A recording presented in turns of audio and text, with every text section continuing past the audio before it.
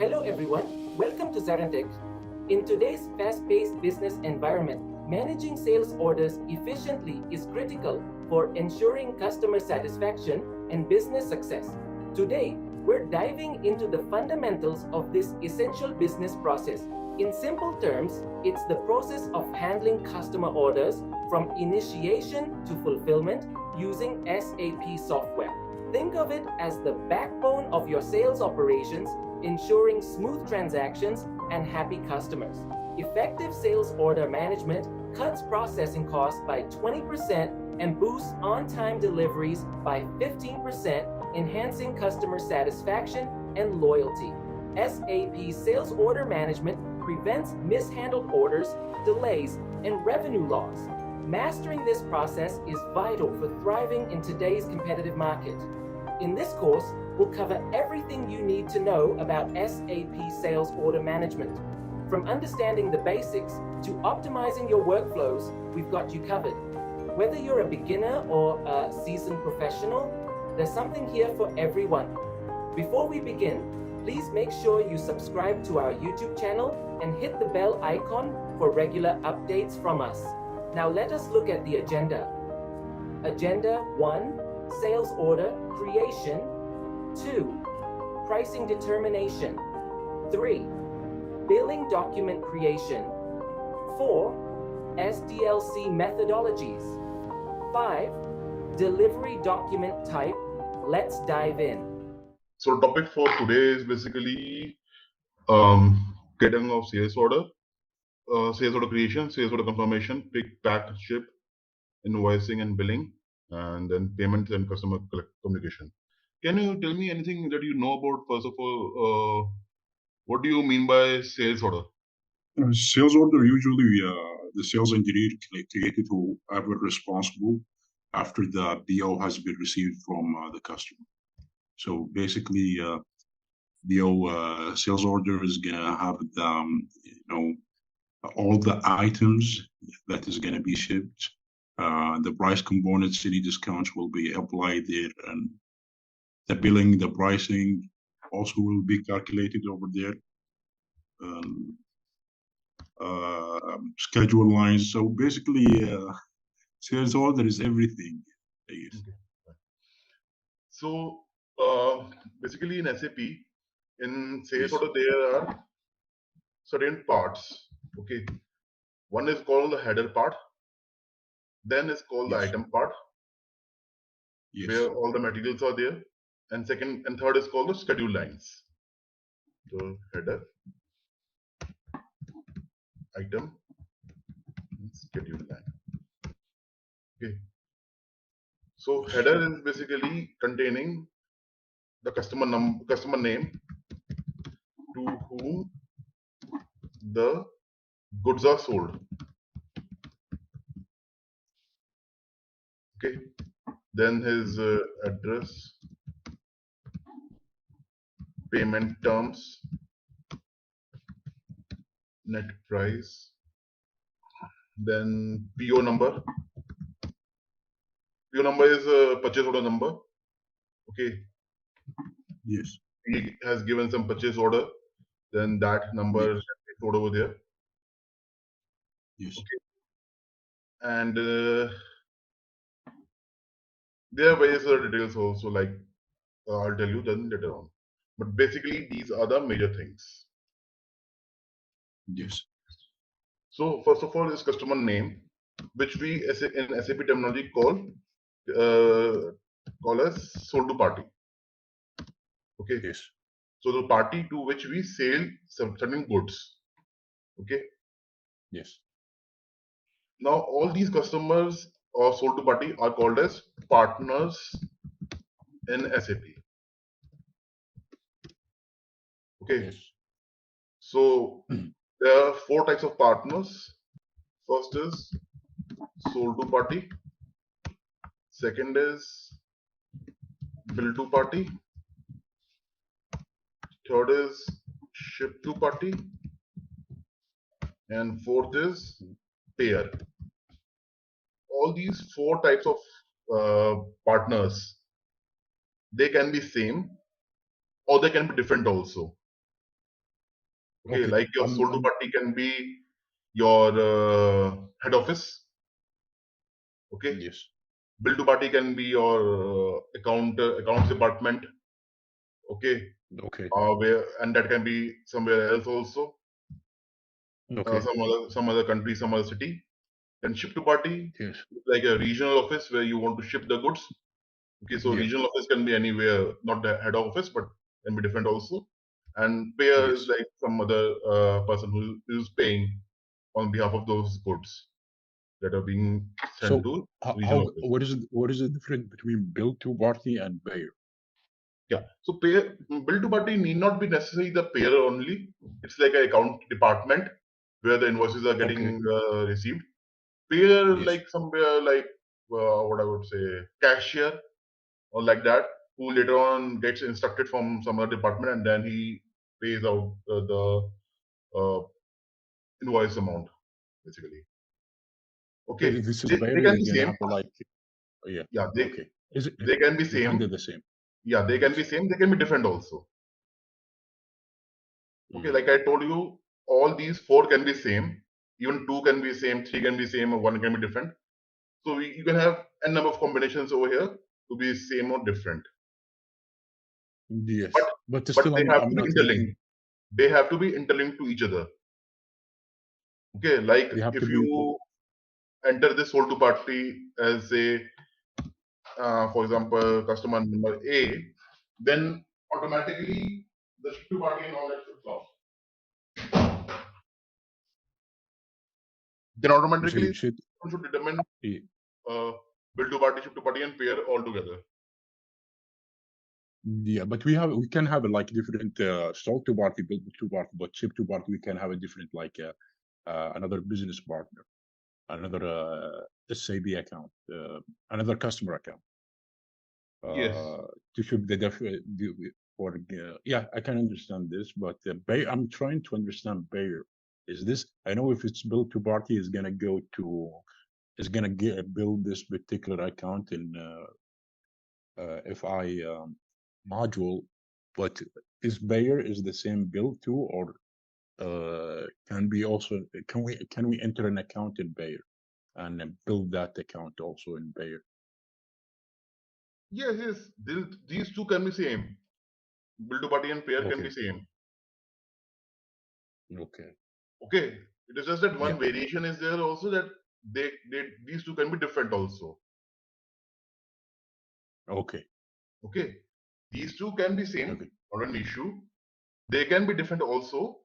It's just like some companies have got their billing address different, and from where you receive the payment that is different. So it's like that. okay, So it yeah. depends on the customer organization that how is he structured.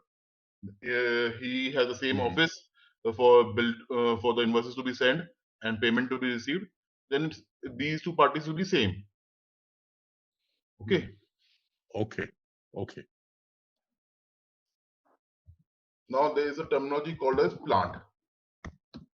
Plant is nothing but like it can be a warehouse, it can be storage location, or even a manufacturing plant as well, where the goods are getting manufactured. Okay, yes, so it's basically a place where your all materials, all finished goods. We should remember yes, only that the finished goods are sold in SAP. Okay, unfinished goods or okay, semi-finished goods are not treated as material as complete. Only finished goods are used as trading goods or selling goods in SAP. mm. Also, plant can produce some semi goods or raw material, Yeah, not it can finished be goods used for also. raw materials and semi-finished goods, but then later on, these cannot be sold out. They can be used as raw Yes, materials to make production planning and then uh, uh, basically some purchase order, production orders, and then finished goods can be made out of that, and then it can be used for sales order. mm. But Okay. the raw Sales order can materials only have also, finished goods. The raw materials yeah, cannot be sold on sales order. Okay. Also, raw materials can be created in sales order, right? You can sell like raw material or only finished goods because Only finished goods. Only finished goods. so raw material you cannot sell it to the customer. Raw materials or semi-raw No, no, no, materials no. cannot be sold. So if you're selling raw material, it means like it is a end product for you. Somebody may be using that raw material to make some other finished goods, like you say cotton. You're selling cotton. The cotton Okay. is a finished goods for you, but for a garment company, that is a raw material. Raw material. Okay. Okay, So it so can be defined for differently. So it yeah, can be defined differently. Okay. yeah. Okay. So plant is there, then we have materials. So material, as was said, this is basically the goods that are to be sold to customer.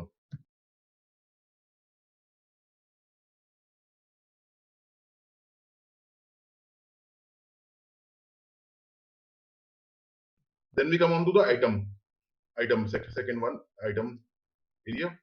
Now, item area contains all the materials which are sold. Its quantity, then price, okay, then plant, Okay. and then something etc. are also there. Okay, the fields, Okay. but these four are the major fields. Okay, in item area. Okay. Then coming on to schedule line. So schedule line means like say customer has given you an order that I want the good to be delivered to me by say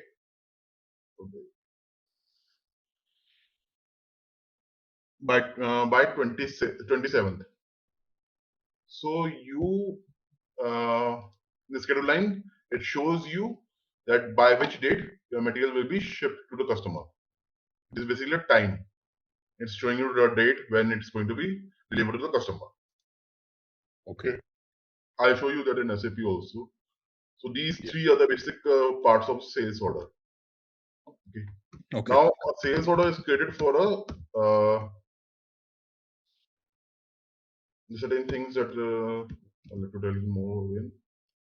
One is sales area. Okay. Sales area is Yes. basically the area in which the premises in which from which the sales can be taken care. Okay. Yes. And it's a combination of three things: sales org, Sales distribution office.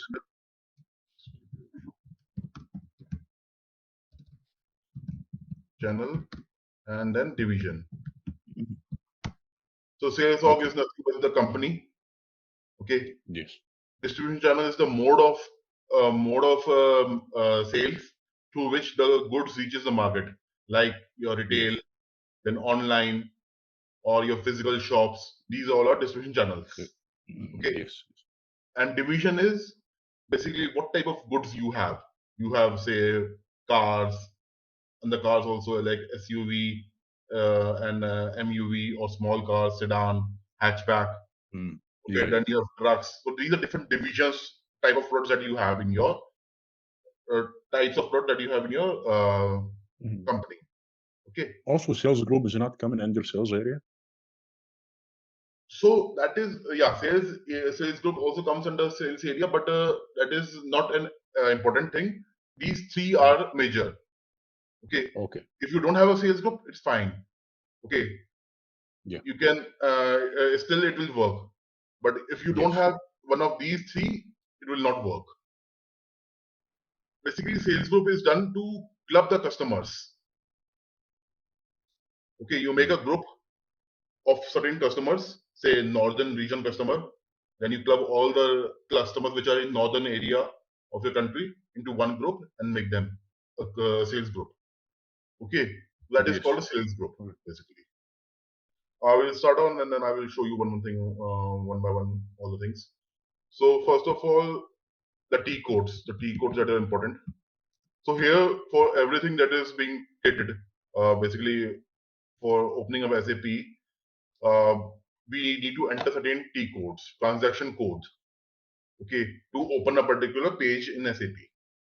So Yes. the transaction code to open create sales order is VA01.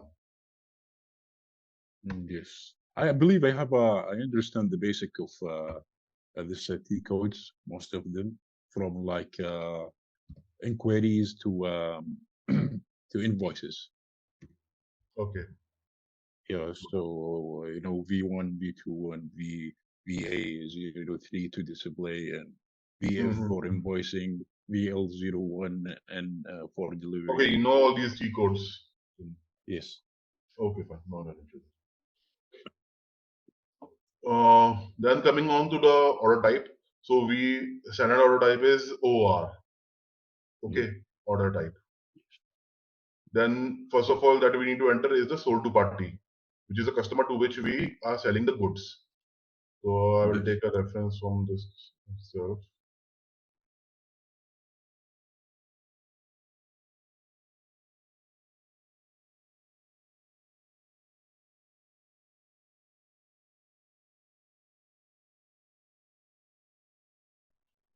So you see, I just entered a sold to party customer number, and it already automatically populated the ship to party. Now, if I want to see what are the other partner functions that are there, I click this display header details, and here in partners we can see all the partner functions. So here you see all the four partner functions are same.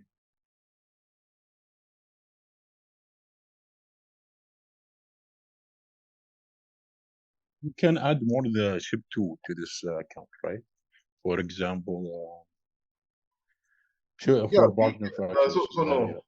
If you want to add more ship to party over here, then what will happen is when you create a delivery, it will ask you for which ship to party will you will the material go. Okay. You need to associate the materials with the ship to party, then only it will be delivered. The delivery will get created.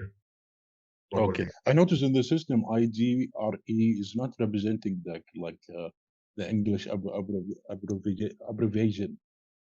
Yeah, this is German. This is German basically. AGRE RGWE. Okay. W This it's is like German. in English CH SH, for example.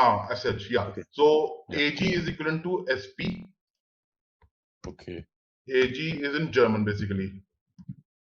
Okay. And its English is SP.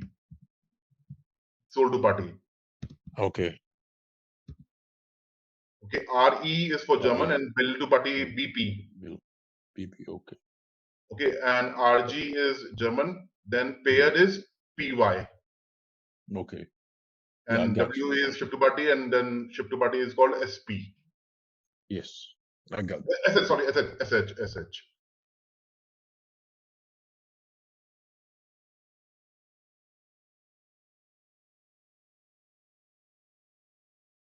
Now, the sales area which I was talking is this one. 1070. FD is the distribution channel and 70 is the division. Okay. Like here you can see the expanded form, direct sales, and then bikes. Okay. The sales office, again a different one. Bangalore sales office, so it's for all the customers that are in Bangalore, basically, or located linked to the Bangalore sales office, basically. Okay.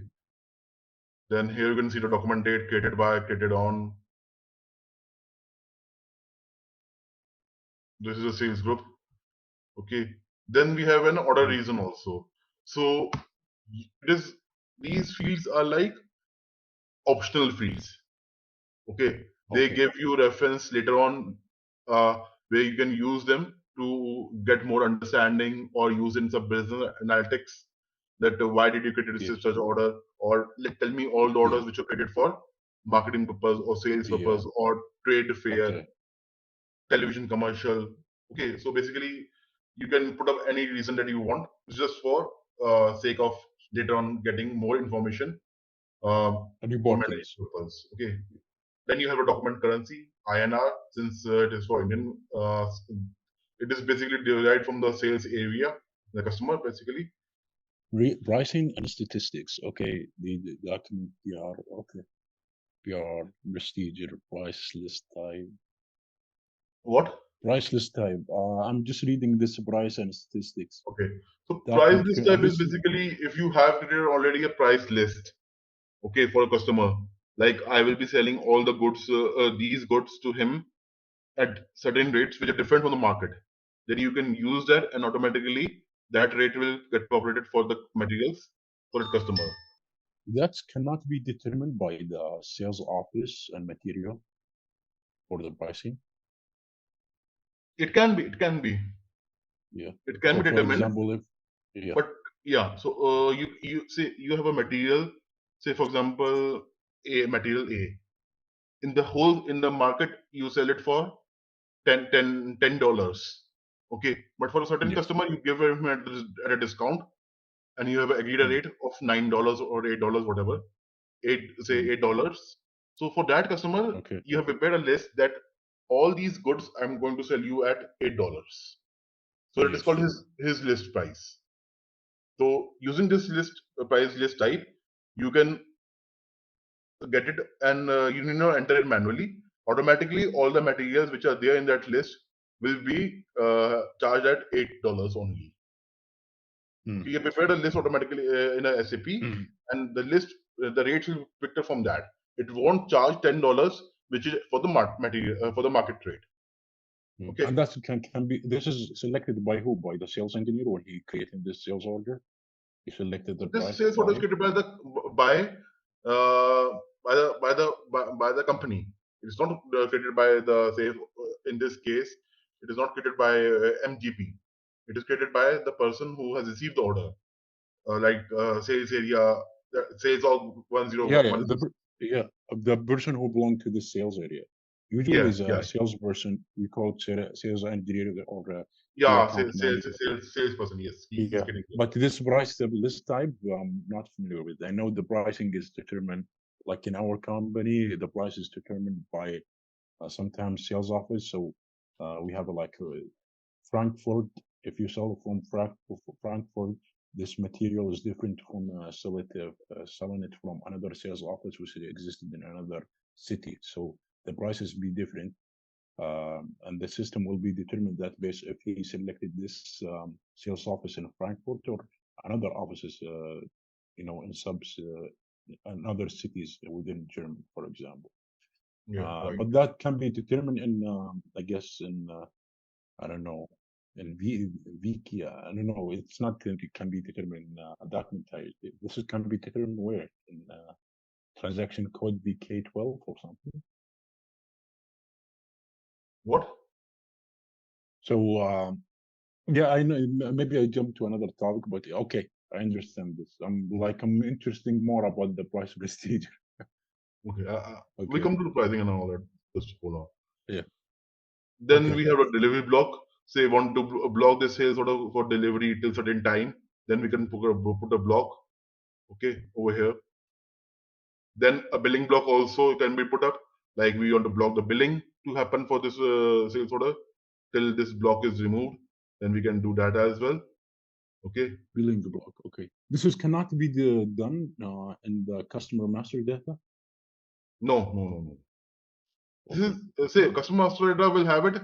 Then all the sales order will not be able to deliver our billing. You want to do only for particular sales order. So, say for example, this sales order I want to block till the earlier sales order is paid. Okay, so credit limit I can put the credit limit. Then it will be blocked till credit limit is reached back again. Yeah, credit limit like until his older payments are not received, and this will not be delivered. Yeah. Okay. Billing block. What does it mean? Same for billing block. I don't want to get it billed till, say, for example, payment terms are not clear, or the terms of delivery are not clear. Okay. Or anything I want regarding that. So I can put the billing block, and billing will not happen for this sales order. Delivery can happen, but the billing cannot happen for it. Okay. So Mohit, in our company, the usually all the blocks has been determined by the customer master data. So if the customer, as you said, it has an overdue balance or anything, that will be blocked in the master data.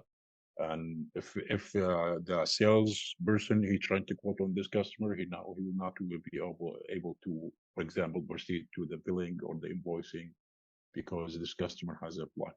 But here I see the block can be applied also on the sales order. You can Yeah, apply so the sales block that block. Okay. you're mentioning is a different, that is a customer block. That is means like this customer will not be sold any goods. It's a blacklisted customer. Oh yes. Okay, that is different. This is like it's a normal customer for you, but you have put certain block on the sales order. On this sales order only, though you have taken the order from the customer, but you have own regulations in your company, your regulations in the company itself. During that you cannot until unless those regulations are not clear, you cannot sell goods to the customer.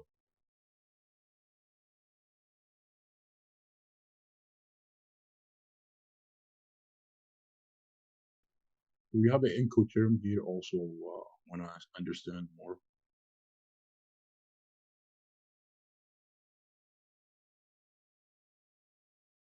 So INCO terms is basically EXW. The different types of INCO terms that are there.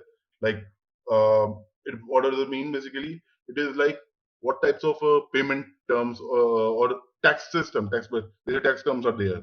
So X works, okay, delivered X, shipped, delivered duty paid, delivered duty unpaid. Like these are basically for different uh, terminologies for the taxes that are to be paid or not to be paid.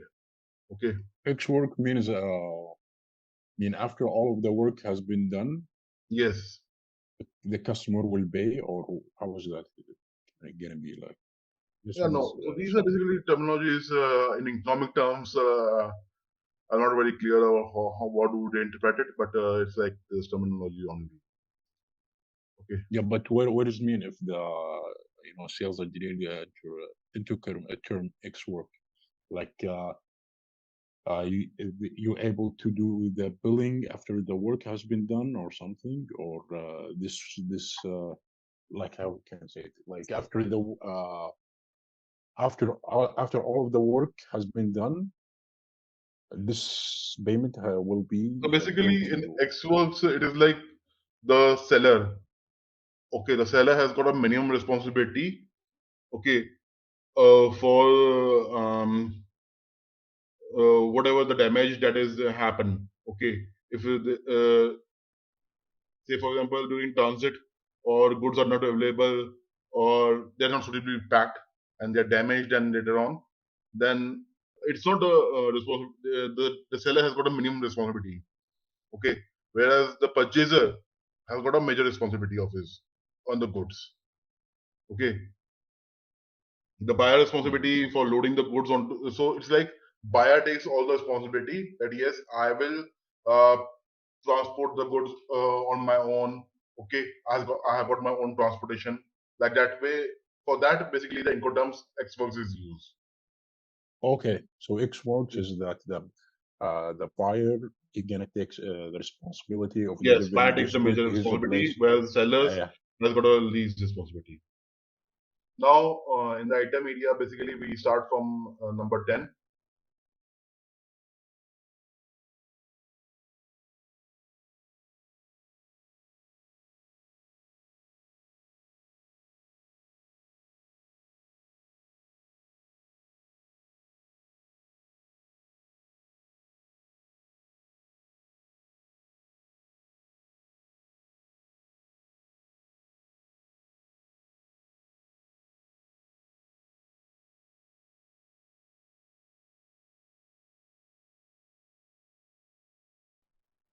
Now I will enter the material 2124, one piece.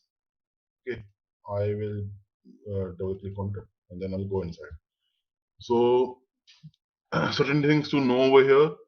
First of all, item category. Item category here in SAP standard is TAN, which means standard item. Okay, there are various other items like third party item or your inquiry item, free of charge item. You're getting something free. Then your non non-stock, repair material, or anything which is different type of material that you have, you basically put up an item category against that, and that gets signed over here. Okay. Then you Okay. have Okay. one piece, first delivery date. So the date over here, basically system date is 6. So it's 11/8. I think it's wrong somewhere in the system itself. Then coming on to shipping, then here is basically all the things. Delivery priority. So you can increase the priority also, like you want to increase it, want to prioritize the sales order, you can increase the delivery priority. Then coming on to the conditions. So here is the pricing of the material. So the first of all, the base price. The base price is denoted by condition type PR00. Okay. Okay. So this is like 100, 1 lakh INR. Okay. So Okay. you have the different things like gross value, discount amount, rebate, net value 2. So these are basically different subtotal or subtotal like that. Then you have a cash discount also, which is currently 0%. You can maintain it, and then the discount will get applied over here, and then the material will be lesser. The price will be less, and Yeah. then Okay. some profit margin that is there. Okay. Mm.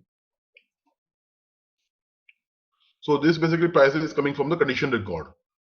Okay, like I told you, there is a material with the market price. So this is like a market price, because you see it is for sales of distribution and straight away material. This price is not for this customer. It is for open market. Anybody who buys this material will get for this one. If you want to make it special for a particular customer, here at this point, you can add one more field of customer, put up a customer number, and then the rate which is defined for that customer will get applied. Okay. Okay. So this is the pricing. I'll go in more depth after this session to let you more about pricing. Okay. Okay. And this was schedule line, which was referring to the third area. The first was header, then second was item, and then the third is schedule line. The schedule line, it shows you that delivery date is 11th, order quantity is 1, rounded quantity again 1, and confirmed piece will be 1 because when it gets confirmed. Okay. Well, sorry. What do you mean confirm quantity here? So say for example, right now you don't have material at your warehouse.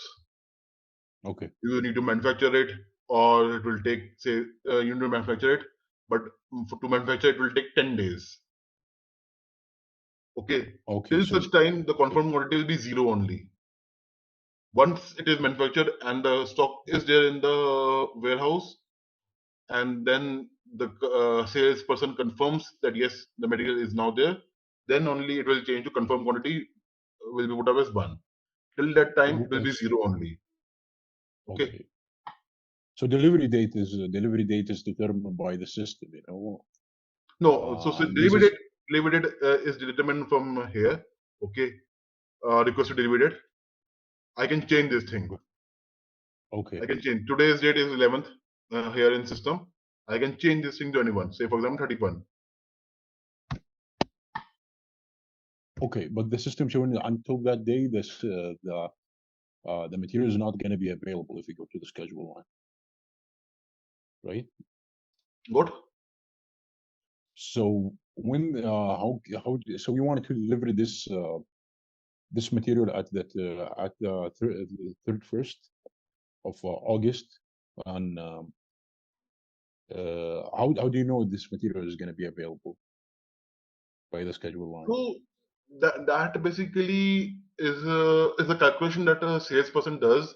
A salesperson does after discussion with the manufacturing team, that if this quantity is this material is not there, then how much time lead time is there, manufacturing time is there. Basis that, how much time will it take for it to come, raw material. Okay. In SAP, there are certain things also, like you can check the availability also. You can check what? Display the availability. the Okay. availability of the material. So you can select the material, select the line, and go to display availability.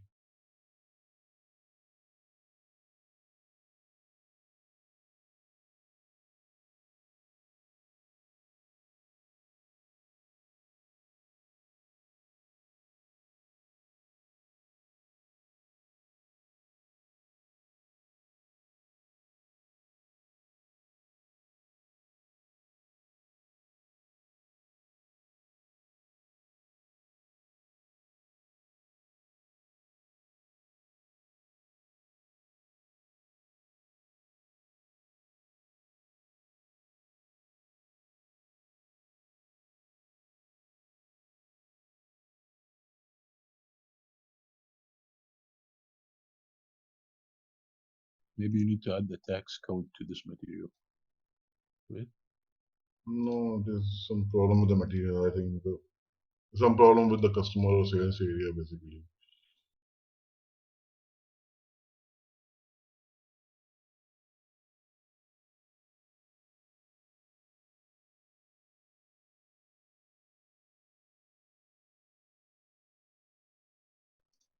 Now we save it. Now it is showing. It will show us what all things are not updated. Receive invoice, receiving glance, schedule line 1, schedule line 2. I'm not familiar with those.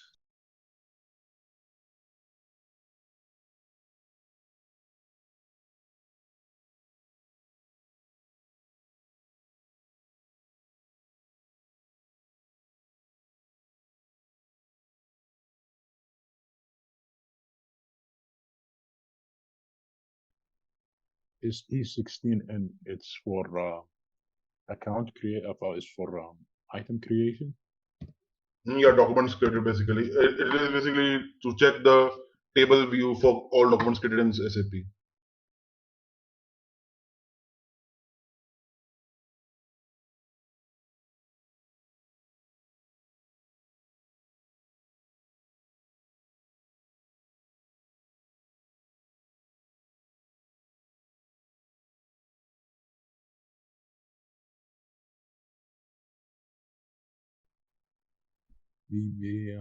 Okay, VBAK is the document type. No, maybe basically a table for sales order base.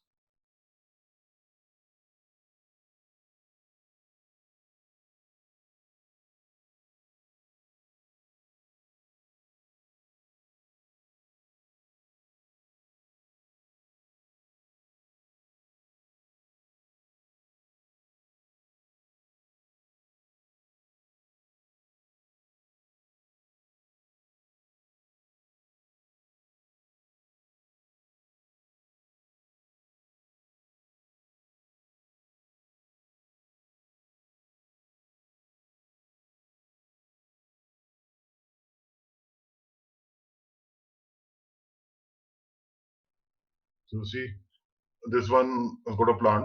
So when I click on availability, my item availability, it shows me the stock. Okay. So this was received. Issue is this much. There is Yeah.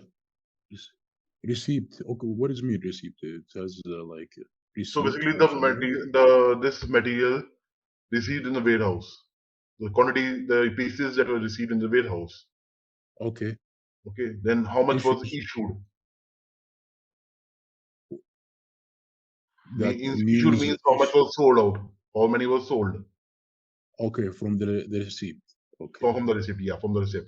Confirm Confirm issues issue means also. like, so you have a sales order of 1,759, out of which only 1,600 were confirmed. Rest all are not yet confirmed, or delivery has not been done for those. Those are still, the orders are still open. Those are not delivered yet. So 1.6. Yeah. Yes. 1.601. Its order has been invoiced. 1601, yeah, it has been invoiced. 1601 has been invoiced. You can say that way. Mm. Rather than invoice, take it delivered basically. May not be invoiced or may be invoiced, but confirmed delivered has been done. Okay. Mhm. Okay. ATB situation, available to promise situation. This is another topic. Okay. What? I see there is one section, one header, say ATP. ATB. Yeah. Yeah, ATP is basically availability to promise. Okay, it means like it's like basically you have promised to the customer that you have the goods in your warehouse, or you can manufacture them and then you can deliver it to the customer by a certain date. So its in his availability is promised to the customer. So here it shows you under which situations you can promise the customer to be delivered the goods. So here only in this view, availability overview or an ATP situation, one can know as by which date will I get the goods in my warehouse.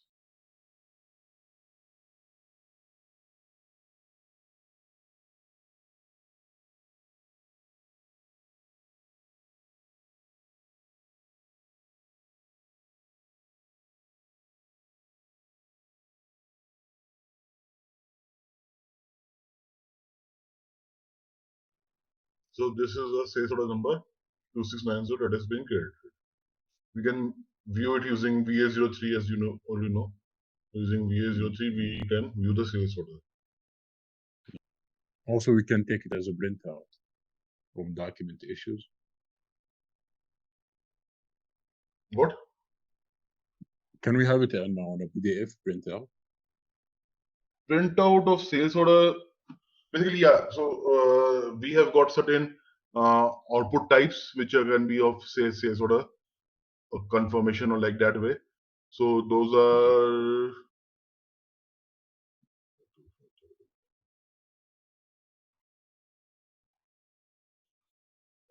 Output, maybe. I think nothing is assigned currently in the systems. Okay, so here by going over here, you can see the output and take a printout and then submit it. Okay. Yeah, send it to the customer. Okay.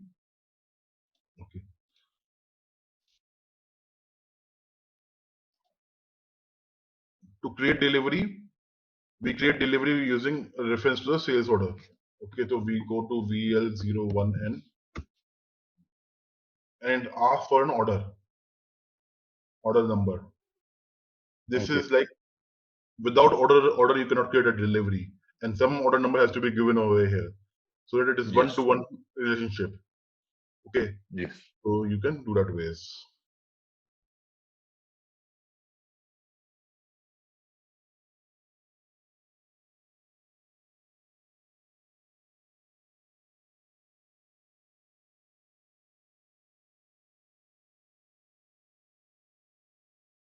You know, the most issue when I try to create a delivery, there is one error coming as a schedule line something. I forgot what is it. Schedule line not confirmed. Not confirmed, yes. I always, when I try to create sales or delivery, always I face in with this. So what I do, what I do, I don't know what's the reason behind it, but I see when the schedule line is going to be available, and I based on that I put the delivery of the date. Yeah. So basically, what I do, as I told you earlier, confirm quantity.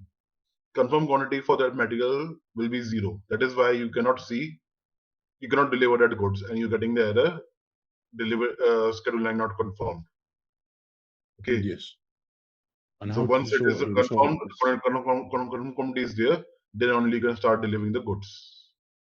Yeah. Okay. So I have to wait until this schedule line has been confirmed. Then I can go ahead and go to VL01 and create the sales, create the delivery. Otherwise, the system will not allow me. Yeah. But you know, Mahmoud, sometimes what I do is put the schedule line. I see the schedule line date, and I move it 10 days after the schedule line. In the sales order creation, when I go to VL01N, I put this days, like I had 10 days from the schedule line, and the system usually will go ahead and create the sales order. Yeah. So what happens is like a delivery. So there's something called as forward scheduling, and something is called backward scheduling.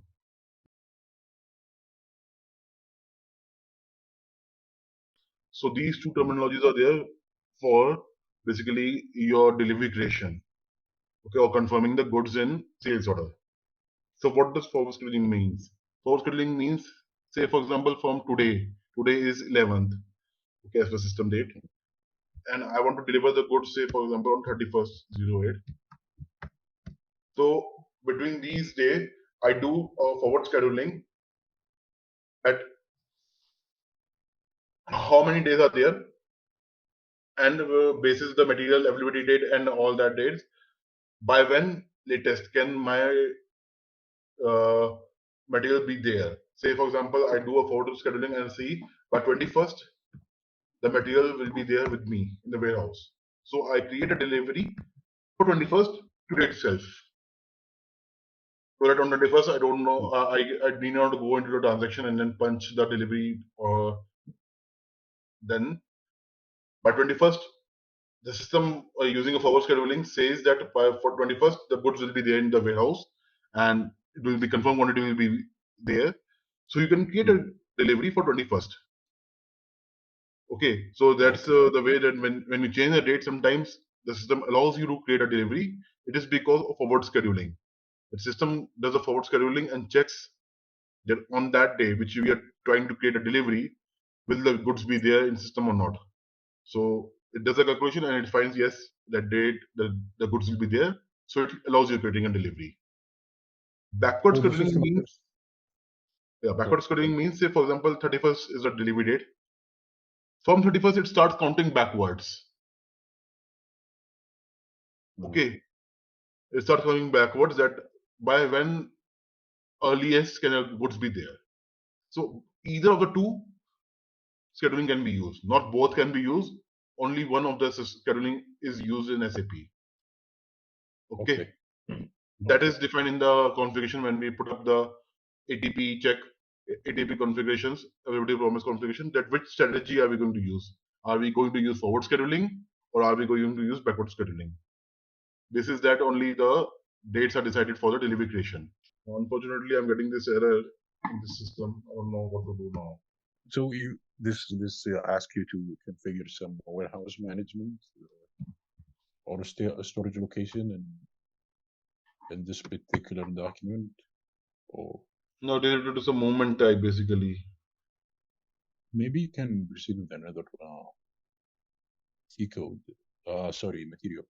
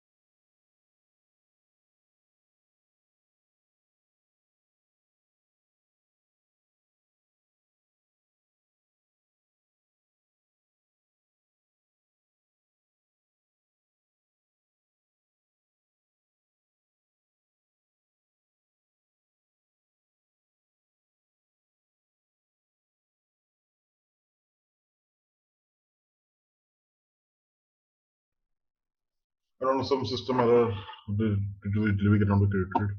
So we will reference already created a delivery. Okay. So delivery is created, as you already know, by T code VL01, changed by Yes. VL02, and display by VL03. Yes. Okay. So here you can see the material, the quantity. Okay. Mm. Here in delivery, you don't have pricing. You only have delivery date information. Okay. Yes. Then picking tab is there from where the goods will be picked up. So it's got Okay. these statuses are important. Overall pick status. What does C means? So there are 4 statuses for everything. First is blank, not relevant for picking. A is not yet processed, means the picking has not yet started. B means Okay. partially processed.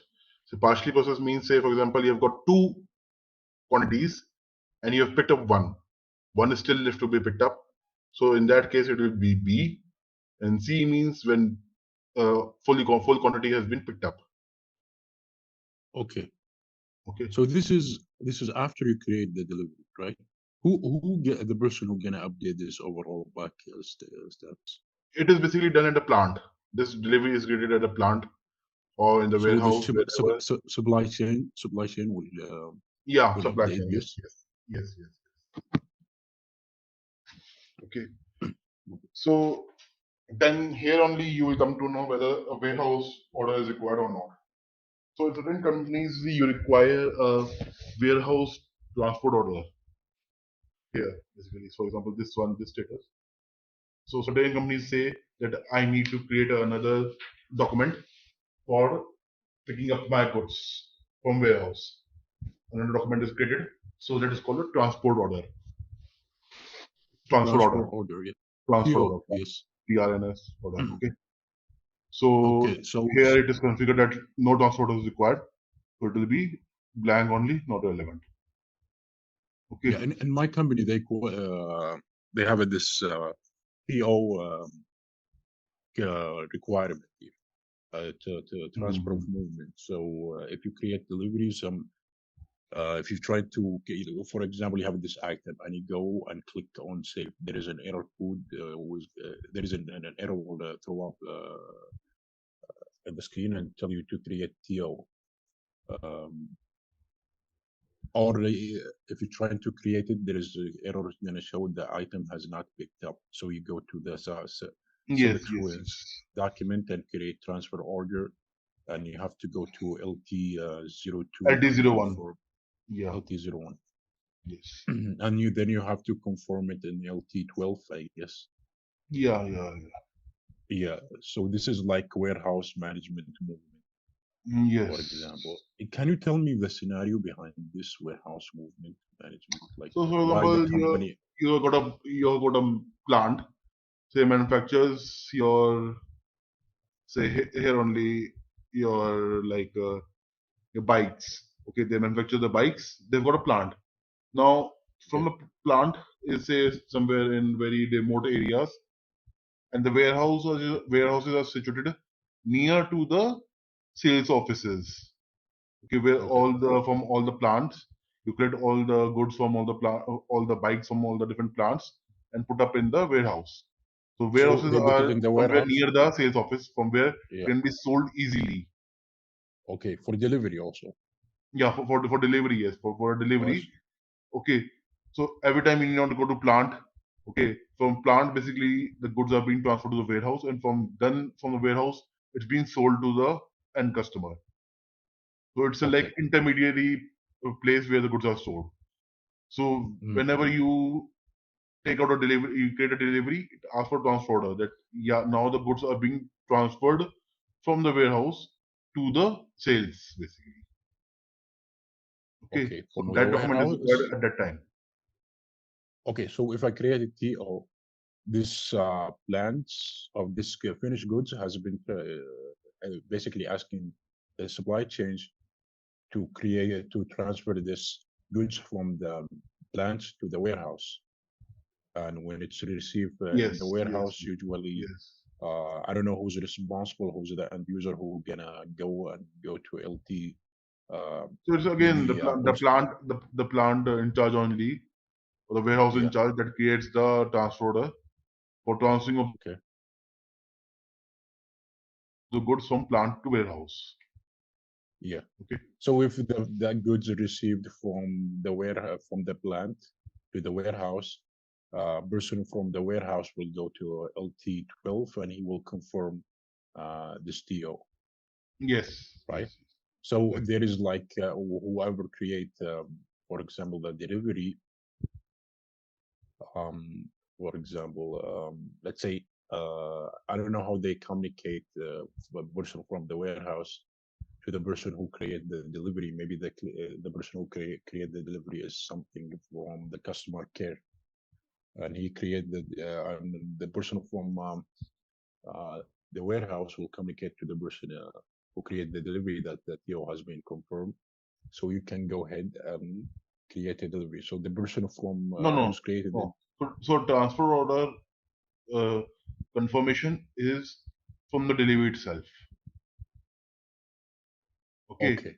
Once the delivery is getting created, then only once the delivery is created, then only your transfer order will get created, and then your transfer order will be confirmed.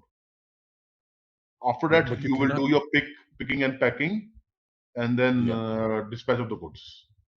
But TO confirm is before delivery. So you need to create No, TO. You after need to delivery. So confirm. basically after delivery. So you can't create delivery with the delivery Yeah. number in the See, system without the so TO. delivery creation in those steps basically it's like a 2-step or 3-step. Okay. So the delivery creation 2-step means there's either delivery creation 2-step or delivery creation 3-step. Okay. So 2-step is basically like you have your delivery dock and then pick and pack. In Okay. 3-step, you have a warehouse also. So you have a delivery dock, then TO, it is transfer order, and then pick and pack. Okay. So your Okay. TO, the transfer order will be created after delivery document is created. But Okay. it is still the property of the supplier. The materials are still with him only. It is still not packed, or say it is not picked properly. It has to be packed. It has to be packed in a carton box or whatever goods have been packed. And physically, it has to be like, say, now it's ready for delivery to the customer. Till the transfer order is not created, the goods are not ready to the give to the customer. Once pick and pack is done, then only it is ready to be give to the customer. Okay, so this is 3-step Yes. delivery question. Then 2-step is like delivery order has been created and straight away you send it to the customer. So it's not the warehouse is not there, transporter is not required. You straight away pick the goods from the plant, pack it, and then give it. Okay, you do Yeah. not require a transfer order. So that is these are the two things. But transfer order is just, I want to understand the scenario because behind the TO. So you try to create you try to post a good of issues, but the system show you have to try. For example, the system show you a message of order has not been picked. So you go ahead and create TO, right? Right. For example. Yes. Okay. I So just want to TO is basically for picking from the plant and putting in the warehouse. Yeah. Who's the person who created the TO? The person No, it's who. the plant clerk or the warehouse clerk, basically. Okay. And who is gonna confirm the TO? Same person. The No, same person in the confirmation will be warehouse. done by the other party. Say TO creation can be done by plant clerk, and confirmation can be done by warehouse clerk. That yes, now the goods have been picked up from the warehouse, so you can confirm the TO. Okay. So who's the person who's gonna create the delivery as a whole? Delivery as a Whatever whole who's. can be created from, say, for example, by the sales employee only. Okay. Okay.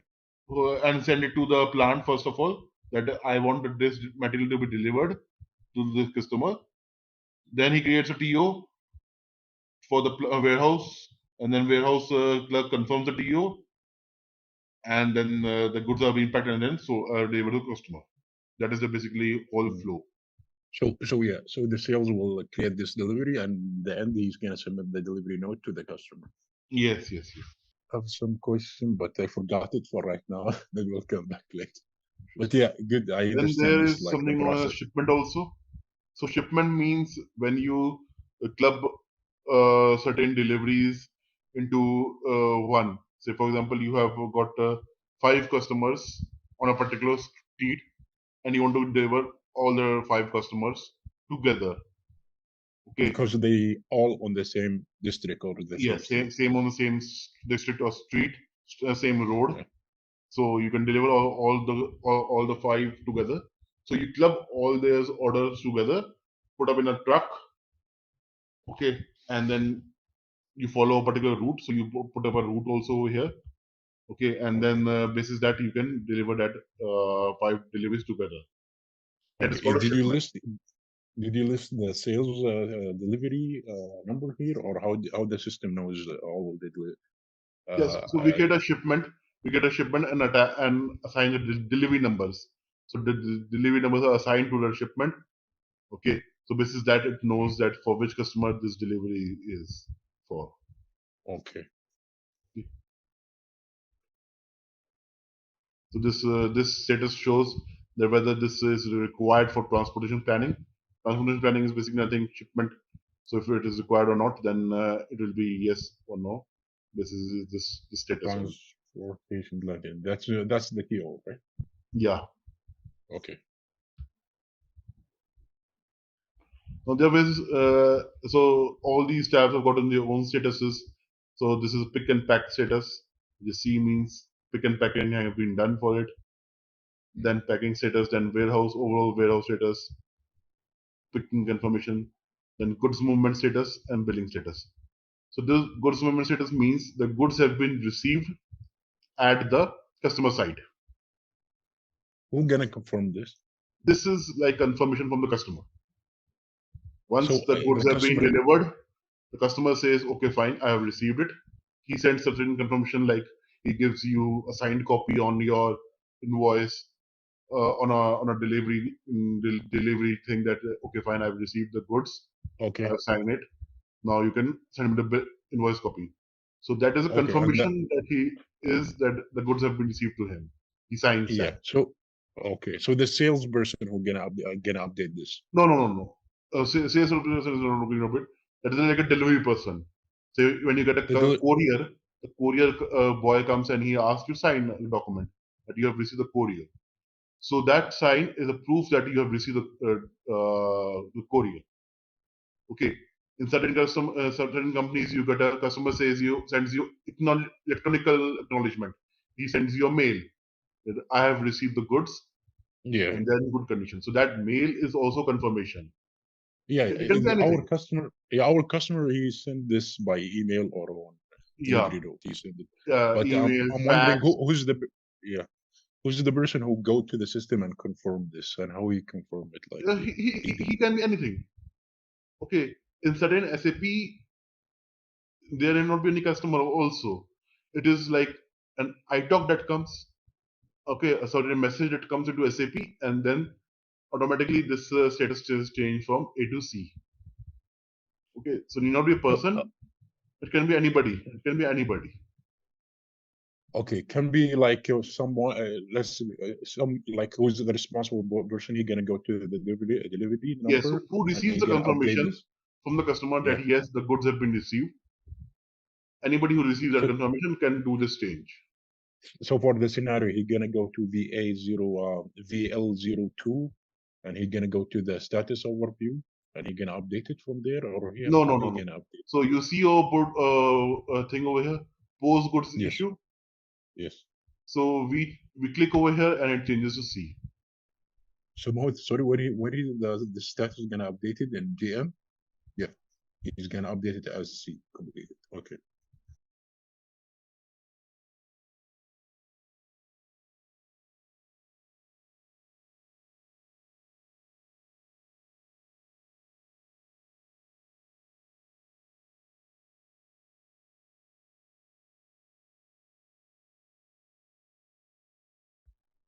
It is not allowing me to do its coding. So it's getting some error. Okay, so once I click this post go to issue, it will change to C. Okay, Yes. Yes. complete processly. Okay, Okay. so then you can start the billing of it. Okay. Okay, I'll show you once which is already done.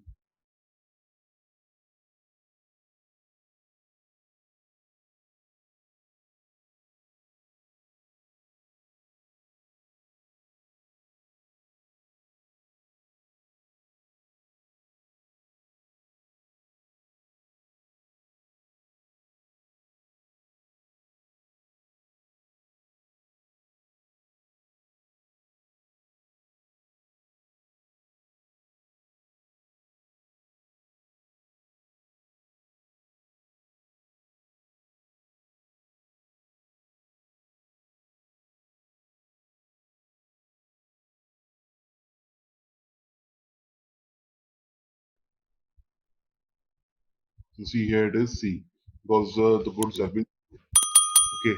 So till the time these goods have not been issued, the billing cannot be done. Okay. Okay.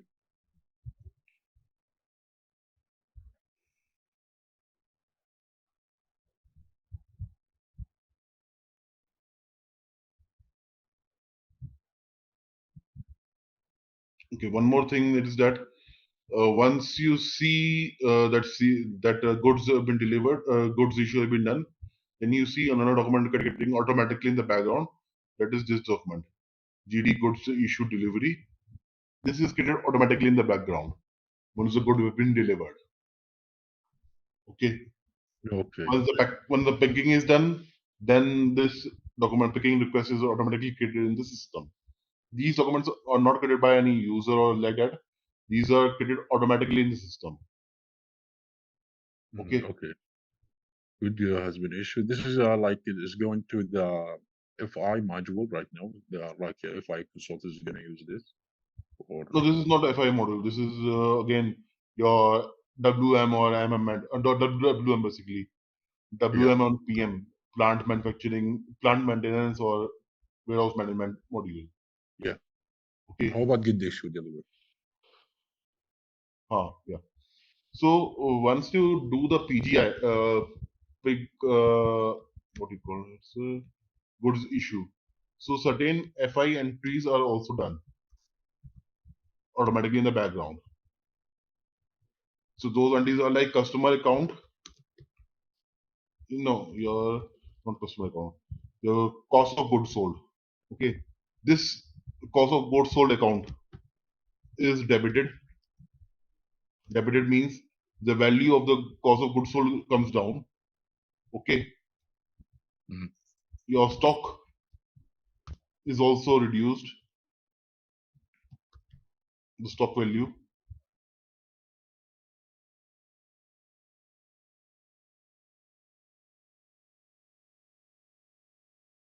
So this is credited. This is credited, and the stock value is debited. Okay, the stock value reduces, and the cost of goods sold account is credited because your value is now in the cost of goods sold. Okay, for that amount. Okay. Okay, so this is one entry that comes up in the ledger books. Okay, Okay. now when you do invoicing, you create a invoice, a bill for the customer. So this is created, the invoice is always created using the delivery number as a reference. Okay. Yes. Again, the T code to create is VF01, VF02 for change, and one VF03 for display. Yes. Okay. Now here you see the payer. Okay, who is entitled to pay the goods, pay for the goods or services that is taken up. Then Okay. the amount, the material, and all that is there. Okay. Okay. So how many there is bill processes in invoicing? I know there is like the regular invoice, and there is a invoice note and invoice memo. What? There is different type. There is different processes of invoices, business processes. Like regular invoice, and when you cancel the invoice, there is a invoice memo, and there is credit invoice credit note when there is a balance owned by the customer, owned you own the customer some value. Is that correct? Okay, so yeah, no, so those are not different type of invoices. Those are different, what you can say is different type of FI documents basically. FI documents. So there is a lot of FI documents, and is it standardized by SAP or it can be Yes, customized? yes. So you want to discuss that also? No, if it's possible, we can discuss it. If it's if you think it's distract us from another subject, we can like put it aside and we discuss it later, maybe when we come into build.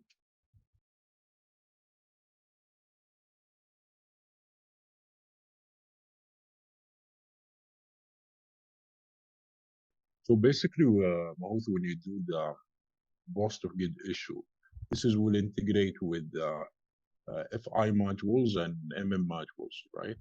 As you described Yes. in notes. It is both. No, it is FI and WM, MM.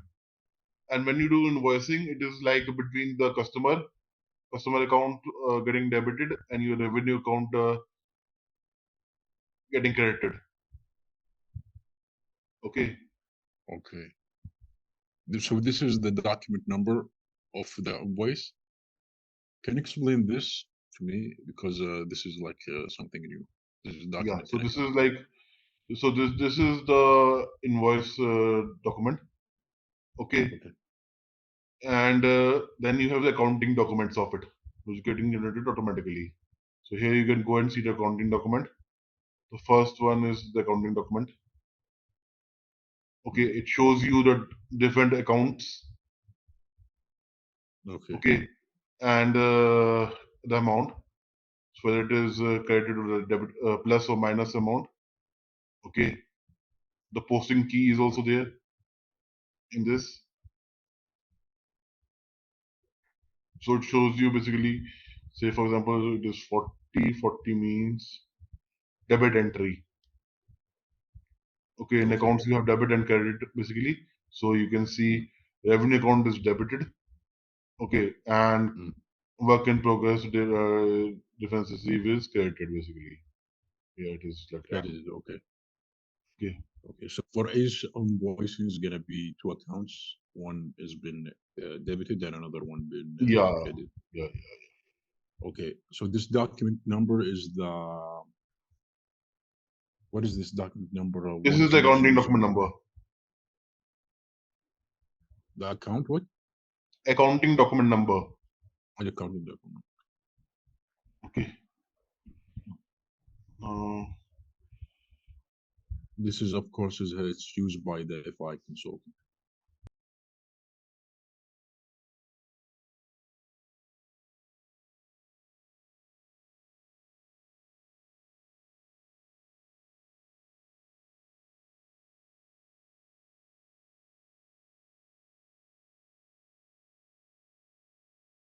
So this is the output of the invoice. Okay. Okay.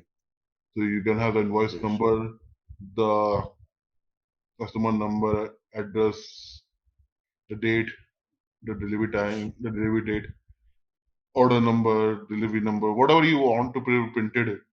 You just put up in the invoice output and then it will be printed on the invoice output. Okay, materials, quantity, the pricing, everything is there on it.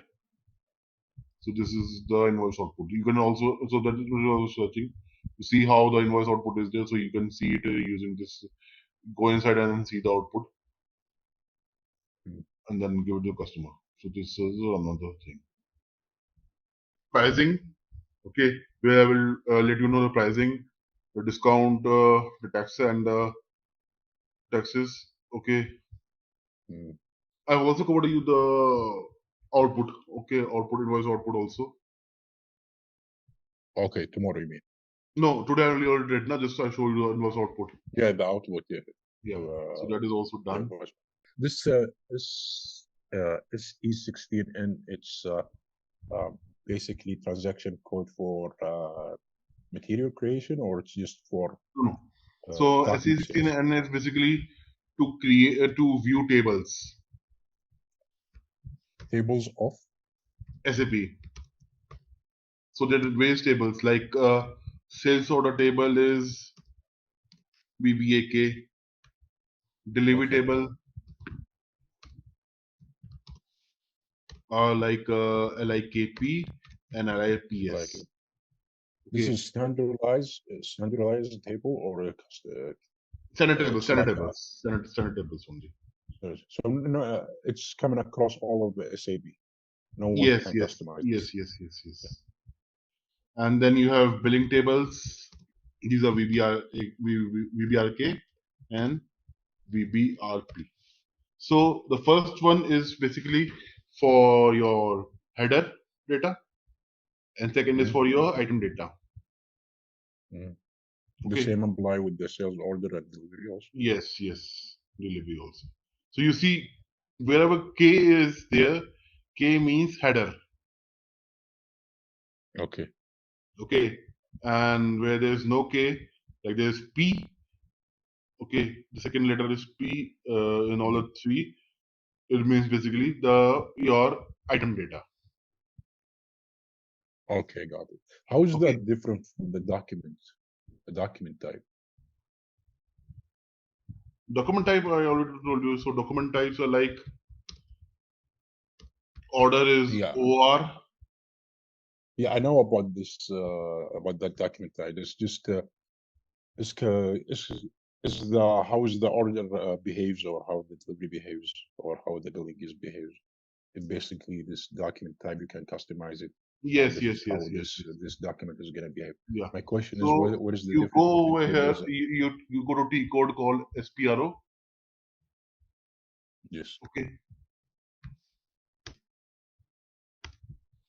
And click SAP reference IMG.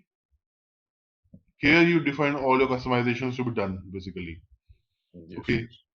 So regarding all the documents that or anything that you need to do in SAP related to your backend functionality, basically. That you need to do over here. Yeah, So I done some this configuration. I done some this configuration with the sales order, sales offers creation, and distribution channel creation also. So I'm a little bit so familiar here you with define this. the sales of document type and the behavior as how it's going to work in SAP. So document type is customizable. Tables, yeah, it can be customized. It can be used standard also. Yeah. SAP tables is not also as well customizable. as data customer also. Okay, so like this OR is standard order. Okay, so there's called this number range assignment. So means which number. So the number range is there for it. Okay, and which number range it is going to take up. So it's taking up 0, 1. Yeah. Okay, external number when you want to assign. When you are putting up a number, it is for external number. Internal number is when SAP is giving a number to the document. Okay. Item number increments. So when we entered the item, it started with 10 and not with 1. Yes. So here you put that thing over here. Yeah. Because when you mention you have to, you started from 10. I remember another system I have started with 1. So from here, So here it is where you put that 1 or 10, whatever you want to do. Okay. Okay.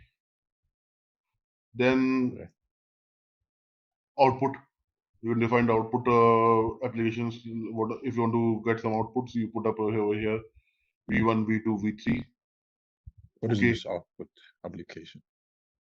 So in standard SAP, we call V1 for sales order, V2 for delivery, and V3 for billing.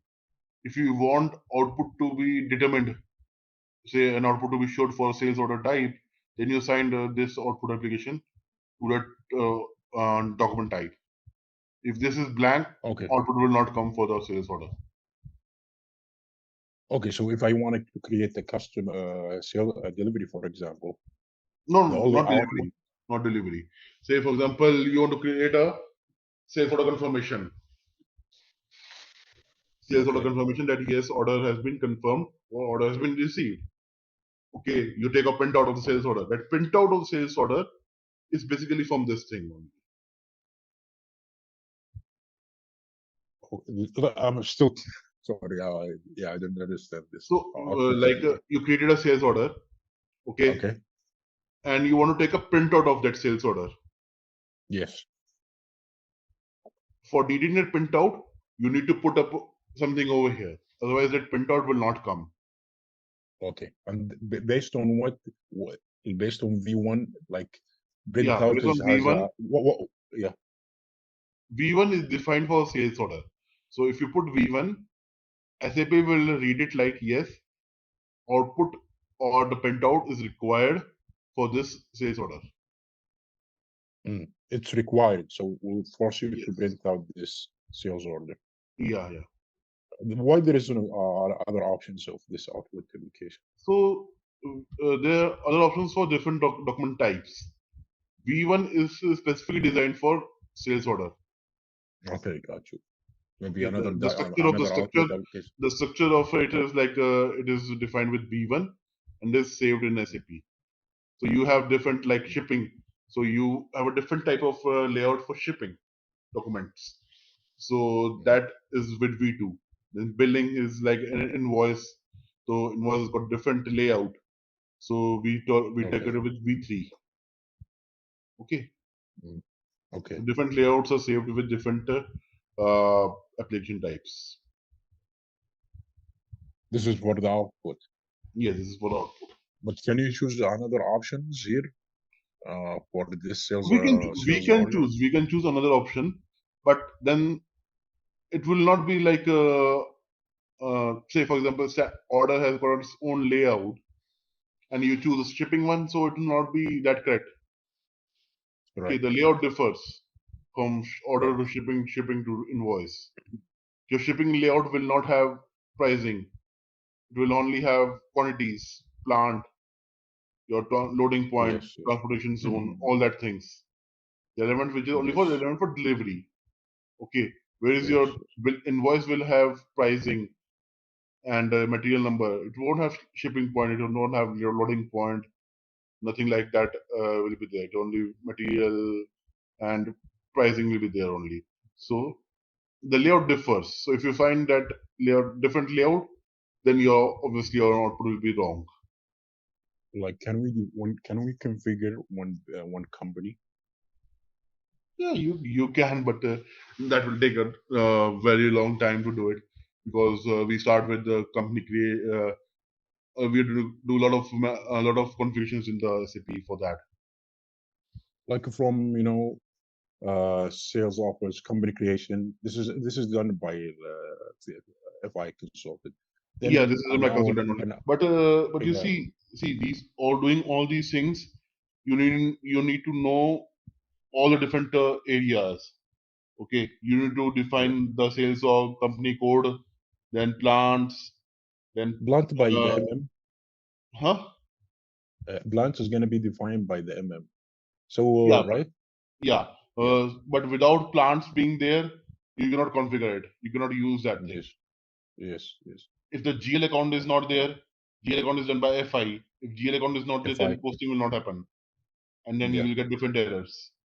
So Yeah. that is what. So different consultants are there in the team for all the modules, and then only you can configure the Yeah. entire company in the SAP. Yeah. Single person Just cannot do that. config. No, yeah. Just reconfigure the SAB module Yeah. in this You can company. only do Like configure your SD basically, your SD yes. module only. Yeah. I'm not Okay. looking to configure the whole module, just the Yeah. SAB, like my area. So I'm trying to like do the. I know it's like configure the sales office. You have to do the distribution channel and division. Then assign that, I believe, to plant. Then Yes. then yeah, my weakness is when it coming to delivery. Just delivery and logistics execution is there, need to be done. And yeah, my weakness when coming to pricing and assign a pricing procedure. prices component. I know there is many things there, and also a creation of tax. This is my weakness, so I'm looking to configure this. I understand this wholly in the system. No, we'll cover pricing tomorrow. I'll let you know everything about the pricing, the pricing condition, the pricing technique, how to assign the pricing procedure to sales area, then determining that everything we can cover tomorrow. Okay. Yeah. So Awesome. here in this Okay. block, you define the different document types assigned with the documents. So we'll use delivery type LF. Okay, so this Okay. will only delivery type will be used, and the billing type F2. Okay. Sometimes you are like you're going to a shop. Okay, you're picking up the goods yourself. Over there, Yes. you don't see any delivery note. You don't see any delivery. It's like Yes. you're picking the goods on your own and going to the counter and getting it billed. Okay, Yes. again, then there is no invoice getting generated or confirmation is not there, delivery is not. So that is like that are called cash sales. Over there, it is Cash straight away sales. order to billing. There is no delivery in between. Yes. Yes.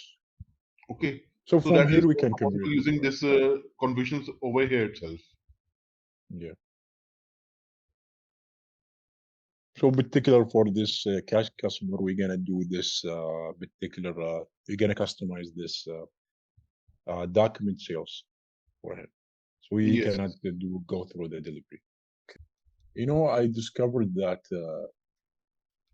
the holy core, the golden core of SAP SD is sales order and billing and pricing. This is the most important thing. Other things you can learn like by the time. But this is like if you understand this, you understand this basically. Not that. This is other more easy. Other things are more difficult, I would say. So here you have got order related billing type. Okay. So here you put BV. Okay. You define over here order related billing type. It's not delivery related. And these are two things: delivery related billing type and order related billing type. So against the cash sales where you pick up the goods yourself and do the billing yourself only. So here you put up the order related billing type. You against the order, you're getting the bill. It is not related to delivery. The delivery is not there. You're taking the delivery yourself. You're taking the goods yourself. Yeah. Okay. Okay. So here is the configuration for that. BV. Okay. So we will be able to create a bill without the delivery number. Yes. Yes. Straight away from order, you can create you can create the invoice. Okay. Yeah. Okay, like the scenario in my mind, I can understand, but how are you gonna do it in the system? I don't know. Like you're gonna go to It will be the same. So say from sales order, you create a sales order. Your order is confirmed. And straight away you go to yes. billing. You did not create a delivery at all. You could not go to VL01 or thing like that. After saving the sales order, straight away go to billing, input the sales order number, and it will bill. That's all.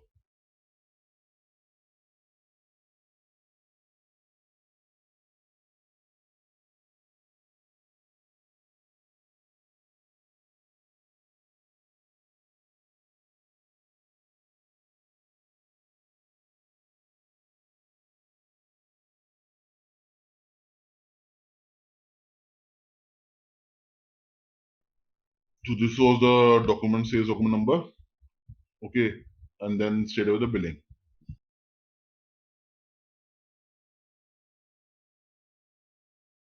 You see here the reference number is there. This is the reference field.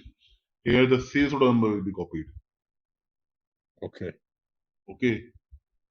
So this is what determines whether Can how you to complete it. can you go to the document overview? Yes.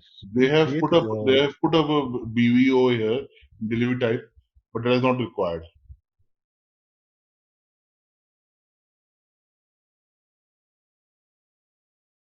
Just for the sake, I think they have created it. They have put it like that. they But this yeah is they wrong. just process from the sales order to the invoice. Yes.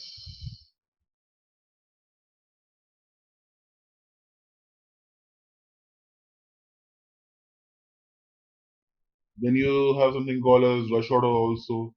So rush order is like quick orders, okay, where the order and everything is done very quickly. It need not follow the same process, okay, of sales order that forward scheduling and backward scheduling. The rush order is like you're going to create and deliver today itself and just now itself. So that is rush order. Okay. It's not different from anything from normal standard order. It's same. It is just a different terminology, and like some company wants to differ that you want to send a goods quickly, then it uses a rush order. Rush order. Yeah, rush order.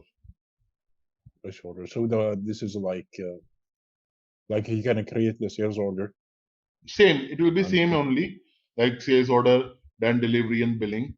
Okay. It's just that uh, it may look different from a process point of view. System point of view, it is same. Yeah, From maybe system, there is it is no much same. entry. No much entry like to process this sales order. No. The entries may be lesser. Okay. Yeah, You okay. can keep only less entries and then do it. Okay, just to Okay. save time. Okay, but system Okay. wise, it will be same only. Yeah, this is why like he rush the order. Yeah, rush order. Okay. I have one thing, with for example, we have a sales order. Okay, it is 10 line items. 3 out of this 10, there is 3 line item is already available in the stock. Other 7 line items still has been procured from the supply chain department. Mm-hmm. Okay, I want to build this. I want to deliver this 3 line item. How I can do it from this sales order? I want to do. I want to build. I want to deliver this 3 line items, and after I get to the procurement and the confirmation of stock availability from the supply chain, I can also do another delivery for those Yes. the rest of Yes. the sales item. So basically, that is called your delivery split. Now, Okay. delivery split is basically a setting that needs to be done at customer level.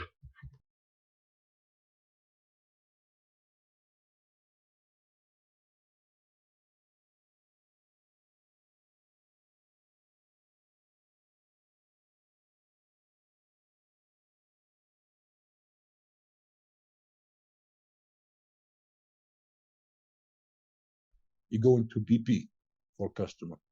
Yeah, this is actually S/4HANA system. So here BP only works. BP is like transaction code. Yeah. This is for customer creation code. Yeah. I usually when I create customer, I go to XD01. Yeah, that is in old system it is XD. In S/4HANA it is BP. And it's going in the same BP 01, 02, 03 for display also. The same only actually.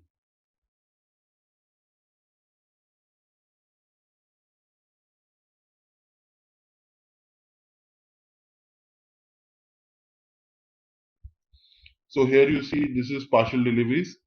Complete delivery tab is there. Okay. What does this mean?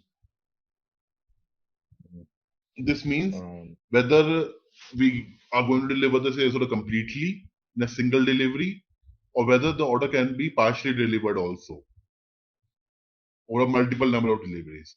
So like your example right now, you get 10 quantities, 10 different materials, 3 are confirmed, 7 are not confirmed. You have to deliver 3. Yeah. So in order to do that, this checkbox should be unchecked. This is from the customer material. Yeah, customer master. Okay, the customer allows you to send partial orders. Okay. Okay, so But he has yeah. So if you check it, you will be able to do partial orders. No, if you check this mark, if you put tick mark over here, then you won't be able to do that. If you uncheck it, it will be blank. Then only you will be able to create partial deliveries. Okay. Okay. It's possible to see how we do this. Like, try to create sales order and there is line 3 items, but I cannot build. How I can build this 3? How can I deliver it? Only this 3 line items. Can we see it like from VA03?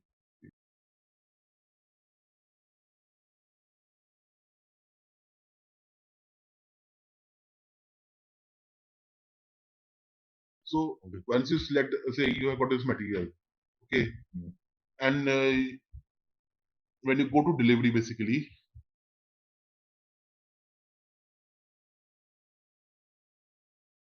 so here it will show you from item to item. Okay. Okay, and your sales order is there basically 10, 20, 30, 40, like that way. Okay, you want to deliver first two, 10 and 20 only. So here you can put up from item 10 to 20. Only those 2 rows will be selected. Rest 2 rows will not be selected. Okay. Okay. For example, let's say I have a 10 and I want to build 10, 17, and 19 only. 10 and 30. Say for example 10 and 30. Yeah, I don't want to build 20. I want to be 10 and 30. If I put 10 and 30 here, it's gonna be selected 20 also. No, right? so then so here what is happening? This the 20 will be not confirmed, right? 30 Yes. will be confirmed. So once you start creating delivery, system will automatically take only confirmed material, and that is and the customer has got yeah, I accept partial deliveries. The only materials which are confirmed, the SAP takes only that into delivery creation right now, and not the not confirmed ones. Okay. Even if I put it from 2, right? You don't put anything from inform and 2. You remove that. Okay. You just put up the order number and then do it. Since the 20 is not confirmed, it will not get picked up in the delivery creation because the delivery quantity is not there. It is 0. So Okay. SAP will understand here. Yes, the SAP will when understand it's it not there. automatically. Yeah, it will not pick up it automatically. Okay. So can I build each item? Like if I wanna, can I deliver each item? How can I say it? I want to deliver each like certain items, but it's not coming in an orderly fashion. Like I want to deliver 10, 40, and example 80. Only this and item lines. Can I do it in the delivery, or I have to structure it in the way I can only put from 2, so I can select No. item? You can deliver it without that also. Like from the same way you showed to me? Yes, Like yes. Without form and 2, you can use that because others are not confirmed. If others are confirmed, okay, like 20 is also confirmed.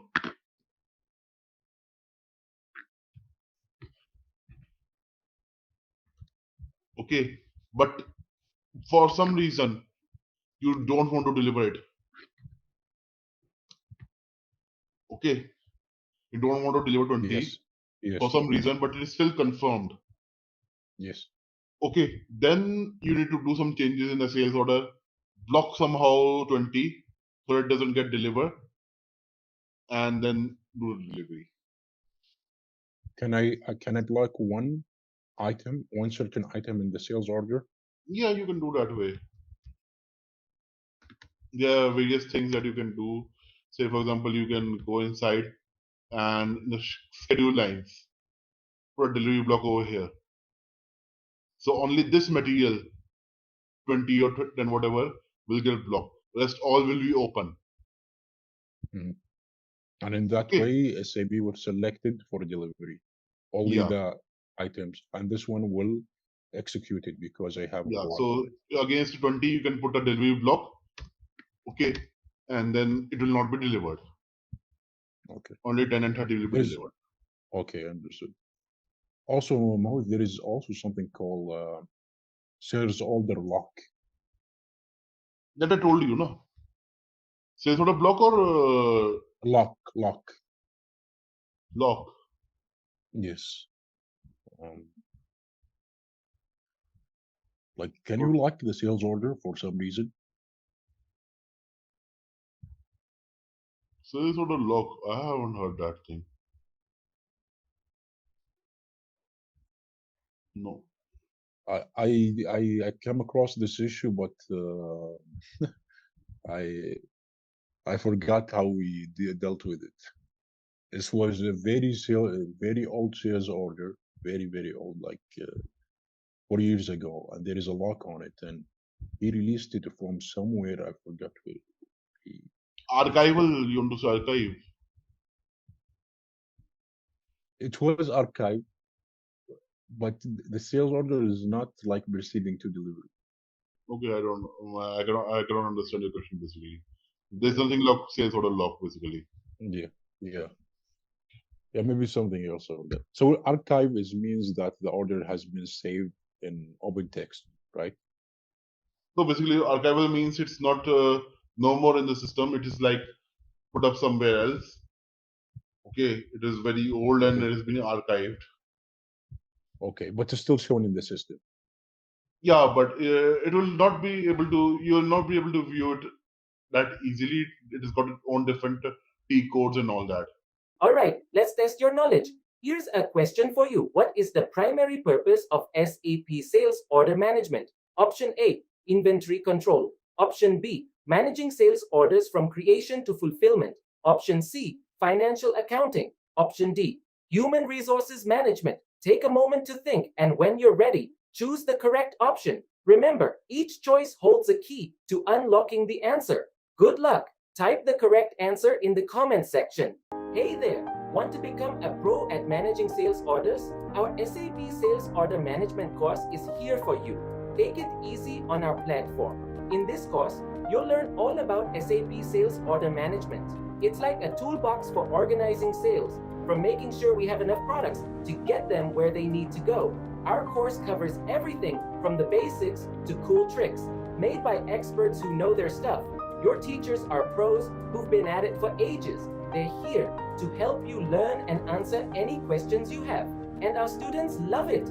People like you found our course super helpful. Best part? It's affordable. Learn without breaking the bank. Ready to become an SAP Sales Order Management Pro? Sign up now. For more info, visit ZaranTech's website. So first of all, I will be giving you overview of these 5 things in pricing. Okay. What is condition table? So you want to create you want to maintain pricing for like what we saw yesterday was for a material. Okay. Now Yes.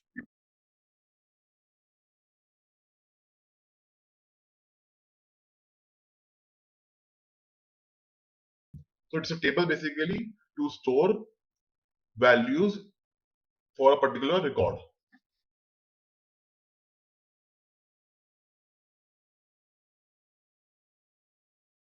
Like we saw yesterday, that there are certain fields in it, and then there is some value against those fields.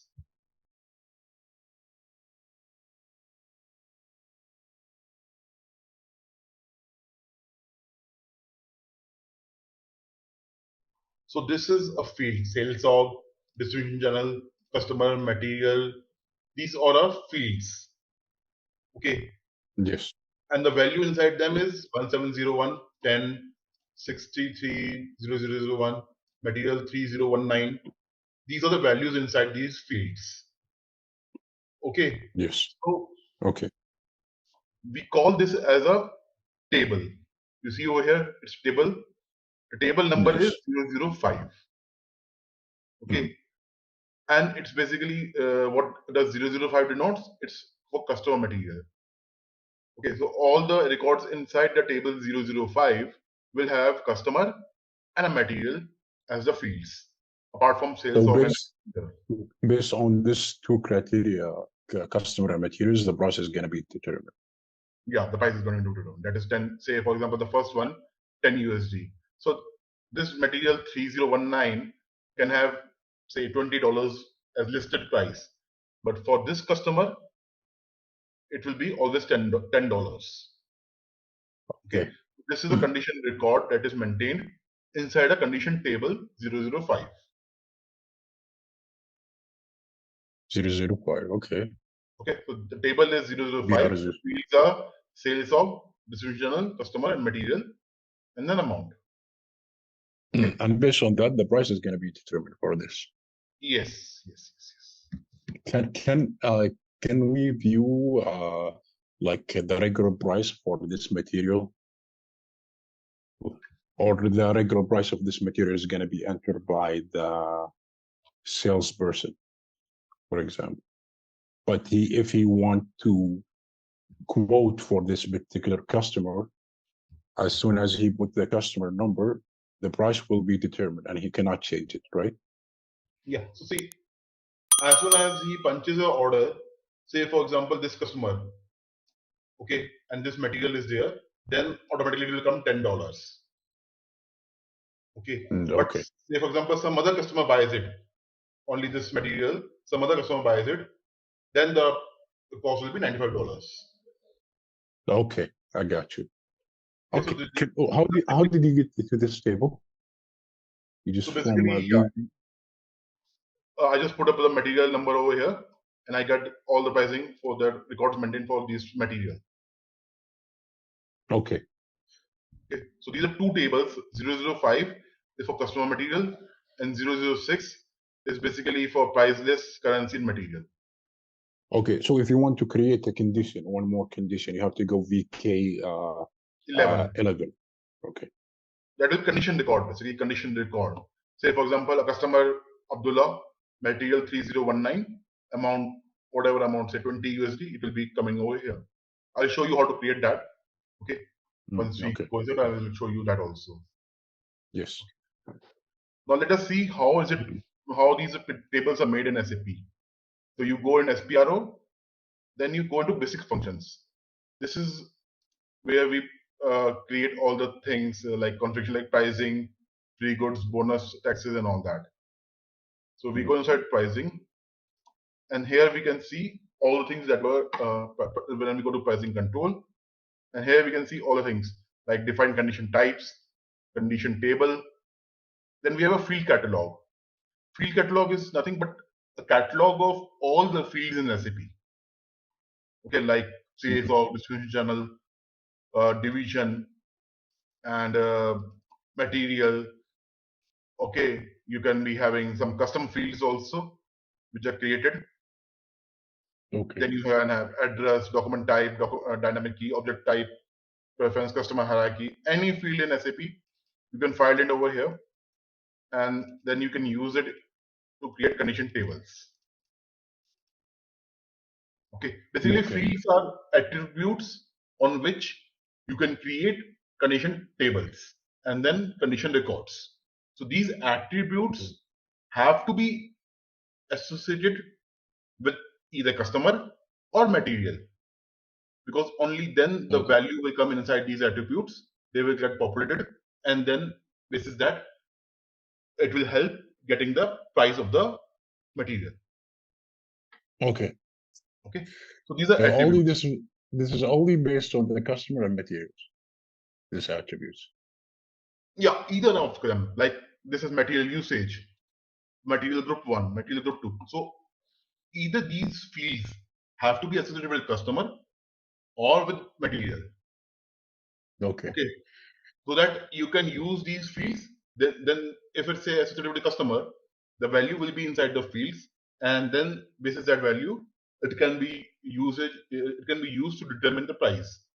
If it is inside the material, then again it can be used that okay, fine, this material and the value is over here. So this price will it refers to this material. Then it can use the pricing for that material. So it contains all the fields inside SAP. It's a huge list basically. Then you create condition tables. So condition tables, I will show you 005. So we just saw 005 over there. So this is the table structure of table 005 customer material. The first field over here is with validity period. It means that the record that is going to be created in this table should have a validity period from and to date. By default, SAP takes from date as the date when the record is created. Okay, and to can be anything till the end of the universe. It can be anything. Okay. Okay. Table number is the same as we saw just a few seconds ago. It's the same as BR00. Yeah. We saw it over here. So this is the same table 005. I have opened the same one for your reference, and we see it over here. Okay. Then if we want to say how do we create right now I'm going to show you, but at the first creation screen, all the fields are in this field catalog over here, in this part of the screen, on the right hand side of the screen. Okay. Yes. Then you select, say for example, you select this field, and then let me try if I can, I don't know whether I'll be able to create it or not.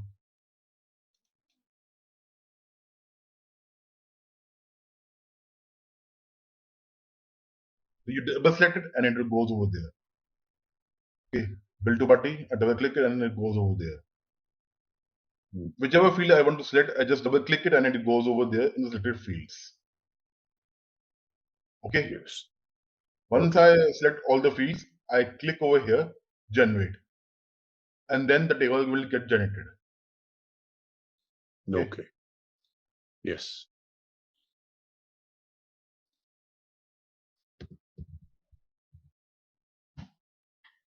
So sales order customer material.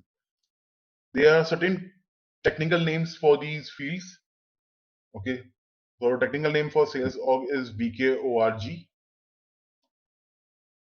Then for distributional VTWEG, customer Kunar, and material Matner.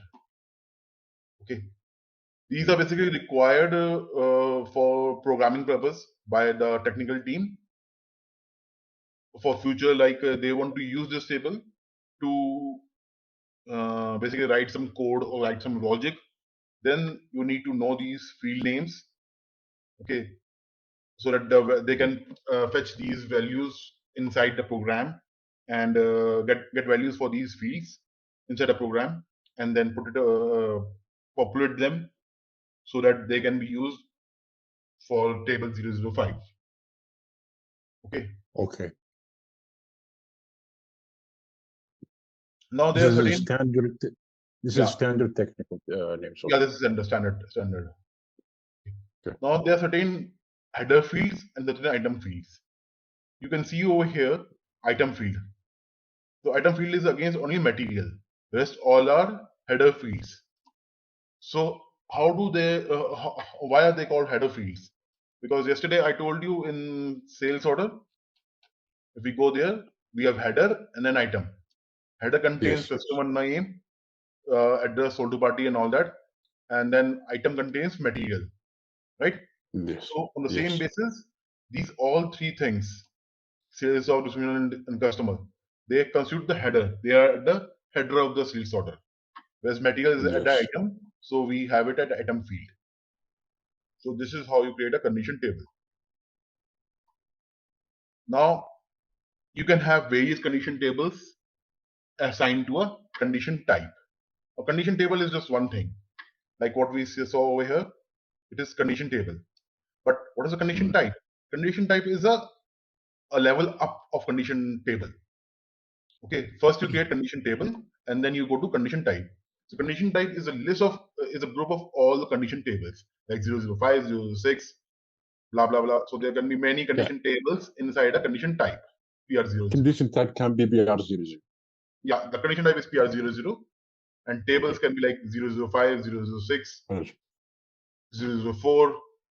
Okay. Okay. So you can have n number of tables assigned to a condition type. Condition types can be standards and can be customized. Yes. Condition tables. Yeah. Yeah. So tables, if you talk about standard tables, okay, from 0 to 0 to 900. Yeah, 0 to 900. These are SAP seller tables. Okay, Yes. and from 900 to 999, we have custom tables. Okay. So, say for example, you want to create a custom table which is not provided by SAP, and you want to use that for storing values. Then you have to have a number number of the table between 900 to 999. Okay. The table number in this case is given by us. Yes. Okay. So when we go to create table, it asks for your number basically. I'll show you again. See, here it asks for your number. Like I enter 930. Okay. Same table will be open and it's ready for creation. Yes. Okay. So it's a number given by us and not by system basically over here. Okay. So these are the Yes. things that are to be remembered in condition table. Okay. Now coming into condition types. So there are various condition types already defined by SAP. You can have their standard as well as you can custom also. Condition types can be discounts, can be Yeah, discount, pricing, rebate, tax, can be yeah, anything. Okay, the price, okay, PR00, then price can be there can be a lot of pricing, then there can be discounts, rebates, wow, it's okay. cash discount, SKTO, output tax, sales tax. Down payment, and our company use something called more. It's about down payment, retention, and Down payment is something different. Okay, down but payment is it's something like comes, you need to define, that is not a pricing basically. That is a strategy of payment to be received. it's under a condition. It's under condition So pricing. you I'm basically, sorry. whatever amount you're receiving, you're putting it up in a condition type. Yeah, you put it in the condition type, but it's coming under the condition pricing, component of pricing. You can have that as a price also. It will be like negative. It will be getting deducted from the main price, net price later on. Yeah, it's like advance payments, when there is a retention payment. Yeah. And this can be configured here in the condition type. Yes. So there are various fields inside a condition type. First of all, there's a condition class that determines what type of condition type it is. It is a discount, price, expense reimbursement, taxes, extra pay, fees, taxation. So there are these 11 categories, Okay. classes on which the condition type can be classified. Okay. Then is a calculation type. So calculation type means how can you calculate the value? Okay, it Of is this like, condition. Okay. yeah, unit price in the price into quantity. Okay, so it is always into quantity. You can have it, say for example, fixed amount, like you had your down payment. So it will be a fixed amount, irrespective of you buy Yes. 100 pieces or 200 pieces or you buy one piece.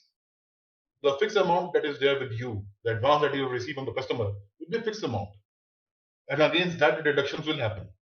So this will be a fixed amount. Yeah. Okay, you have a Okay. weight.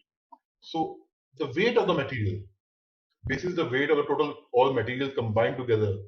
This is that it will be calculated. So you have various formula calculation types over here, basis which the calculation will be done for the net price. Okay, you can have Yes. percentage also. For example, percentages for discount or taxes, 10% discount. So it calculates the percentage basis discount, and 5% say taxes also are percentage basis, 5% tax. So again, then it has to be percentage basis. Then rounding. So you want to round it to 2 decimal places or round it up, like it is 22.4. So it will come out to be 22. Decimal will be rounded up. Rounded down means if it is 22.6, it is rounded off to 23. So that way it will be rounded up or rounded down. Okay. Then you have plus and minus, meaning what values can it have? Either it can have plus or it can have minus or both. Okay. You mean negative value or positive value? Negative value or positive value, or it can have both the both. It can show both also, negative and positive both. Okay. But there is nothing maintained here, right? So it's not mandatory field. No, it is blank, means it can store both positive as well as negative value both. Okay. If you maintain X, then it will be only negative values will be there in this condition type. Okay. That way. Now coming to the next is group condition. So what do you mean by group condition?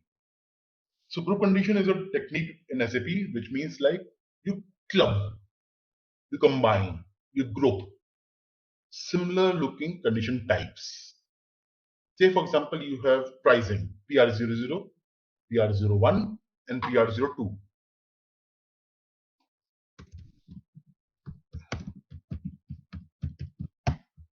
PR00, PR01 and PR02. Okay, so you got 3 condition types, 3 pricing types. Okay, you have made them a group, say GPR00. Okay, GPR0. Okay, so you have put all the 3 in one group, GPR0. What will happen? And you have put a price, say for example, 10 USD over here, 5 USD over here, and 15 USD over here. This is example you put it in the, for example, the sales order price component. Yeah. This is a price for a material for a particular customer. Okay, and in all the 3 you have put up different pricing. Yeah. Now what will happen is SAP make group conditions, because if you want to give a best price to the customer, okay, then you club all the conditions into one. So you have combined all the 3 conditions into one group, GPR0, and the 3 pricing to it. So SAP will give the best price. So 5 USD will be charged to the customer. Okay, it will first check PR00 is 10, then it will find PR01 is also maintained for the same customer. It is 5 USD. So this is better. And then he checks PR02 also, but that is 15, and 15 is again high. So it will allow 5 USD to the customer. So it is like giving the best possible price to the customer. Okay. Okay. This is only gonna be determined if you maintain the condition record for this price type. Yes. And you make it a group condition. Same, it can be in discount also. You have running 3 discounts running, 10%, 5%, or 15% discount running. So whichever is the best discount, for it will be 15%. There is the highest discount that will be given to the customer. Okay, 3 schemes running. Whatever scheme you want, which is best scheme for the customer, it will give out that scheme to the customer. So this is the group. Then now coming on to how the entries are made. So like there are 3 things over here. Blank, no limitations. You can have n number of PR00 in a sales order. Okay, ultimately what will happen? It will all add up, and then the price will be determined. Really? So you can do more than PR00. Yeah, you can go more than one. Yeah, more than one also. Okay, if you put in the condition pricing. Yeah. Okay. So I don't want the user to enter more than one. I just want PR00 to be entered just once as a price condition. Yeah. So that is as not more than once, then it is like this one. D, not possible to process manually. So whatever is determined automatically will always be taken, will be used. You cannot enter manual pricing. D or B, both are same. Okay. Enter has right. Yeah. Then C means manual entry is priority. So you enter, one is system determined, PR00. Then you maintain on your own also. PR00.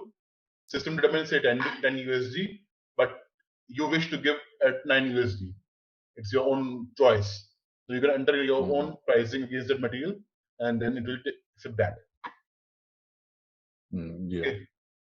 So you have put over C. That means you can enter your manual entry also in the sales order, and that will be used as pricing.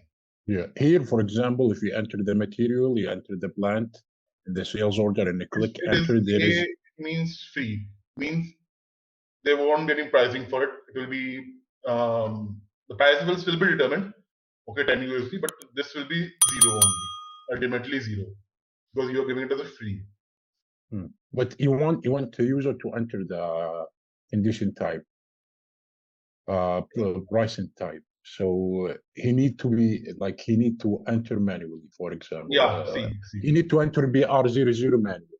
For example, yes, if he enter the materials and he click on enter and he enter all the details and he click on enter, the system is gonna be through an error and tell him to enter the price. In order for him to enter the price, it will give you a message that PR00 is not maintained. Yeah. Okay, then you have to maintain it manually. Yeah, and this is manual entry has priority. Yeah. Is this now this is gonna be assigned to particular sales organization? Yeah, we'll come on to Company that. code? We will come. We'll come. This code. Now coming on to the master data. So propose valid from date. So here I was telling that it has to have a validity period from date and to date. So proposed validity from period will be today's date on which the date it is created. You can change it also to the, say for example, first day of the week or first day of the month, first day of the year, or no proposal. No proposal means whatever the user wants to do. He wants to maintain for future, he can maintain it for future also. He wants to maintain it for past, he can maintain it for past also. Okay. If you maintain it for, then system will not propose anything. It will wait for your input to the record.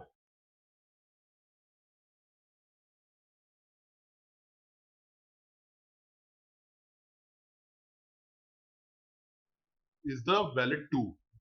Now I told you valid to can be anything. Like blank means 31/12/9999. In SAP, right now the last date that is set is 31/12/999. Mostly by default this will come as that only. If you want to change, say for example end of the year, end of month, you can do that way. Or no proposal means 5, we put 5, it will not propose it on its own.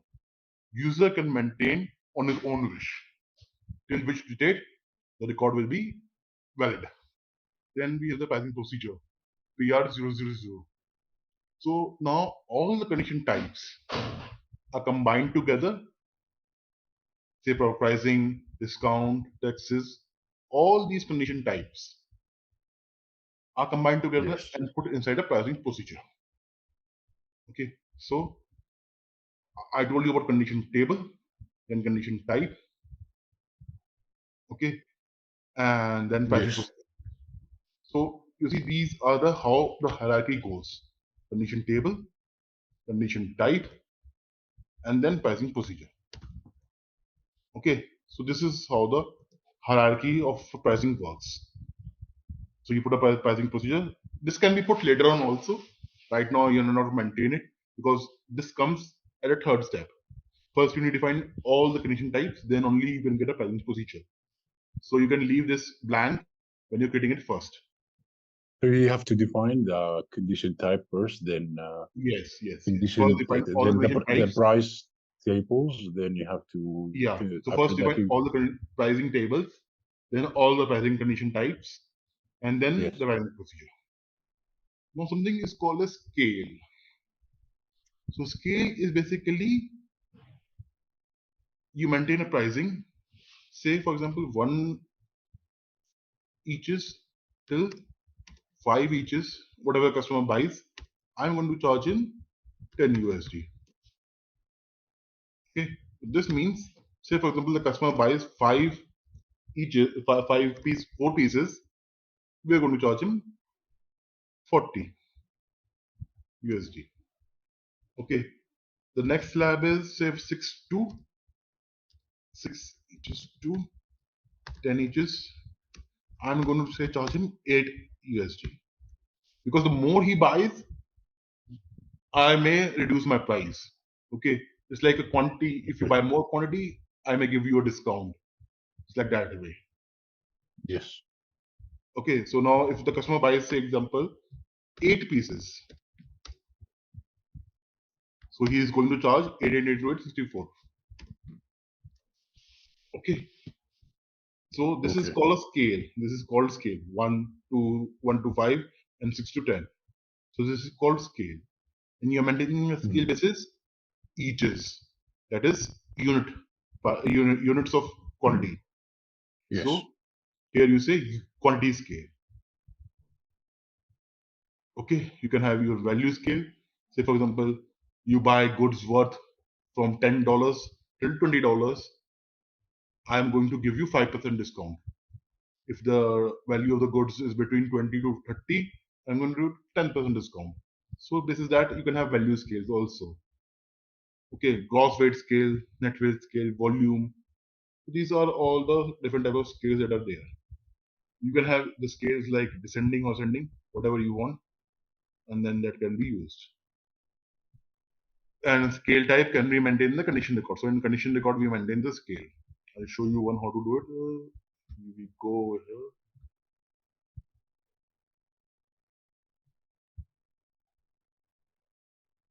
And you see over here scales. We click over here. Yes.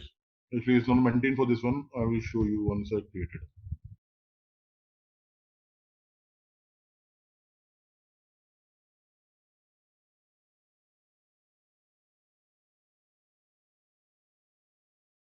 Rest all fields are come on and so on.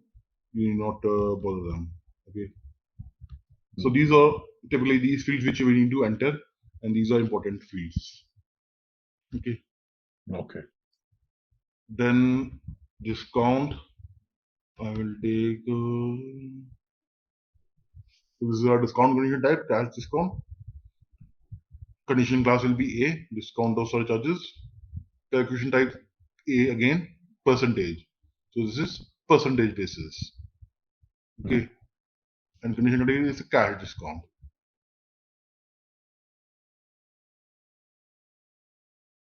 Why you need to categorize this? So there can be different type of discounts over here. But You is have, that going to be say, affecting? Is that going to do any effect on the discount itself, or it's just discount? Because he already defined the determinant of this discount. You know, he going to do it based on percentage. what? So a condition category is not going to do. What is the effect? I know condition type is going to do the percentage discount, and condition class identify. The condition category basically determines.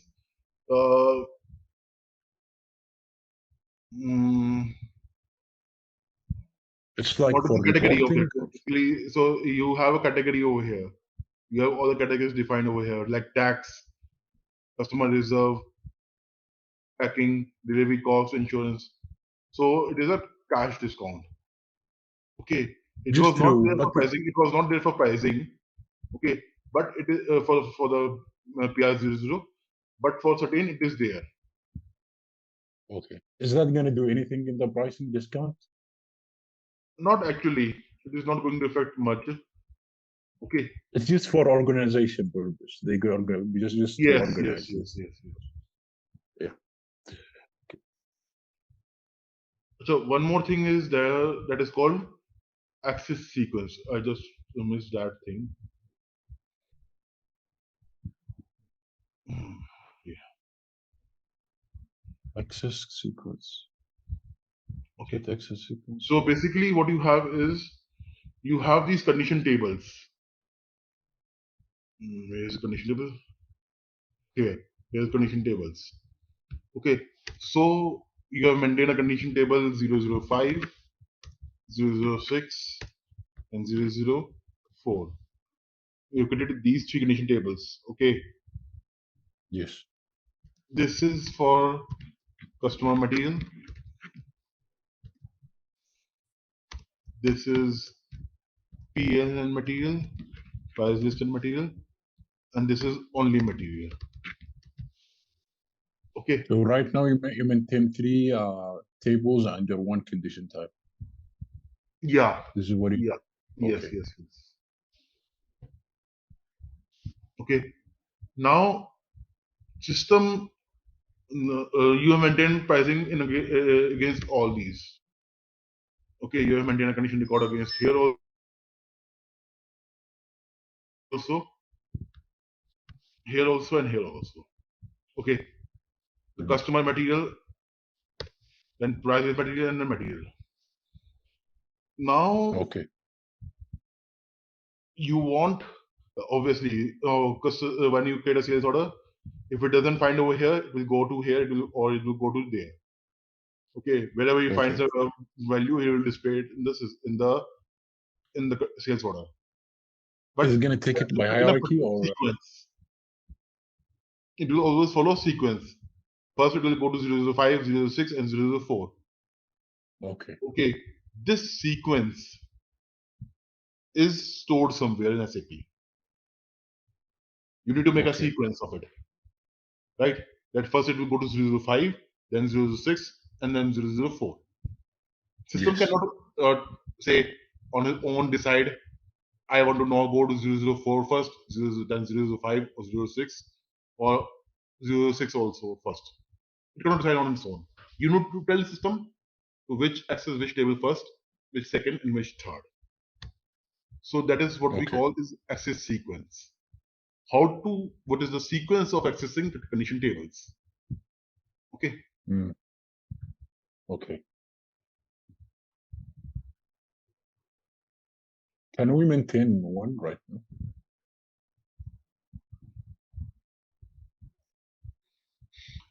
I don't think we can create, because we don't have, we require certain accesses and TRs to create, I think, these things.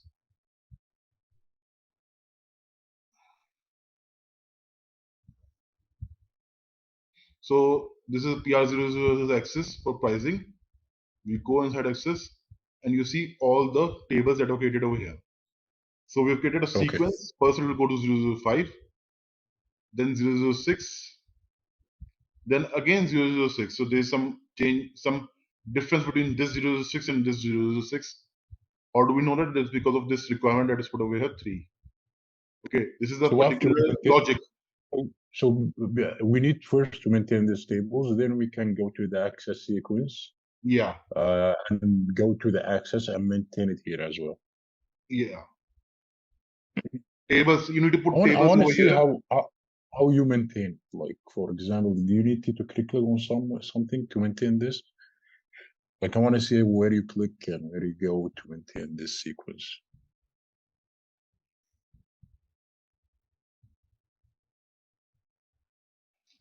So again, the SPR only. Here is access sequence. Beneath condition tables, there is access sequence. Here and then set access sequence.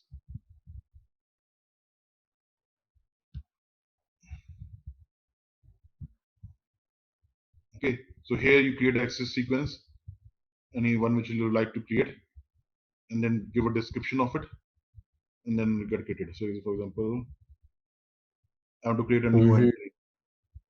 I create a new entry, ZPR0, Z test. I created this, I made this one, then I go to access. Okay, it will show you as blank. I put 1, then table 005. I press enter.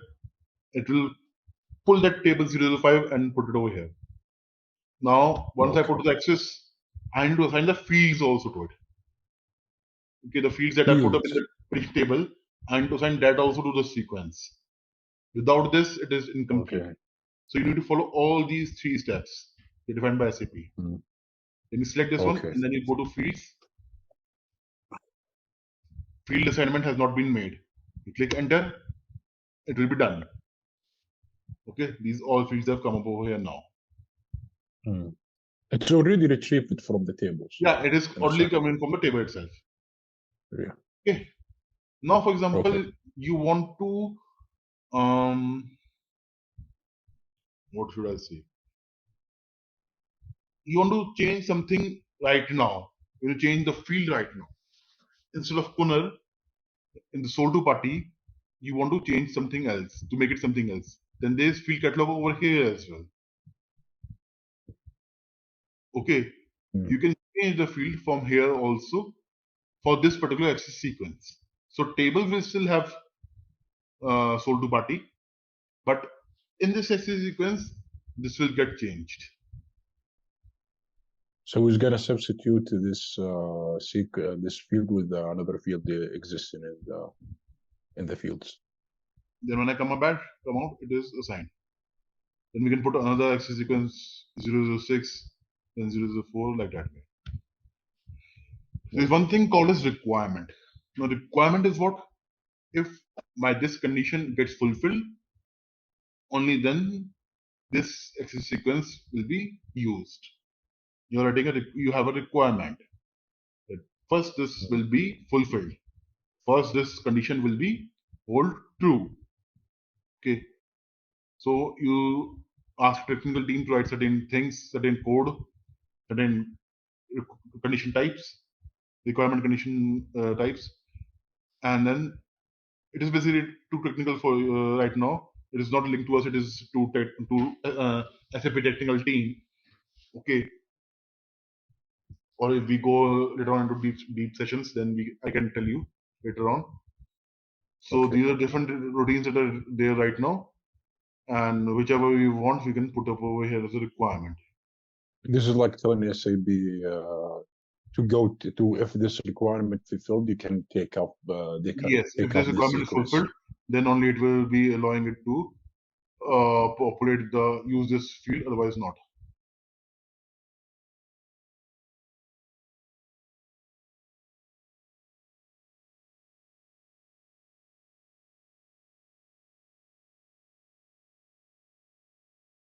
Okay, so this is called as a sequence, and that is why when we go to this screen of VK13, we see first 005, then 006, and then last is 004. Hmm. Okay, so basically in SAP we maintain the first axis as the most specific, condition table as the first axis, where the system will check first. So the most Okay. specific is customer material. For this customer, this material will be always given at this price. So system will first always has to check at that sequence because that is the most specific one. Customer is there, material is there, straight away it will find it out. Okay. But you see, in this table 004 is not that specific. It just So it is showing. not that specific, it is material. It's just a material list price. Okay. So it is not specific Okay. at all. It can be for any customer. Okay. It can be a new And customer, old the customer. SAP SAP in this case is gonna take the 005 Yeah. first. So a sequence can be defined in two ways: by numbers or by requirement, right? No. So requirement is basically sequence is still there, but the requirement has to be fulfilled first. Otherwise, he cannot proceed with the sequence. Yes. Okay. Okay. Say for example, the specific is this one. Okay. If the specific is this, it has find that the pricing is maintained in this level at level 30. Okay. The material the price is maintained at level 30, but the requirement is not fulfilled. the requirement, the code written, the logic written inside this is not fulfilled, then the price will not get determined. The material will have zero pricing. It will show an error. Okay. Okay. But the Yeah, system is not going to requirement, come. requirement 3 is not fulfilled. Okay. Okay. So this has to get fulfilled for this to come up in the sales order. Okay. Yes. Otherwise, there will be error. Coming back to condition types. So whatever access sequence that we defined over there will have to be populated over here as well. Access sequence PI0.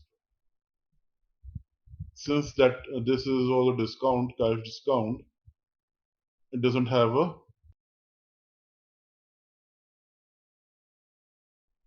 access sequence. So what does it denote?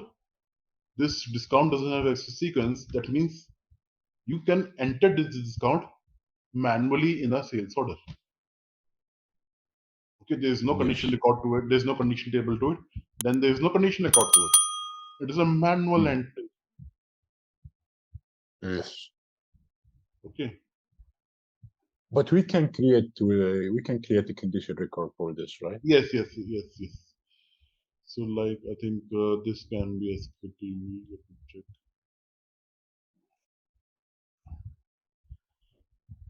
Also, can we assign an access sequence with the same thing?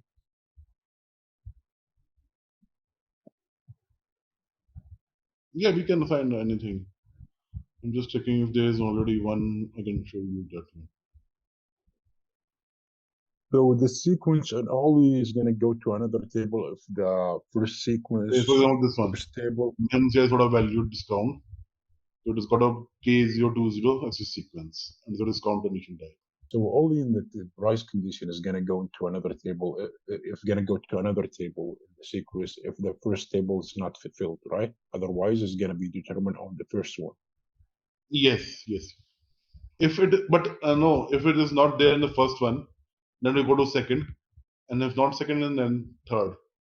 Okay. Yeah, but if the customer material is maintained there, it's gonna just stop there and determine the price based on table 005. Yeah, if it finds at the first, it will not go to second and third. It will stay over here, and then this will display.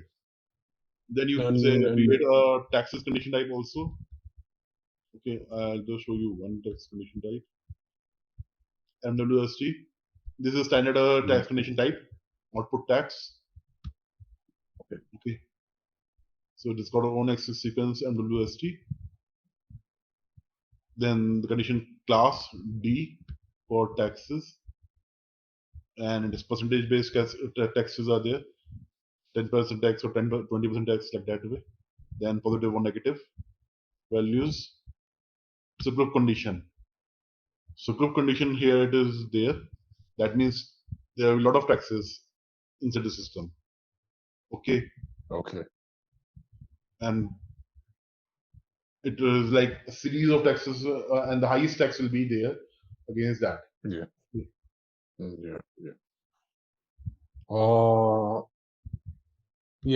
So for this is class condition on calculation condition is a standard or it can be customized also. What? Condition class and calculation type is no. standard. This will be standard only. You cannot customize this. Okay. Even with calculation. It can be any of these 11. There cannot be any 12th entry in it. Okay. They cannot be. Okay. If the tomorrow same thing applies. SAP comes with something else, some other category, SAP only will release that 12th value and it will be there. We cannot do anything in this thing. Okay. And same for calculation type also, and all these. These all values are standard. Nothing can be changed in this. Consultant cannot change on those. No. We can change this. We can say, for example, but taxes will be always taxes only. You want to create a tax condition type, you have to define it as other taxes. Then only it will come inside a tax category. So you see, you go to sales order.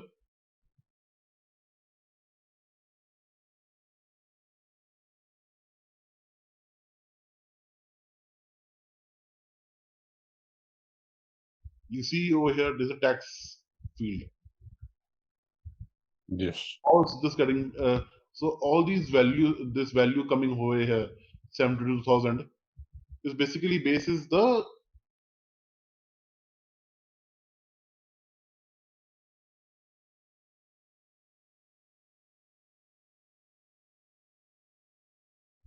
you have NWST is 18%. Okay, this is Why 7. there is so four type of condition type in tax?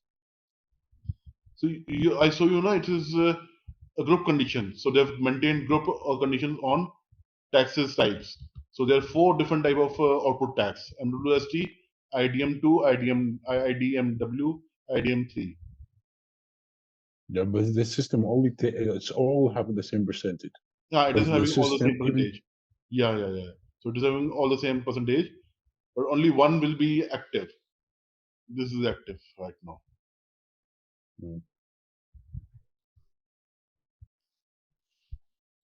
no, can you see right now it's calculating the tax 2 times. Where it is calculating 2 times. No, And see, it is 18% of 40,000. okay. But in ID M2 is calculated too. In MWST it's calculating and it's So calculated you will 2 calculate times. no, because 18% is maintained over there. 18% is maintained over there.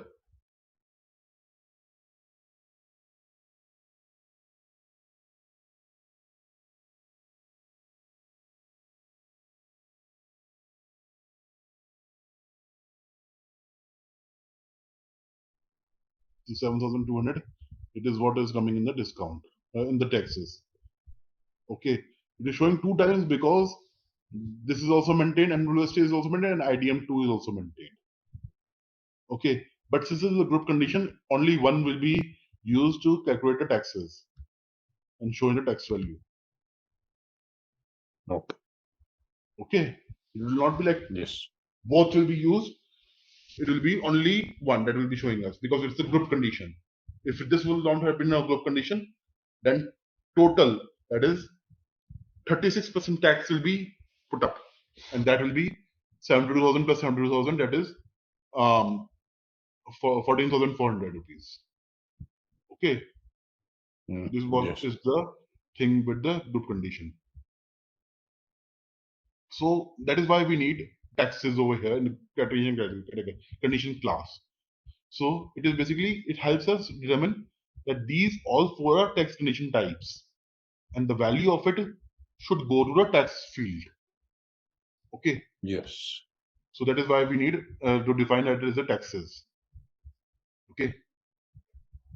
Yes. Now manual entry is not possible process permanently. Obviously, you don't want to put the taxes manually. Okay, it has to be written system basis. Okay. This is why it's shown 4 times over there.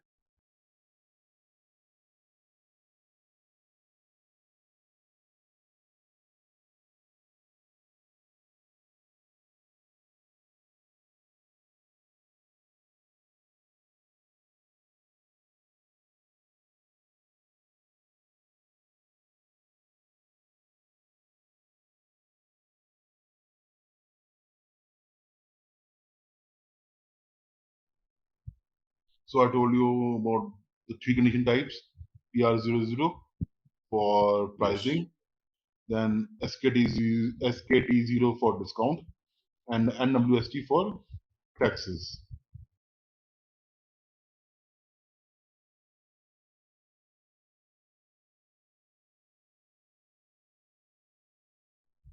Now let's see the access sequence for MWST, the taxes, and that is a bit different for taxes basically. Okay.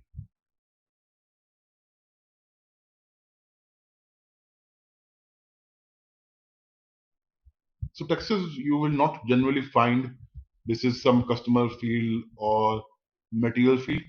It will be basically based on your the departure country or destination country, the domestic taxes or export taxes. Okay. Say, for example, you go to the domestic taxes and you have different fields over here, like country, tax classification of the customer, and tax classification of the material. Okay, so customer Yes. falls into under which tax category? Okay, and material falls under which tax category? So you have different materials, and the government asks different percentage of taxes for different material. Okay, say for example, you have a liquid material which is say 10% tax by government. Then you have a processed food. Okay, so that is called 15% tax. So there are different rates that are set by the government for the taxes to be levied on the materials. Okay, so that you have tax classification of material. That what is it? It's a liquid. It's a finished good. It's like that way. What is the percentage of tax that government has decided for that one? And then for Yes. customer. So customer also gets certain tax benefits basis their say location. Certain types of customers are located in some remote locations. The government want to promote certain things. You want to promote business in that region, so the government gives them benefits. So they charge lesser tax to that customer. So that is also defined as a tax category for the customer. And then the country, say for example, which country is that belong to that customer belongs to? Okay, or the organization belongs to. So that is what it is there. Then you can have export taxes also. Similarly, okay, export will have Yes. an from which country to which country. So destination country will also be there. So we have covered condition type, condition tables, access sequence. Okay. Yes. Then now we go on to the pricing procedure. So this is the field menu for it. Define and assign pricing procedures. So first of all, we set pricing procedures. Then we put customer pricing procedure, document pricing procedure, and then we assign uh, document pricing procedure to the order type. Okay, so it will be in the order types. What type of pricing procedure will be determined? Billing types, and then we set the pricing procedure determination. Okay, so these are the So this is have to be created and assigned one by one in sequence. yes. Okay. So first of all, we set pricing procedures. So I told you a group of all the condition types is called a pricing procedure. So the standard SAP pricing procedure, somewhat RVA001 standard. Okay, and then there is something. Z ones are all the custom ones. So how is the price procedure is different from the condition type? So all the condition types are assigned to pricing as pricing procedure. So you see this RVA000. You select this, you create a new pricing procedure, say RVA00, and then you go to procedure control data. So here you can see all the condition types that you have created. You can assign over here to make out this pricing procedure. Okay. So Okay. let's say this: how many pricing procedure can be assigned to one condition type? No, it is the other way around. Okay. Okay.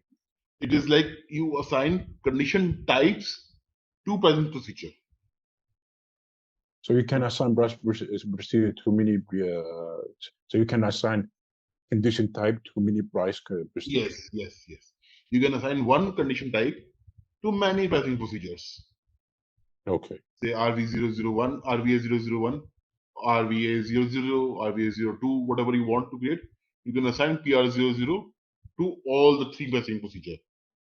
But these three pricing procedures will be used differently. Yes. Based on that will come later on. sales That document? will come later on. What do you mean by different pricing procedures? Okay, but right now you concentrate on there's a pricing procedure RVA01 and there are condition types assigned to that pricing procedure. Now the most RV0. important thing in the pricing procedure are these fields, these 16 fields. So the first is step. So what is step? Step is this one, 8, 11, 13, 20, 100, 01. So what does this mean? This is like a sequence. It is a sequence against the condition type. Okay. And later on, it can be used. Say, for example, you have a gross value. Okay. Not here, basically. I'll tell you. So, say, for example, here, discount amount. So discount amount will be calculated from 101 till 299. So 101 is where? So total discount amount. Total discount amount starts from 101.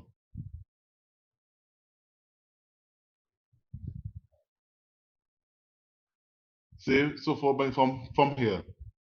So sum total of all the condition types from step 101 till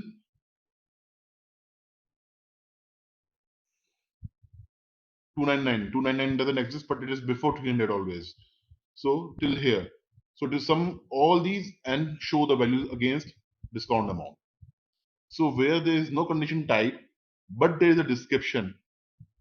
Okay, it is like a heading. Okay, Like a what?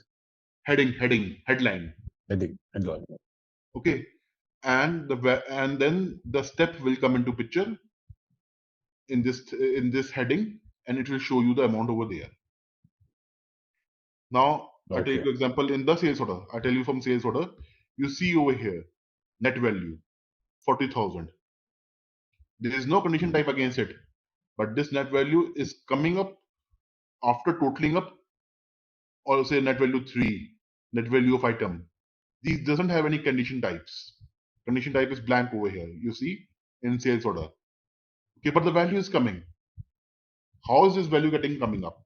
It is getting coming up basis the condition type above.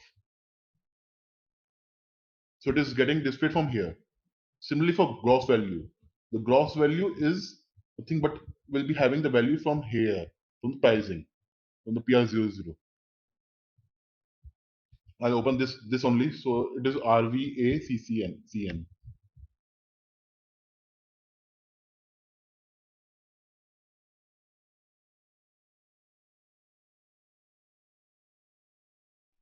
So you have price PR00, and then you have the there is a subtotal no. Okay, fine.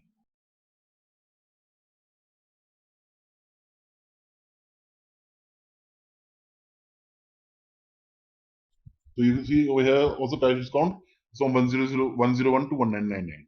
199 will be somewhere over here above 200. So you see all the discount, that is discount SKTV. SKTV is within this 100 and 200. So the procedure, so the condition type will, if you assign it from two, is gonna go with through all of these procedures, and it's gonna determine the price. No. I'll tell you later on. I'll tell that thing later on. Okay. So you have SKTV over here 290, and in 300 Okay. you again have got 1012 300 is 290 2999. So this Yes. step is used in from and to calculation. Okay. Okay. Then you have the counter. 2, 3, 4, 5, 0, whatever you want. Okay. So this counter basically helps in group conditions.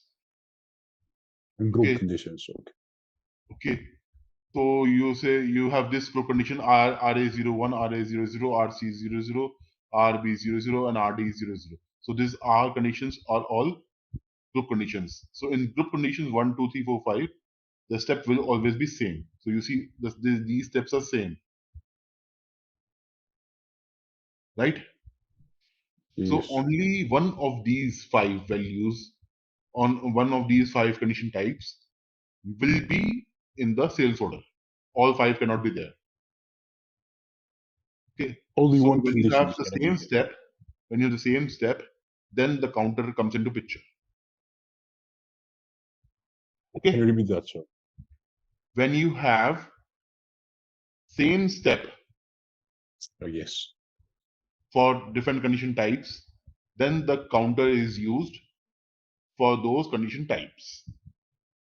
Repeat Okay, it, so sir. you have Which one is gonna be? same step 110, 5 different condition types. So you have to use counter.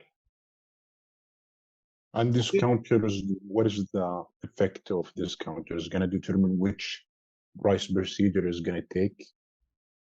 Leave pricing And procedure.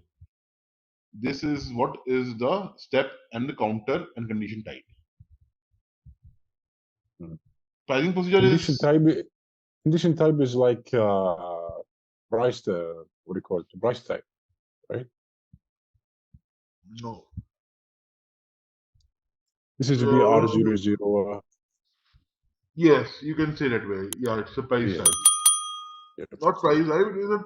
It is a what you can say. Yeah, it is a price type only. You can say Yeah, price condition type, type. discount type, or taxes type. Okay. Okay. After counter comes condition type. So I've already told you condition type what is it means. It's that. Then you have description.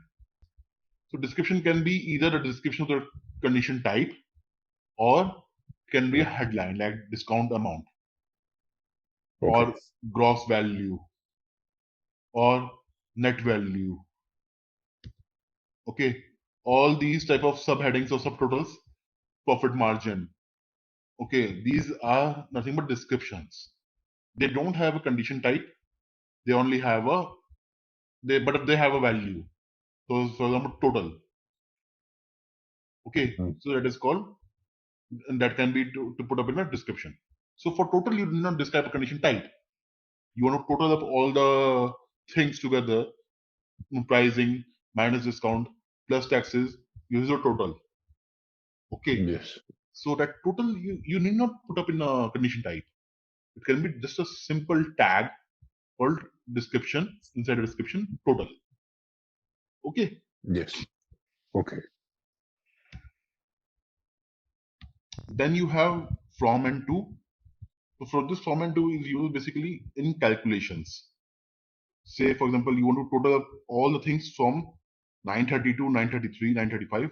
Then you use from and to and put up against total, then it will be used. Okay.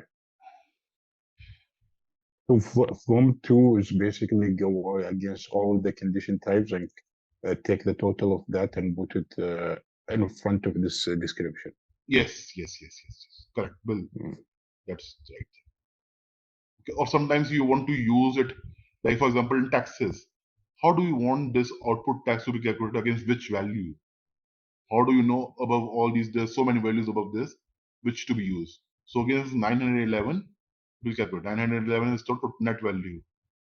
So against the net value, this output tax will be calculated. Okay. Okay. Then you have manual. Manual means it will be entered manually into the sales order. So, Yes. for example, in SKTO will be manual.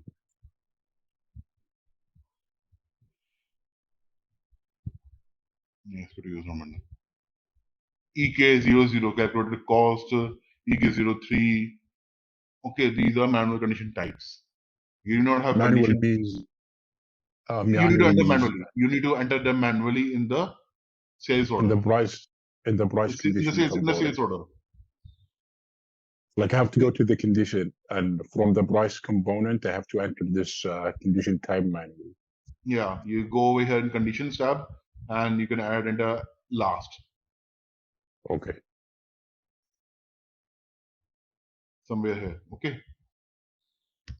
Yes. Then there's a manual. Then you have required. Required means which are mandatory. Yes.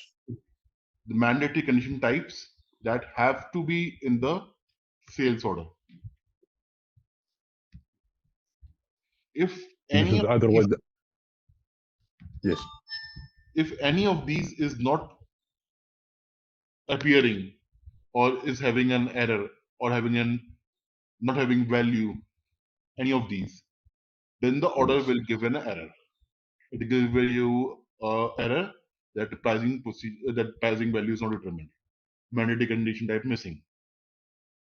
yes, Okay. So something like taxes are very much mandatory. They have to be there in the sales order. Okay. yes, Then, but the discounts are not mandatory. Discounts may be there or may not be there. Okay. So discount yeah, generally is not required. Okay. yeah. But pricing So is, for discounts example, I will put manually and is not required yeah, because manually also and it is the not required also. It cannot be mandatory. yeah, Okay. yeah. Then price is a must thing. Mm. Okay. You see here price and price net. What is the difference between them? That is For different. example, say that again. That is different. So this is the price that I'm referring to, PR00. PR00 Yeah. is required. It's a mandatory thing. Then you have statistical. Statistical means that it is only used for calculation purpose.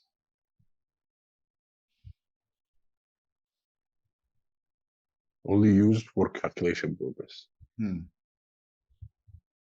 Only used for calculation purpose, and not doesn't have an. It is not stored, or it is not used in, say, to determine any pricing or like that. Okay, it is used only for statistics purpose and calculation purpose only. So, say for example, that will be something like these: factoring discount, statistical value, internal price, calculated cost. So these are internal pricing only, the internal condition types, and only for statistics purpose. Say for example, tomorrow you want to do some reports. Okay, this is that what is total discount that I have given. So you can use that as a statistical.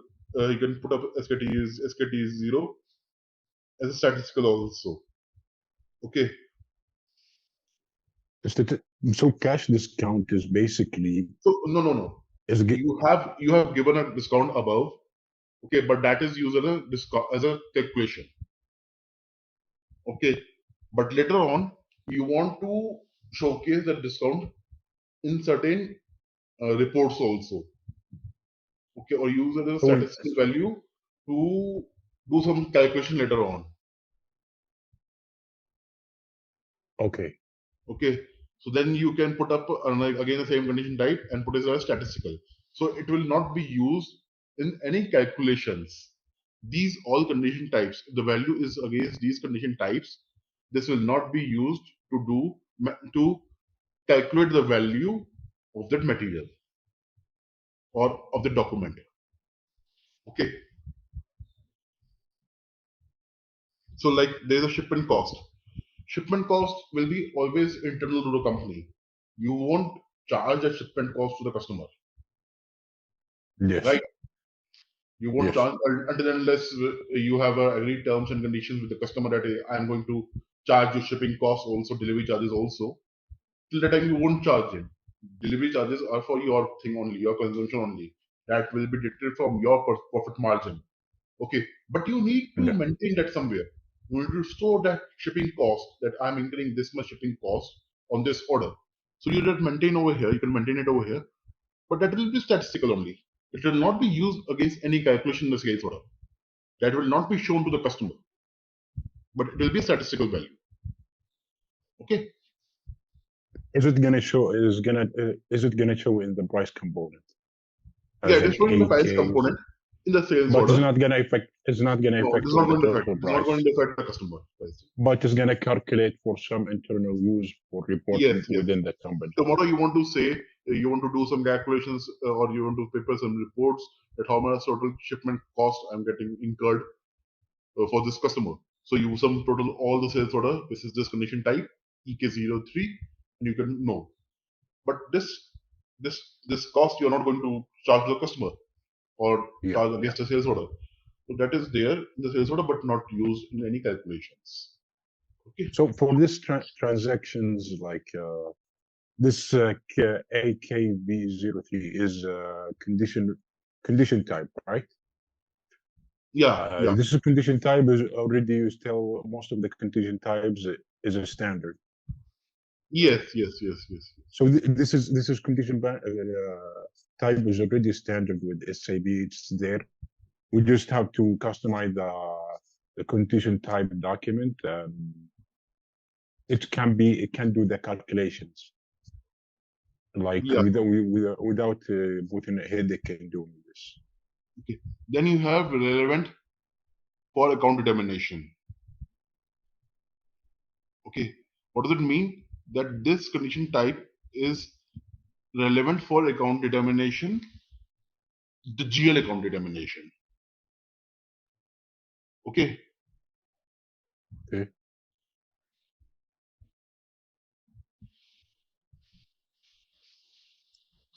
So this is basically used for statistical condition type. This field is used for statistical condition type. If you want to put the statistical condition type Relevant value in certain GL, general ledger account. Okay, then you use this field relevant for account determination. So this is basically this price condition is gonna post the value just specifically for this GL account.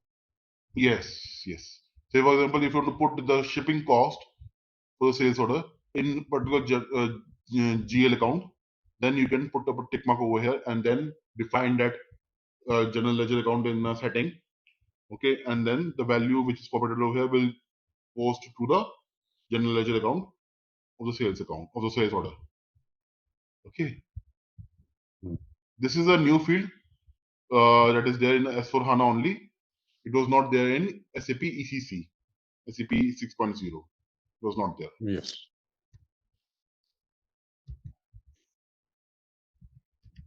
So how is that gonna help this like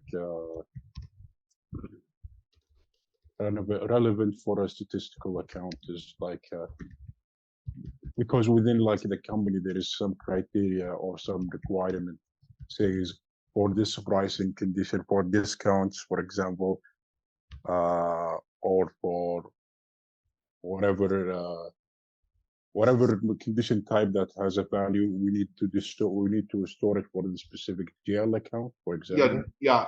Just hold on. I'll tell you that also. We still have some fields over there, so that will cover that. Okay.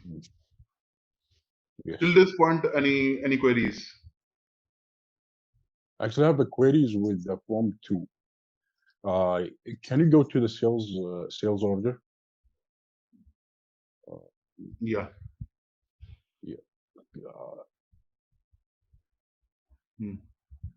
So with this profit margin, internal price, and cash discount, you see profit margin here doesn't have no condition type, but how is it calculating? I believe this is related to the price procedure. So you see profit margin over here. Yes. Okay, and this profit margin over here, it is basically okay. This one is different. This is got a calculation routine. 11. That is how it is coming up. This is not a good example from. Say you see over here, IDM2. How this is getting calculated? This is getting calculated 911. 911 is net value. So you have your net value over here.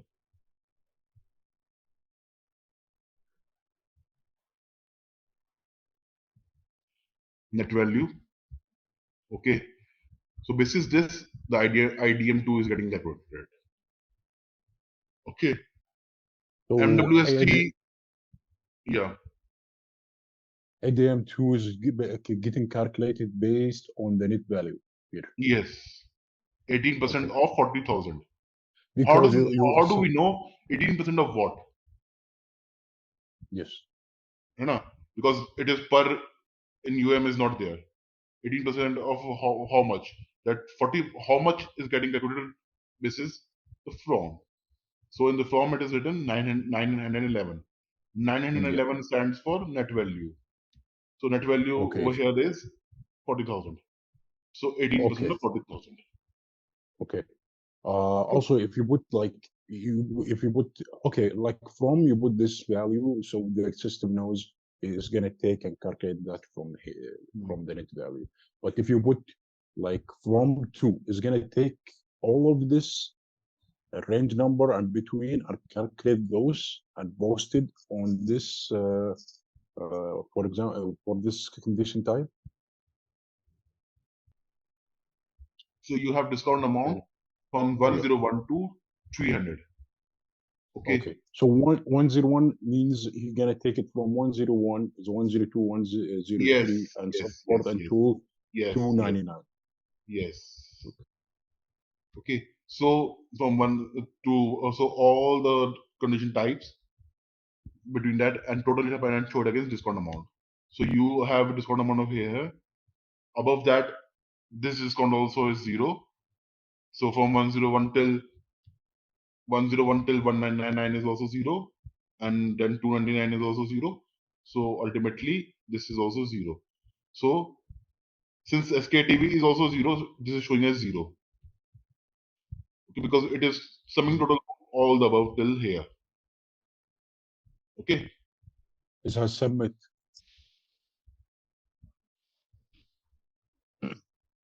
Sum total of all the discounts. Yeah, has submit all of that discount. Yeah, and it's turned out there is no value. It's 0. Yes.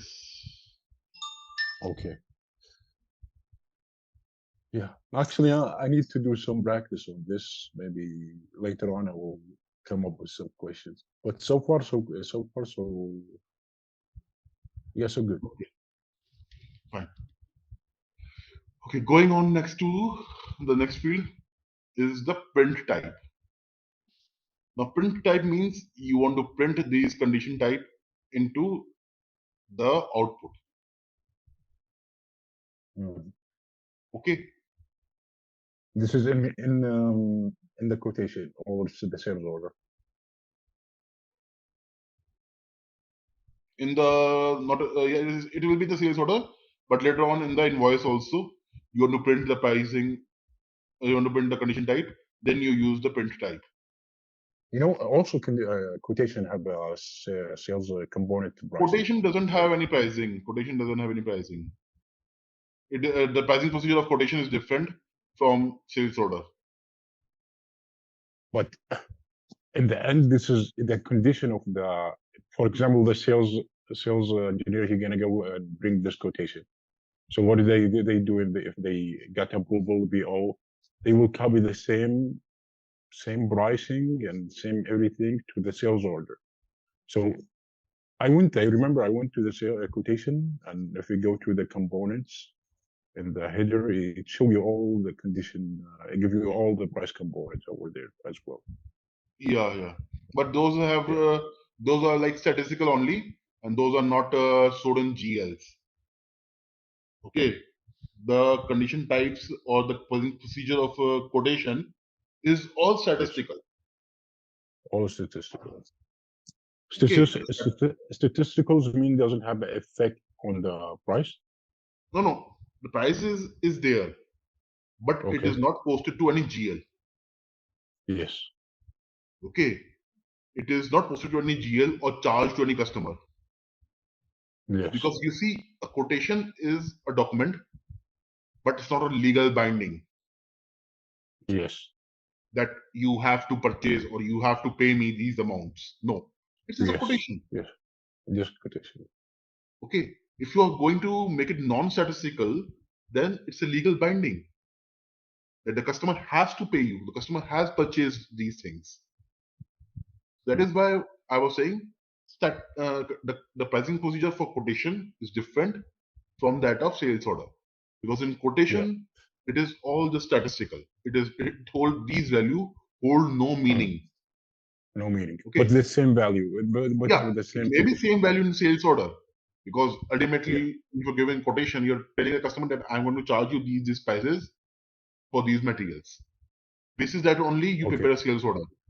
Okay, but Mm. these value ultimately holds no. These prices don't hold no value because No value. they're only going to charge once customer says, okay, I honor the quotation, I am fine with the quotation, I can go ahead with the quotation. Till the time he doesn't Yes. say these things, this quotation doesn't hold any value. It's a piece of paper only. Yes. Yes. So that is the Yeah. difference. Okay.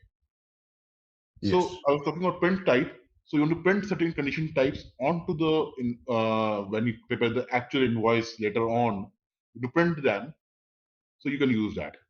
So for example, In the invoice. taxes you want to print it out. So you print it at a total levels or at the item level. Okay. Mm. Sales price for that material, actually it's coming automatically. You not put up a print type over there. Sales Okay. price. Yeah, sales price will come automatically in the invoice. Okay. Mm. Print type is only used for condition types which you want to specify specifically. So taxes, discount. This will you have to put specifically. Okay. Yes. Then you have called subtotal. 12th was print type. 13th is subtotal. Now subtotal means there are certain fields in SAP which store the value. So certain fields in certain tables which store the value for these condition types that can be used later on for doing calculations in a program. Okay, so you have got these subtotal types 1, 2, 3, 4, 9 till 9, and then A, B, C, D, E, F, G, H, I, J, K, L, M, N, O, P. So these are like that. Okay, 28 subtotals are there which can store the values in a particular field of table. So the tables are like KOMP.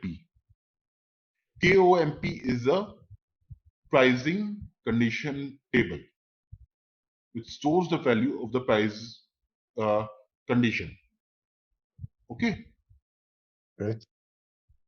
So, for example, if I want to store the value of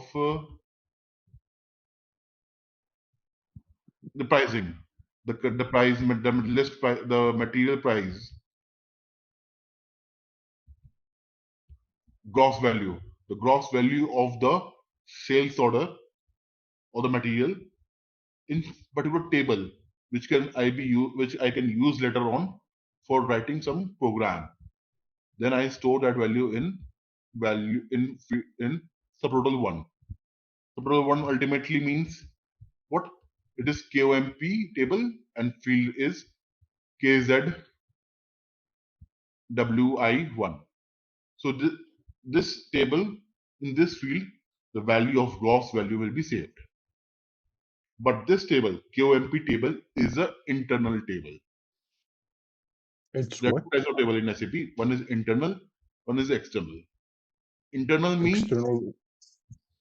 I'll come in. Yes. Internal means which is getting filled up internally at the runtime. Okay, whenever you create a transaction, the values are coming up into this table. It is getting filled up. When the transaction is closed, the table gets empty. Okay. Mm. This table doesn't hold any value. Like what we saw yesterday using XE16 VBAK. VBAK is an external table. VBAK saves all the data. It has data every time. Okay. But this table, KOMP, will not have data all the time. It will have data only at the runtime because it's an internal table. Okay. The values contain what? The value, Amount? yeah, so the gross amount. So in sales order, if you go, the gross value is 40,000. So this 40,000 will be saved in table KOMP, KZWI1, at the runtime when this is getting created. When we save this document, this table will be freed again. This entry will be deleted. So only the value of the price condition. Yeah, this is basically used later on to write some logic in these two columns.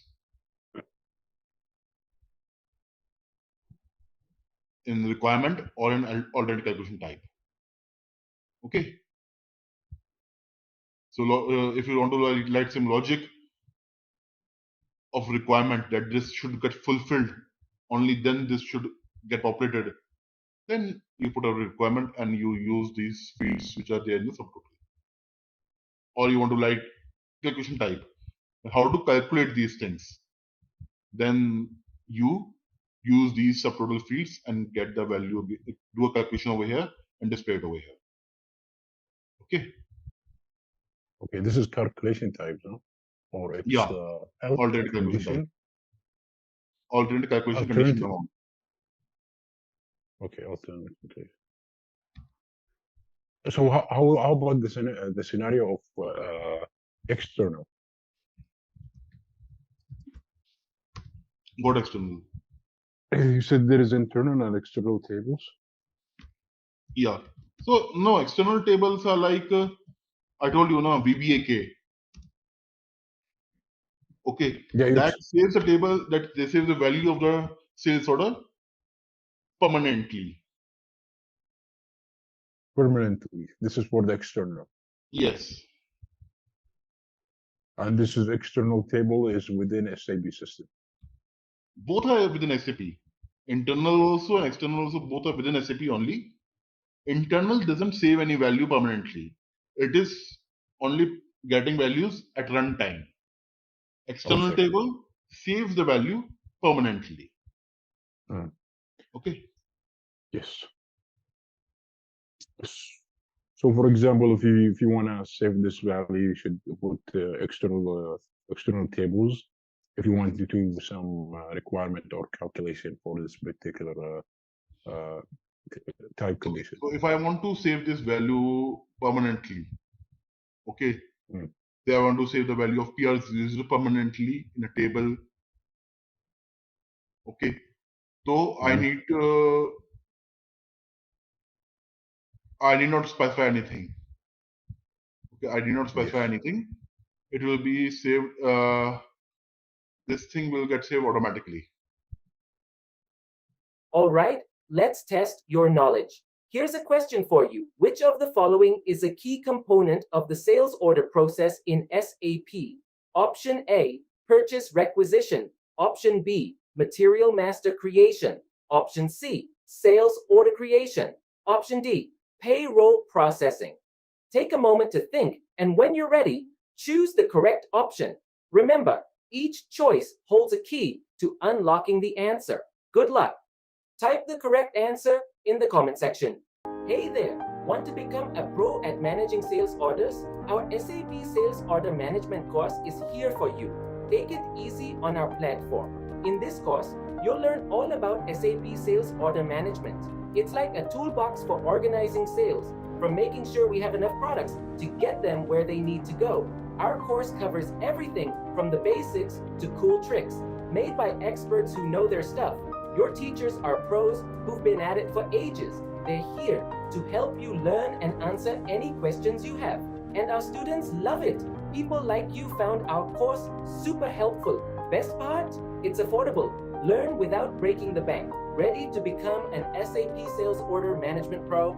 Sign up now. For more info, visit ZaranTech's website.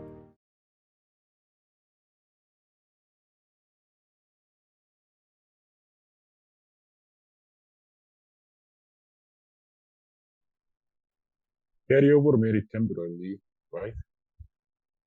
What? Carryover value is mean temporarily. Carryover. So you see, you see carryover value to table KOMB, and there is copy value to XW. So the difference. Okay, no, that is different carryover. Carryover is a temporary. Carryover is temporary, and copy is permanent. Okay. Okay, So if you put up these D, E, F, G, H, then it will save permanently. Okay, but these are different tables. This is a different table. X word K is a different table. Okay. Yeah, this is like you have to communicate with the technical team to know which table they want you to store it in, so they can do that the specific calculation that you want to do for this specific condition type. No, so Right. it depends on both. It depends on our logic as well, and it depends on the technical team as well. Say we want to use that field in particular routine or in particular requirement. Okay, then it has to be subtotal, has to be put up, and it has to be internal table only. Okay, but we don't want to use that in particular logic. We just want to use to save it in the SAP tables, external tables, and maybe use later on. Then we can use them for we can have different subtotal assigned to that. Okay. Okay. Then requirement is the requirement means this requirement is to be fulfilled, and only then this condition type will be cooperated. So they have put separate requirements say 2. So I'll just tell you for your sake that what is this. So we have put up a requirement to routine 2 item with pricing. So what does it say? It says that This is ABAP, right? what? This you use to display ABAP scripts. Yeah, this is ABAP. So if the item is having pricing, then this condition type will populate it. So this is the requirement that is written over here. Okay. Then we have calculation type. Calculation type means how to calculate the value of this condition type. So net value. How to do net value? So it will sum total all the values and then show it. So it is like This is the network. writing of the script Network it will keep is on adding and then it will print it over there. So you have to write the logic over here. Okay. okay. Okay. But do you have to write this? This is technical team. Yeah, this is technical. This is technical, but we need to put up that number once the technical teams write ups. We need to put up that number over here. Okay. In either requirement or calculation type. Okay. Yes. Then there's alternate condition based value. So alternate condition based value means instead of say, for example, the base value for gross value, I don't want base value of gross value to be from PR00. I want something else.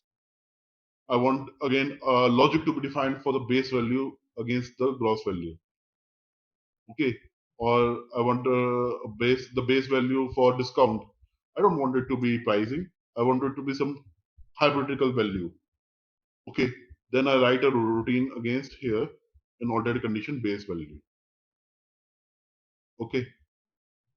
And this can be writing by the technical team, right? Yeah, again, technical team. Then you have account key. This is the place where you defined the GLs. Okay. The general ledger account. Against these keys are defined in SAP ERL or ERS. Okay. And then the value will be stored in the general ledger. So for example, the PR00, the price of the material, will be stored in the general ledger basis the account key ERL. Well, account keys representing posting code or representing like an actual account name of that. Which is a key, basically it's a key, okay, which is used later on to determine the GL. Okay, Determine the GL. in which GL the amounts will be posted. That is differentiated using this account key. Yeah. Okay. So based on that, we're gonna go both to a specific a GL account. Yes. So say for example, to see what is the GL that is there, so I go to VOFAT code. I'll come later on that one. Okay. then the account key, and then the accruals. Accruals is basically used for rebates. So you want to accrue, you want to collect all the what do you say, total, all the net value of all the sales order against the customer. The customer is saying that in the entire year I will buy goods worth 10,000. Okay, but at the end of the year, for $10,000, 10,000 value worth of orders, you give me 10% discount. Okay, so you start calculating the discount initially yourself. Okay, minute it reaches 10,000, the entire discount will be given back to the customer. So you're not giving the discount at the initial stage, you're accruing the discount. 10% every time you're accruing it and keeping it in a GL, so that at the end of 10,000 amount, you get a lump sum discount. Okay, So this in is every order you're not giving him a discount. In every order you're not giving any discount to him. You're giving that entire discount at the end of $10,000 value. Yeah, but in order for this to get, discount to be calculated, this condition for this particular condition need to be entered in each sales order. Yeah, it will be entered in the sales order. Yes. Okay. But nothing defined for like what do you call it? Collections. There is no setup over here for accrual actually. No setup is done for accrual. Okay. And there's a different topic also, rebate. Okay. Now the pricing procedure we set up. Now we want to set up the customer pricing procedure. Okay, so customer pricing procedure are put up in the customer master. Okay, so for which customer, which pricing procedure to be determined is this customer pricing procedure. So you have 0, 1, 0, 2. You can make anything standard, standard scale, sales tag. Any entry you make over here, it's just an indicator, nothing else. So we determine this value which you are putting over here, you need to put in the customer master. Okay. I'll show you where it is put up in the customer master.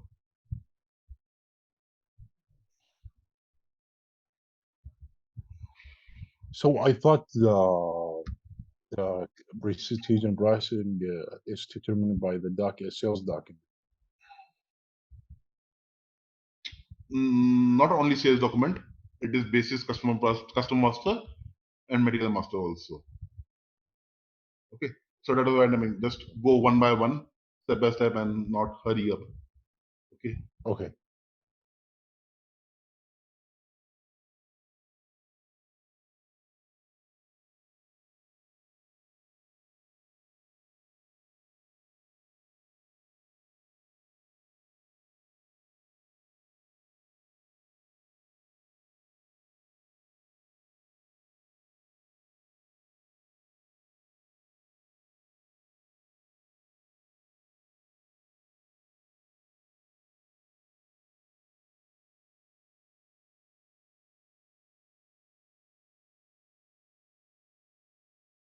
This value needs to be put up in the customer master, custom pricing procedure.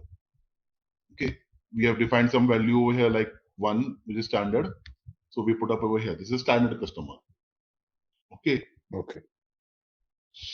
This is required to basically get the pricing for that customer.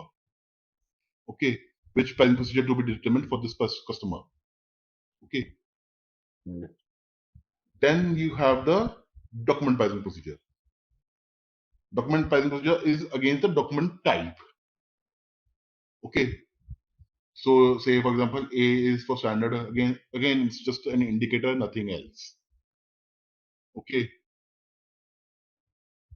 Then you assign, now when we created order type, there is nothing over there. But we now assign the document pricing procedure or order types here only. Okay. So for example, our order type is order is OR. So we assign document pricing procedure A against that document type. Similarly, for billing type also, we need to assign a document pricing procedure because the pricing procedure has to be determined in the billing document as well. So we have billing type as F1 invoice. Okay, it is getting copied. It is not defined over here. But do you really have to assign this assign pricing procedure for sales order and assign a different pricing procedure for the billing document? Is that not confusing? Or for sales order, it is should assign- mandatory. For sales order, it is mandatory. Okay. For invoice, it is not required mandatory. It can be that it may not be there. Yeah, because it's not making sense. If you sell for this, either if you're creating the sales order for this pricing and you give it to the customer, why you change the prices in the billing? This is going to create confusion. But No, maybe some yeah, somewhere it may change. Okay. Somewhere it is like different because you say there are different scenarios or in which the pricing procedure will change in the billing. Okay, or the billing type is different. Then you have to have a different document pricing procedure for billing. Okay. okay. So it's okay to assign price procedure for customer and price procedure for sales the order type and the Yes, same that's all. price procedure for okay. For example, I assign but it's not mandatory to assign the price procedure for a customer, right? No, customer is mandatory. Customer is mandatory. Document is also mandatory. Order type is also mandatory. So for each customer in the master data, I have to assign him the Yes. Yes. Okay. Okay. If it is not assigned, then it will have its own problems. Okay. I will show you that in this step. Now, this is the important step that you were referring, that how come a pricing procedure is determined in the sales order. Okay, it is basically set up over here. So you have different combinations. Combination is setup basis, sales org, distribution channel, division, document pricing procedure, and customer pricing procedure. And then your pricing procedure. So say for example, this is the sales org 001, distribution channel 00, and then 01.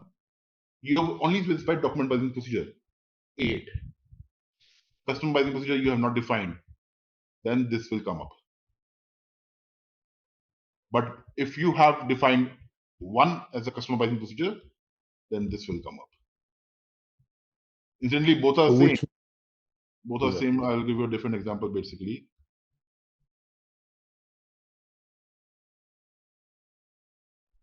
Here all are same. So say take here. If you define it as 1, it will be taking RVA01. But if you define customer pricing procedure as 2, it will take RBA0, RBAB01.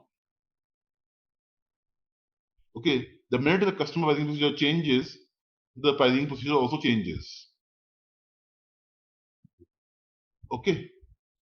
So if there are 2 different customers, A, 1 and 2, they will have different pricing procedure within the same sales org and same document type. But they have a different price procedure in the customer master. Yeah. So the pricing procedure is different. Basis what? Customer pricing procedure. Yeah.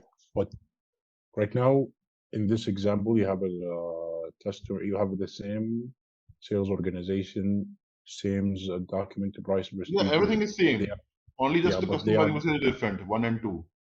Yeah, but so your condition type, your pricing procedure differs, totally differs. Yeah, differs based on the customer price procedure. So the system will, which price procedure is going to take? So system will take basis the customer. So customer number has got pricing procedure 2, then it will take this one. If it has got a 1, then it will take this one. He's going to take it from the customer master data? Yes, that is what I told you. So here, this value is going to check in the sales order. Okay. So this value is there. So the customer, when determining the pricing procedure is coming up here, or you can say it here. How this got determined? This value got determined basis the sales order. The SAP did a track. It went to the sold to party.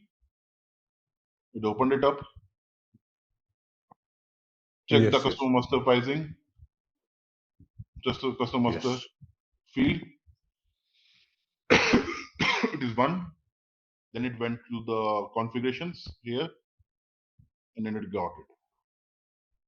Okay. I'm like wondering why it's not taking it from, why we have to put like so many pricing procedure here. So this is And we basically know that different sales org. This is all the different sales org it is coming out. but if there is two pricing procedure in the same table here of the determination of the price procedure, why the system is taking the price procedure of the customer and ignoring the price procedure of the document? What? So as you say, there is, if you can you go to the table, this, yeah, this one. So you see in your example A, there is I'm not sure which sales organization this is. It's HUK. HUK.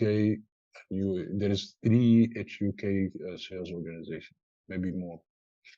And we have defined a price procedure for the document A and A, the same distribution channel and division, but in the end, the customer price procedure is different. Yes. Yes. So if we, let's take it this way, if we not define the price procedure for the customer, if it's empty, it's gonna determine the price procedure based on the document. Yes, this value it will take, because we have not defined anything for the customer pricing procedure. It is blank. Then it will be this value, because it is document pricing procedure A will be still there. Okay, document pricing procedure will still be there. So the system will take it as a sequence. If it's gonna take it from the customer price procedure, if it's not there, it's gonna take it from the document price procedure. Yes. So it's gonna prioritize when it's coming to which price procedure is gonna take. Yes. But the IC is not mandatory here to enter the customer price procedure. Yeah, it is not mandatory. Okay, but both of them, meaning I want to say that either of them should be there. Document pricing procedure has to be there. Customer pricing procedure may or may not be there.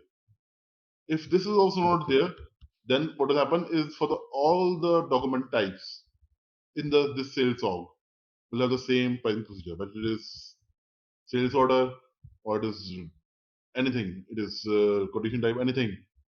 Quotation, so inquiry, anything will have the same pricing procedure. Okay. So this is a pricing procedure is how is going to be determined in the sales order? Document pricing procedure, you want to say? Yes. So that document pricing procedure we defined and assigned on. No? We defined document pricing procedure here. A standard. Okay. This is just a tag, no setting inside it. And then we assign document pricing procedure to auto types. So auto type like inquiry, again standard A. Quotation, again A. Okay. Okay. Only one pricing procedure for document for each sales order document, right? Yeah, this may be made like that way. But I don't think so. You can assign different, more than one document procedure to one sales document. There can be only one document procedure to one sales order. So it's 1-to-1, yes. Yeah. Pricing procedure, you want to say pricing procedure to one document type? Yeah. But there can be only one pricing procedure to one document type. Yes. So sales order can only have a one pricing procedure, one document pricing procedure. See, sales order can have, this is A is all sales order. Yeah. Okay, it can be It's- sales order, quotation, whatever, but A denotes, let's say, sales order. Okay, it will differ only basis your customer master. Yes. Okay, if your customer master is 1, then it will be RVA01. If it is 2, it will be RAB01. Mm. Otherwise, if it is customer master is always showing 1, it will be only this one only. So I've done this pricing procedure determination also now. Okay, now Yes. coming on to condition record. The condition record is nothing but Okay. this one that I showed you earlier. So let me try show you how to create a condition record basically. So we go to VK11, enter. Say I want to create a PR00 price. I price enter. I can create in any of these 3 sequences: customer material or price list material or material. I select say customer material. Customer number say 951. Material 4.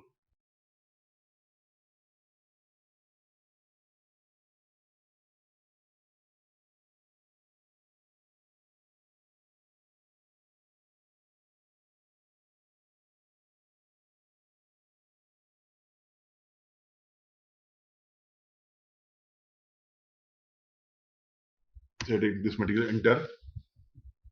Okay. And I specify value to 400. So you see, valid form is automatically coming as a date, the system date, and valid 2 is coming as the 31/12/9999. Okay. If I want to change it, if I want to change say valid 2, I can change it to say end of this month. Okay. Okay. I want to maintain scales for it. I go to this scales. This is on the fourth tab, fourth button. Top. I go over there. Then I can maintain the scales format. Okay. So always it will start from 1. 1 will not be over here, but then you can specify scale quantity is 5. So say from 1 to 5, it will be like that. Okay. Then I can make, then it will be 10. So I can make 300. Like that way. So Okay. if you put 5, is gonna determine as 4, and if it's 10, is gonna be determined as 300 for the price. Yeah, 300 per pieces. Yeah, if you put 10, is gonna be the price for 10 or say 9 or 8, whatever. Anything greater than 5 will be having 300. Okay. Okay. Then But the skill is not mandatory, though. no, it's not You mandatory. It's can- not mandatory at all.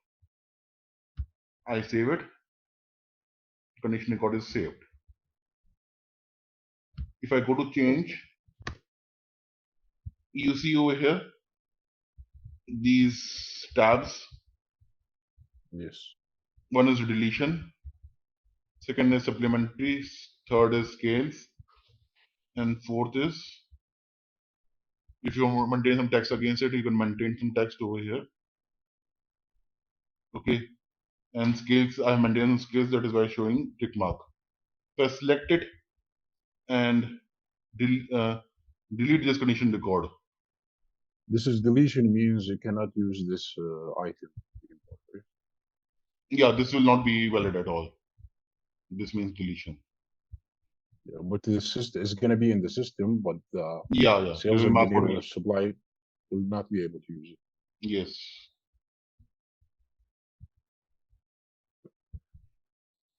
But why you want to put text to material? What is the logic behind it? Text. Anything basically, say text can be like you want to maintain something, some text. So you maintain some internal comments, formats, or whatever you want to make it. It will be saved inside that condition record. Yeah, I meant, can you maintain tax for the specific material? No, I Okay. mean, I'm talking about taxation. No, tax, I will maintain tax condition record also. So this is, I have maintained at this PR0. Now I go to MWST for maintaining taxes. I will rather change it. I will not maintain it. I will change it because then it will be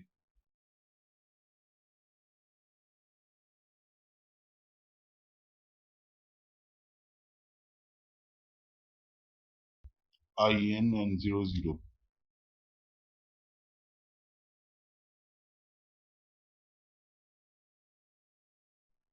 So here it is maintain 18. Okay. I'll change it to 15%.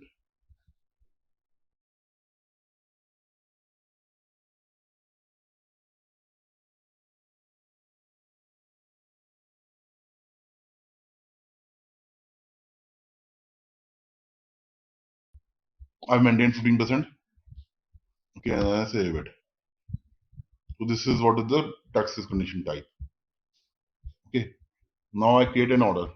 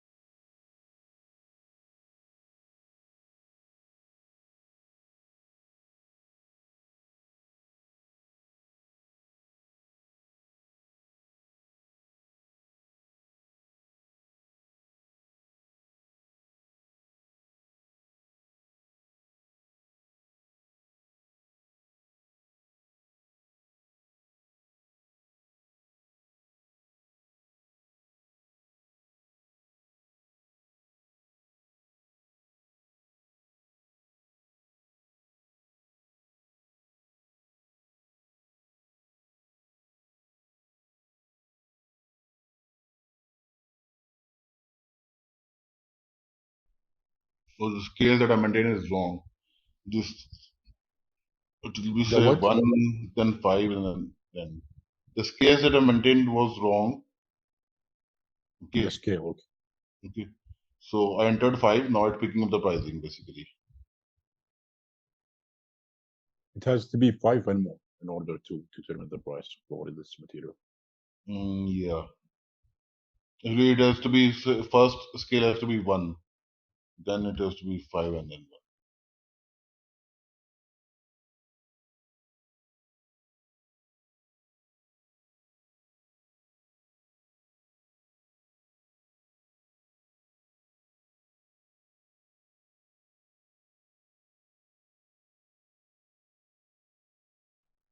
So basically, you're telling the system after 5 should be Yeah. So I'm saying to the customer system that if I order one quantity, okay, if I order 1, the price will be 400. Okay. If I say order between 2 to 5, say for example I enter 4, so it will be 300 into 4.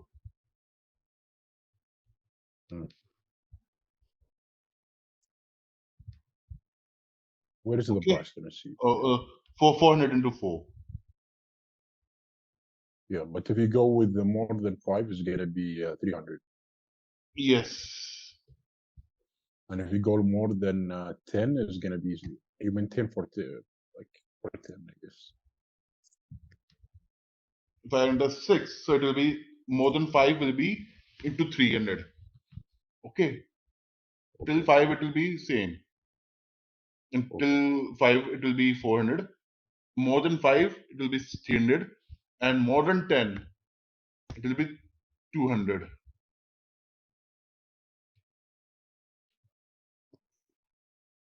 That is the scale. Okay. Yes. Now, if you see over here, go inside, and you see I specified this one. I prepared also MWST also, 15%. You maintain it for this particular material. No, not this particular one, but for this entire country and thing.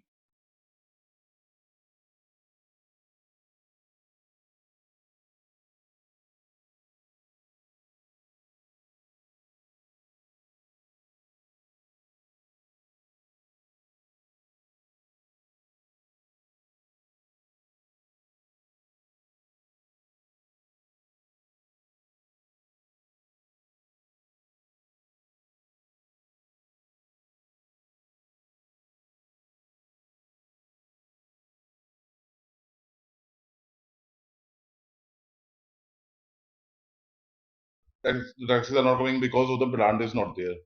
Okay, because it is a transportation of the customer and material. So material coming from the plant basically. Okay, so that is why the taxes are not coming. Anyways, So you just maintain the tax for this material, right? no, so taxes are not maintained for the material. Taxes are, you see, I maintain it for the entire country.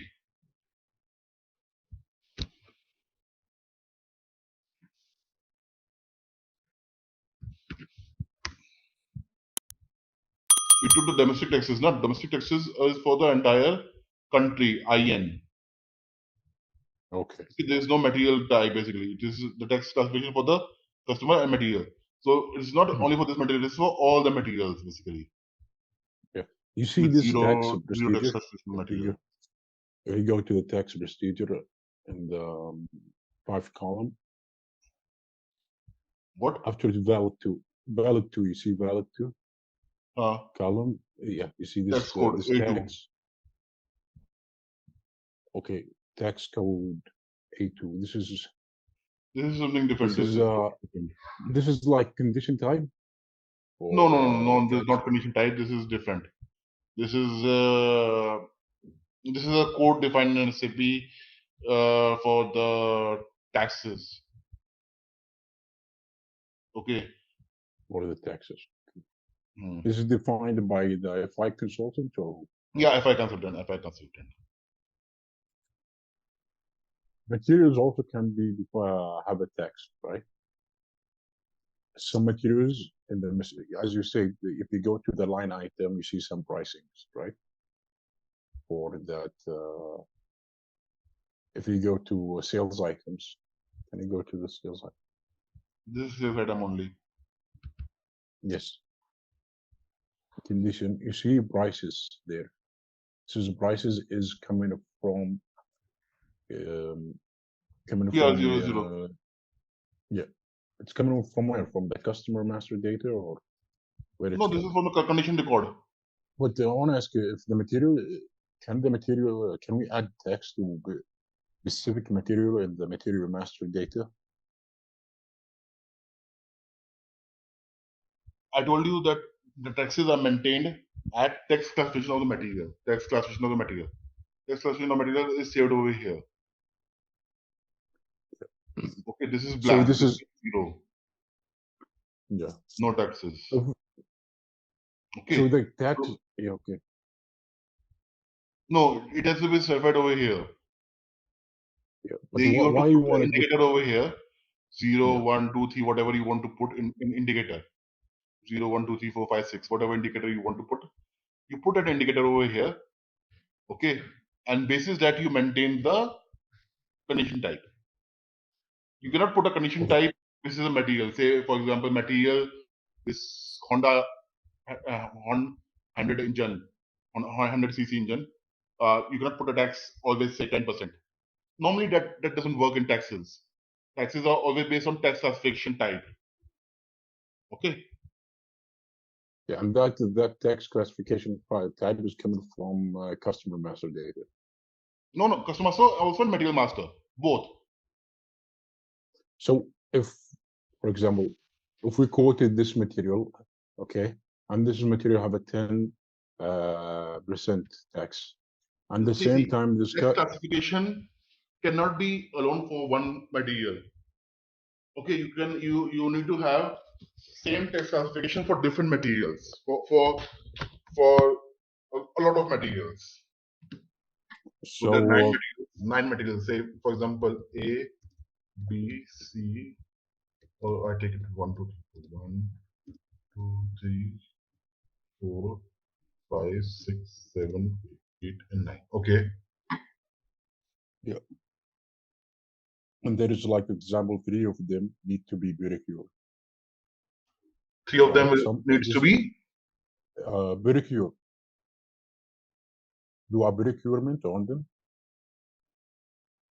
Right. So we have to ask. So for this, for example, this first 3 materials, you want to create a purchase order because you didn't have it in the warehouse, right? Okay, you want to procure it from third party. Yes. Okay. Because this customer asking for 9 items and 3 of them we don't have it. We need to procure them. Okay. So in the document flow, you're gonna see like BO. PO. Okay. Yeah. So who's creating this BO, and how is created? Okay. So before to coming to that, if you remember yesterday when we created the sales order, you saw here something known as item category TAN. Okay. If you go inside it, and there are many item categories that are there. Okay. Yes. And something where we can see is like third party, Yes. or something like I will tell you. So this item category determines whether this material is from your own warehouse, in-house manufacturer, or you need a third party or some supplier to get it to Yes. you, and then you can sell it. I'm not manufacturing, say for example, I am selling bikes, but I'm not manufacturing bikes. I may be procuring bikes from Honda, okay, and then Yes. selling it to one customer. I'm a middleman. So it is a third party item for me. Okay. In this Yes. item category, we do configurations for PO to be created at the back end. So minute I create a order for the Honda bike, item category task is determined because it's a third party item, and in the back end automatically the purchase order is created to Honda that I want to purchase this motorcycle from you, this motorbike from you. Okay. So that configuration is done inside this item category. So you say you mentioned tax. Did you say tax? TAS, TAS. Tax. Okay. So it's based on the document configuration. Document, not item category information. Item category. Information. Yeah, based on the item category. This item category is created by the SAP consultants. SAP consultants. Not by sales team or anything like that. Yeah. This Yeah, is SAP consultant doing but who? Which area? MM, right? No, SD. SD. Yeah. Okay. Okay, So I'll show you this thing, just one overview. Okay, because this is again a very huge topic. This is very huge, and this is not related to what basically you asked for. But if you just ask a question, I will show you from that perspective. So you go to sales document item, define item categories.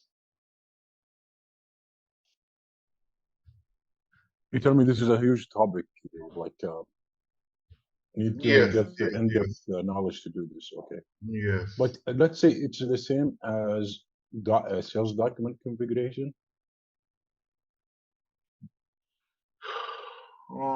Somewhat that, but more huge than that.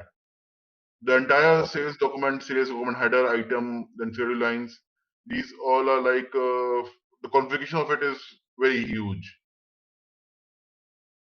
Okay, and if you configure this one item category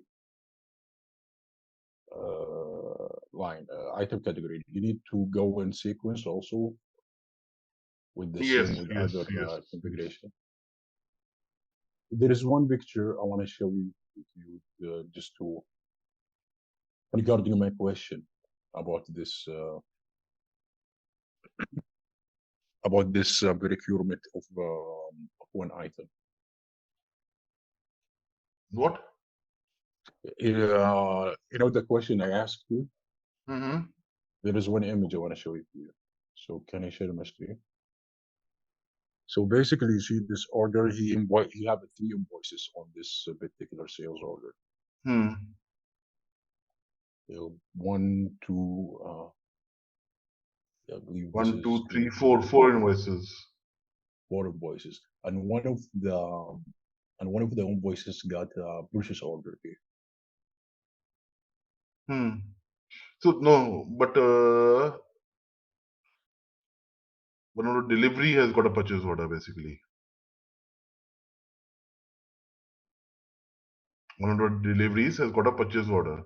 So this is delivery must have got a material which is like procured from some third party vendor.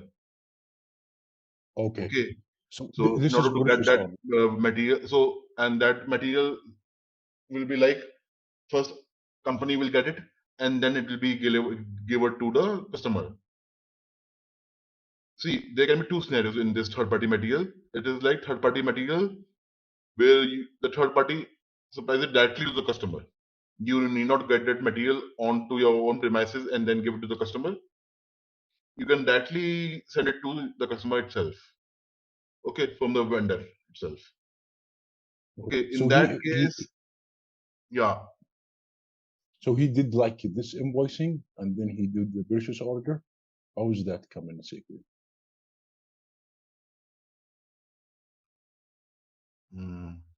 I need to see this one. This one I need to see. Basically, we need to analyze the document and then see which against which material is this purchase order there. Yeah, because he already invoiced on this particular delivery. Delivery He invoice created, maybe for it is for this delivery 892. Before 892, the purchase order was raised, material was sourced, and then delivery 892 was created. 892. You mean 892, the third delivery. Third delivery. The below one. This one, below this year, 892 is there now. yeah, This I one, see this one, this. yeah. So So you're saying before this that is the has been purchase order. created So before purchase this order one. must have been raised to procure materials for 892.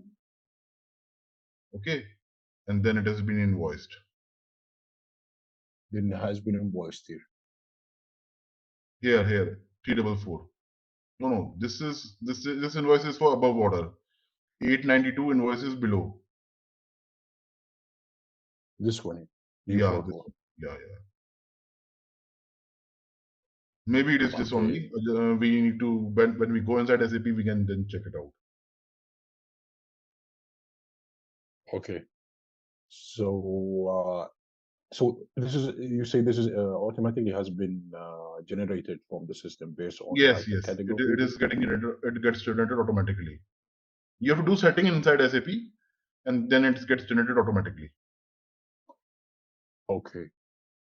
Uh, Because okay. you see, creating a purchase order later on, basis a sales order, the material is required. It should be automatic rather than somebody doing it. Okay. And it's already sending this purchase order to this particular vendor, and the vendor already we already has all the information about this vendor.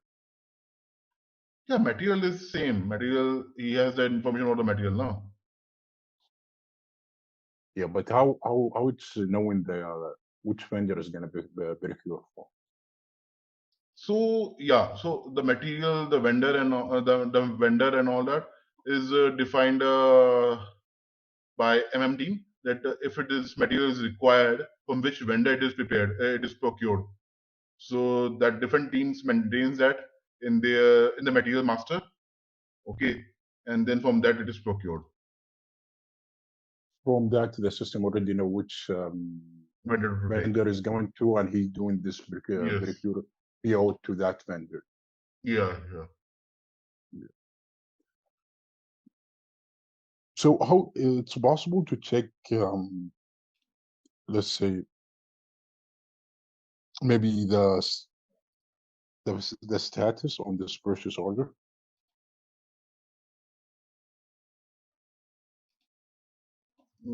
That yeah, you can check the status of the purchase order. There's a different T code for that. ME21 and to see the purchase order, and then you can see it. But that is totally different. Well, That is different. These topics are not there in the uh, these topics are vast and you need different more trainings for that basically. Yeah. But it's I'm just wanna it's within the sales order. I just wanna see like It is, see, these all maybe you are seeing within a sales order, but this is like a purchase order. So purchase order is a different topic. Okay, purchase order okay. is a different topic altogether. Okay. Sales order purview is only sales order. Okay, Yes. if a purchase order is also going to be generated to it, you need to study purchase order separately. How is it getting created? What are different attributes of purchase order? Okay, that is a total different topic altogether. Okay. So availability to premise, you already checked that, right? Yeah, so as I told you earlier, it is like your materials that are there in the warehouse, okay, or in the plant, which can be against which you can issue to the customer. Okay, so a customer, it is like fulfilling the fulfilling the order of customer, availability to promise, as it says. If I have available, if the material is available to me, I promise to deliver to you. Okay, it is basis the Yes. availability. The promise is basis the availability. So if the availability is not there, then basis the forward scheduling or backward scheduling, system will determine a date by when the materials will be there in the warehouse. And that forward scheduling and backward scheduling days, like how many days are there for lead time, for manufacturing time, for procuring raw materials if required, the entire production cycle. So Mm, that dates are calculated based that days are stored in the material master. yes. Okay, so that is And we can ATB. check, and that is ATB. Okay. And that's the availability of that we can check it in the sales order, right? Yes. So this is the availability overview. Okay, it shows you receipts, it shows you issues and confirmed issues. So there are many orders for 4 quantity created, but only one has been issued. Rest all 3 are still pending to be confirmed or delivered, I would say. Mm. And receipts is only what you're staying in the warehouse. And this is schedule down there, ATC. ATB situation is given the data stock. This is one of the stock we have received in the warehouse. Yes, it is in the warehouse at the uh, storage location level. Okay, so you can see at that level basically how much material is there in the warehouse. Okay, and this is cost order. What is it? Total records. 14/8/2022. That is date. That is date. Okay. Okay, This is and this is element, MRP element, which is like so. First of all, when you have the stock, it is stock.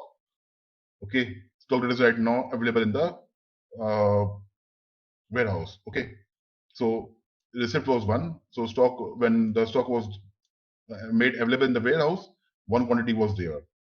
Against that, you put customer orders. So cost order of 4. If you want to see all the customer orders, you double click on it and it will show you all the customer orders 2591, 2592. this is the item has been quoted in this has been created in the sales order. Yeah, the material has been put up in the sales order 2591, 2592. Has been sold. This is why it's showing in 4. minus here. This 4 is showing. This 4 against 4, the quantities are here. 1, 2, and one more will be there. 2590 is also there. We see confirm column here. What is it? This confirm column. Okay, confirmed. Confirmed means, so against which order the quantity 1 was confirmed. Okay, so in 2590, the quantity was 1 and was confirmed over here itself because you had only one. You Okay. only had one quantity in the warehouse, and 2590 was the first order. It got confirmed over here itself. 2591 not confirmed because the quantity is not there. You don't have anything in the warehouse now. Zero. That is why it's So not it's confirmed. confirmed it has been sold for this particular customer order. Yeah, this must have been fulfilled and sold and invoiced. Finish. This is what is called as ATP check, everybody check. And this is backhand. So how do you get a total of say 1? Okay, that one quantity. How do you get total? Okay, so you may have something called as safety stock also. You have a finished goods, okay, which is ready to be sold, but there's some safety stock also, which is like buffer you're keeping up for emergency purpose. Say you keep some quantities For in which safety purpose? stock also. Come again? You say you keep you keep a safety stock for which purpose? Safety stock say for buffer, for emergency Buffer. purpose. Say if there's Emergency some buffer. emergency and you need some stock, but so you can take this safety stock for the stock from that safety stock and then fulfill the customer requirement. Okay, or you have stock and transfer. Transfer means it is coming from somewhere. It is coming from some vendor, from some manufacturer, or from your manufacturing company, manufacturing plant. So that is called stock and transfer. Okay, Yes. quality inspection stock. Quality inspection stock means some stock are returned from some customer.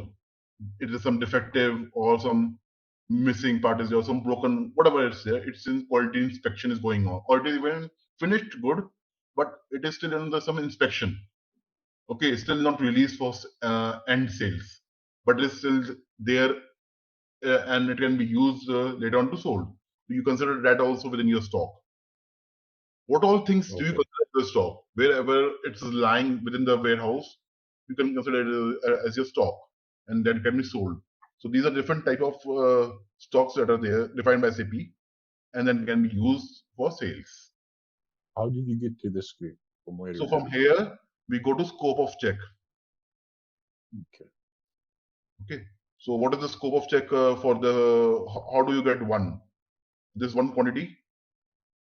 How do you get to this one? So it will check all these things.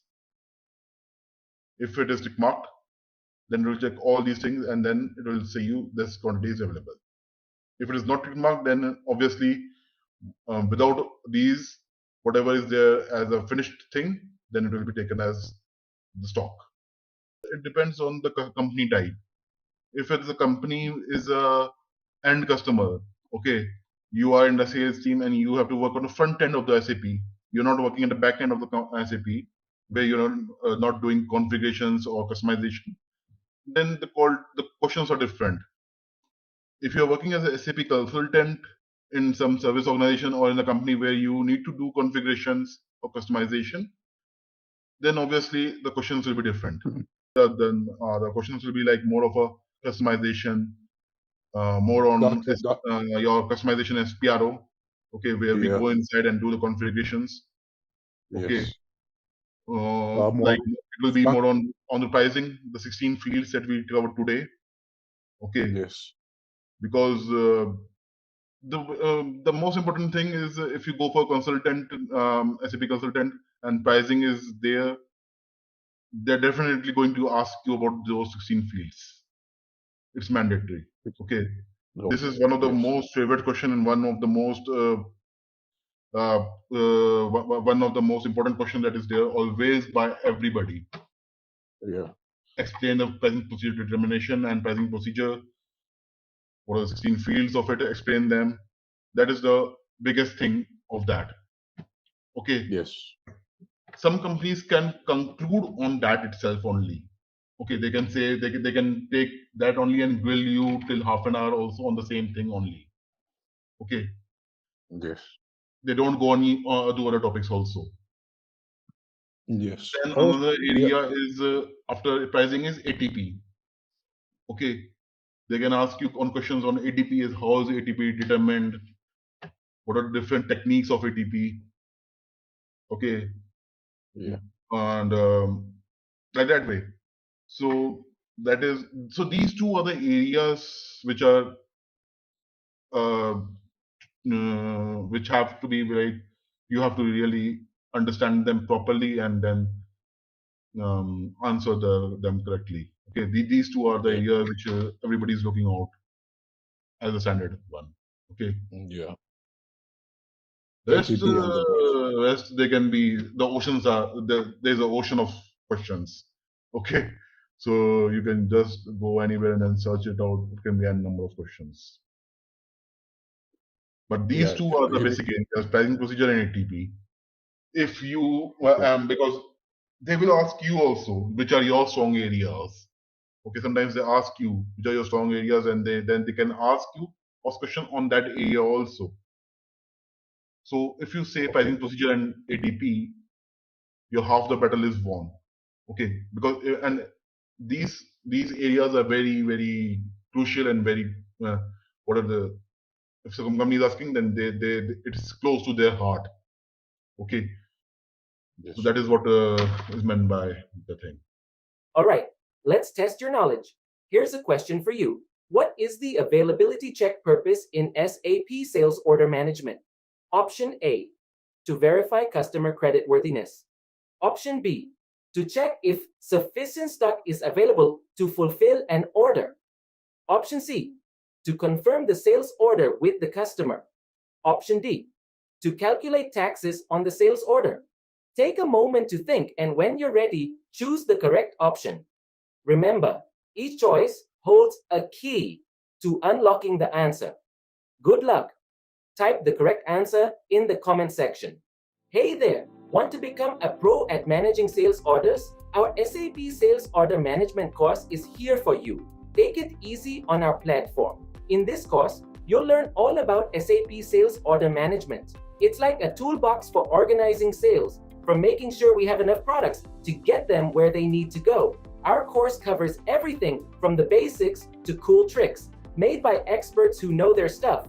Your teachers are pros who've been at it for ages. They're here to help you learn and answer any questions you have. And our students love it. People like you found our course super helpful. Best part? It's affordable. Learn without breaking the bank. Ready to become an SAP Sales Order Management Pro? Sign up now. For more info, visit ZaranTech's website.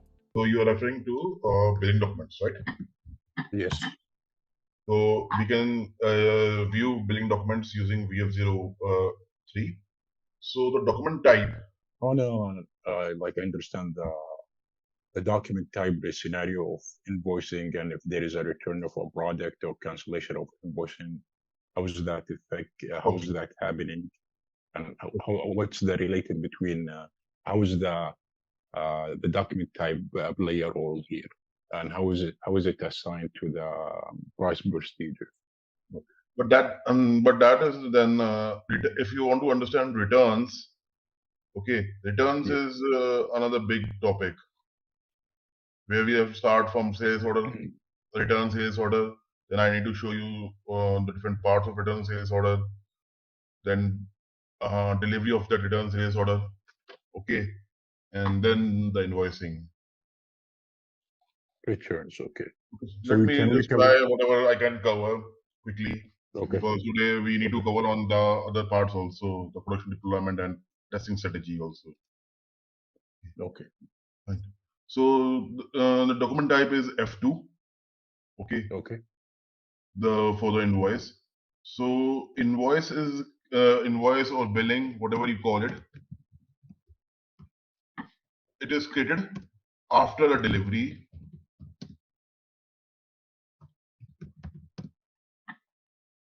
Is received by customer. So yesterday we saw that after doing a PGI, we clicking the button of a post go to issue and delivery. Okay. Okay. Go to issue when we do, then we can do the invoicing. Okay. Yes. Yeah. So it is the invoice is always created with reference to delivery. Yes. Okay. So in an invoice, you have over here payer, the one who will be eligible for paying your invoice. Okay. Yes. The bill to party is not there. It's rather payer. Okay. Then the other things in billing document are basically the item, the pricing, the quantity. If you want to see the detailed pricing, you can go inside and then see the conditions. It is same from the sales order. So some data is Yes. copied from sales order in invoice, and some data is copied from delivery. Can you show Okay. me the data that is copied from the delivery? So, for example, the data that is copied from delivery is quantity. Like yesterday, you had an example. I have where you had some materials. You have say 3 materials in sales order. Okay, Yes. but you delivered only right now 2. In delivery, Yes. there was only 2 materials. Yes. Okay, so in the invoice, it will be only 2. Okay. Invoice will be also for 2 only because it is with reference to delivery. So the quantity is getting copied from delivery. Okay, but the Okay. pricing, since delivery doesn't have the pricing is from sales order. Say that again. Since delivery doesn't have any price, Yes. delivery doesn't contain the pricing of the material, right? Yes. Yes. Yes. The price of the material is in sales order. Oh yeah. So the price of the material is copied from the sales order. Okay. The quantity is copied from delivery. The price is copied from the sales order. Okay. Okay. So some data comes from sales order and some data comes from delivery. For example, you see the sales order have like 3 materials and we deliver 2. So the prices is Yes. different from the sales order. Yeah. So and the invoice is gonna calculate based on the quantity has been delivered. Yes. It is not going to invoice for 3 because delivered is only 2. So Yes. for delivery, it copies the quantity and it needs the pricing. So pricing goes to sales order. Okay. Okay. Yeah. So you mentioned that the price procedure is assigned to sales order document, right? And it can Yes. be assigned to Yes. the customer master data. Yes. Yes. You know, there is a lot of pricing also in invoice. So how is that to play a role? So can No, that also we is say yeah. So the pricing in invoice is same as sales order. yes. Okay, the price, the discount, the taxes, everything will Yes. be same, which is there in the sales order. Yes. So it is just copied from that to here. That's all. Okay. Nothing. Yeah, I understand this. But in the price procedure, okay, you know, you need to assign it to a document or something for that to be determined based on the price procedure you have, right? So The pricing in procedure is determined at sales order level. At sales sales order order, levels. yeah. So We saw yesterday, na, at so sales order level, it was determined.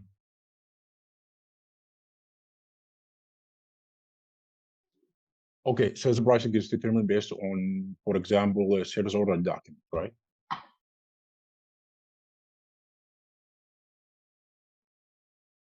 Actually, we mentioned yesterday that the sales pricing, we can assign it to a particular sales document or a particular customer. And that's No, happening in the customer no. master data. No, that is just a tag. That is just a tag. Okay. That's The just what? Just, customer master has got a tag, customer pricing okay. procedure. Then the tag is there for document pricing procedure. But when you set up the pricing procedure determination, okay, you do it basis a document type, like a document pricing procedure. And this is the sales order. Okay. This is A. A is standard sales order. Okay. How about so what is the customer here doing? The custom The customer. You see customer? Yeah, this is the customer.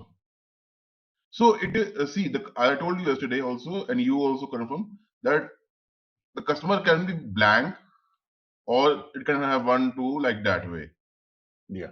But you mentioned yesterday that the customer, the price procedure in the system is going to take up from the customer master data. Then if it's blank, Yeah. it's So going to if go it proceed is, to the see, document. if the customer master is also blank, and here Okay. it is blank, then it will be taking the customer master.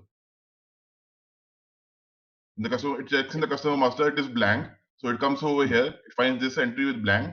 So it picks up this pricing procedure. If it Based finds on one in customer pricing procedure, it is this, like that way. okay, based on the it's going to take it based on the sales order document. In this case, if No, the it's the sales order is customer's same. The sales order is same. The sales order type is the same. It is just differing based on the customer type now, customer pricing procedure. Okay, sorry, but this is determined at the order level. In invoicing, it is not determined. Since in the invoice, the prices is copied from sales order, it is not required for determination. Because it is already getting from somewhere. Say that again. Since in invoice, the pricing is coming from sales order, this definition, this assignment is not required. Okay. Got it. Okay, because it is getting copied from order. Okay. So meaning that we don't need to assign price procedure in the invoice document or the billing document. There is no need because it's copied. Yes, this one, at this point, I understand. Here is not assigned document pricing procedure billing documents. It is not done. Why is it not done? Because it is getting copied from the sales order. The F2 is the invoice and it is blank. We have not assigned anything over here. But you can assign it, right? We can assign, but it's not required. It's not required. If you assign it, no, hold on. If you assign it, what will be the repercussions of it is that maybe the order has got different pricing and billing invoice may have got different pricing. Okay, the order right now, the order is created, say at an earlier stage when the price was $10. Later on, during the course, you increase the price now to $15. But in the invoice, if you do this, if you assign the pricing procedure to invoice, then the invoice will be 15 rather than 10. But customer will say, hey, I ordered at 10, now you're billing me for 15. It is not right. Yes. You will only pay you 10, right? Yes, right. So why do you want to determine that billing? You will always get copied from sales order only, no? Yeah. So why you say we put this procedure here? This process. This is required for certain other document types. This is required. Can you give me one scenario of how is that going to play a role in another scenario? This is one scenario which I can give you. Self-billing. What is there basically in automobile industry or what is there like your food manufacturing, where the wastage is there. Okay. Or the finished good is like the processed good changes its weight. Say for example, you have petroleum. Okay, now it can get differ. It may not be the same at every time, every temperature. Okay, it's a oil. Say oil is there. It may not be same at same temperature.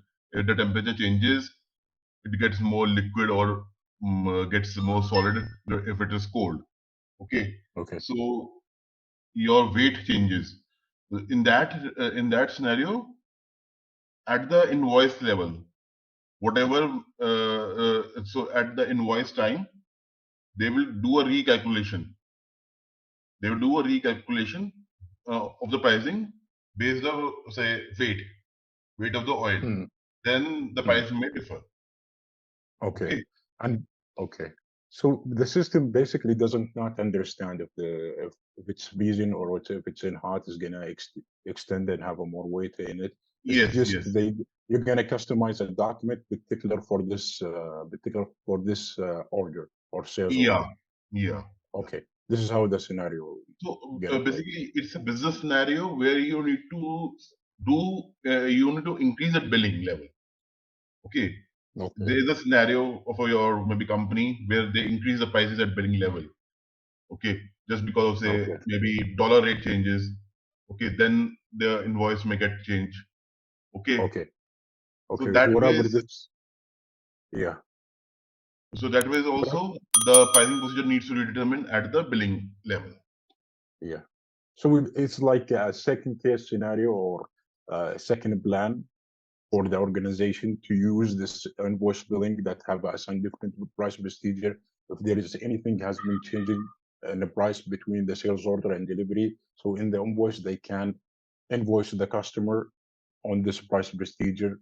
Yes. You know, it depends on the case of the scenario. Maybe there is inflation or there is maybe a war or political, political Yeah, things. whatever, So maybe dollar pricing yeah, changing. Okay, yeah. you converted it to on dollar change, and then for that also you can charge the customer extra. Okay. Okay. I have one question in billing. Like, you see this all of the scenario. You see, like, in the regular invoice where you invoice the customer, and if there is a return or if there is cancellation of for example, there is a return or there is a cancellation of the invoice. So there is another document procedure. There is another document type, billing type, need to be created for this scenario, right? Returns is different. Leave returns right now. Cancellation, I can tell you. Okay, returns is totally different. Where it will Okay. start from the okay order delivery invoice will be there, but then the returns is created again, and then it's got its own cycle. Okay. Okay. So for Okay. cancellation, before that cancellation, let me tell you some more things about billing. So this is the condition and is getting copied from the sales order itself. Okay. Mm. I showed you yesterday the output also of the invoice, right? So this is the output. Oh, it will just come. So you define it while creating the invoice. You make an Okay. entry that you want an output type billing document. Okay, there are different output types that are there. Okay, where you assign over here. Okay. That is given in the configuration basically. So, Okay. and then you have a receiver who will receive it. That is the payer. Okay, RE. RE is in German, and the corresponding to it's in English is payer. Yeah. Okay. Okay. Then channel is nothing but the medium. It is going to be printed out because it's a PDF. The country Okay. US, the language English, and this is like form template is the basically the layout which is designed by the technical team. So you need to put up that. It will automatically come up over here. Okay. Okay. Okay. So that is all about the invoice. Now, if you want to cancel it, cancellation means something has gone wrong inside this invoice and you want to recreate it. Okay. So Before that, before before cancellation. before cancellation, I'll show you the accounting also.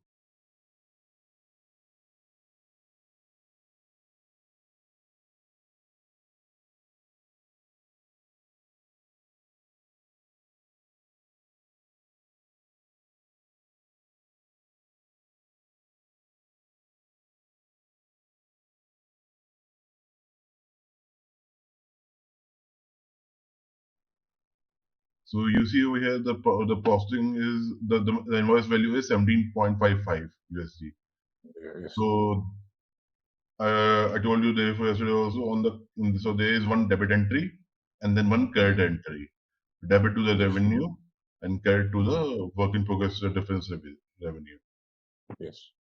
Okay. This is the accounting document. Okay. Now to cancel it, if you say, for example, you have done something wrong inside it, you can go to billing document and then cancel is here. Yeah, VF11. Yeah, VF11 also, or you can go straight away from display of account invoice to cancel.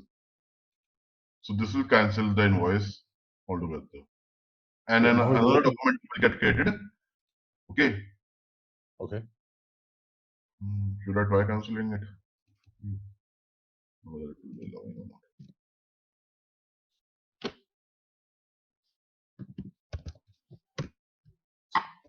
So if I press enter, it will show you the invoice and then invoice cancellation. Okay. And the same amount, for the same amount, it will get cancelled out. When you click save,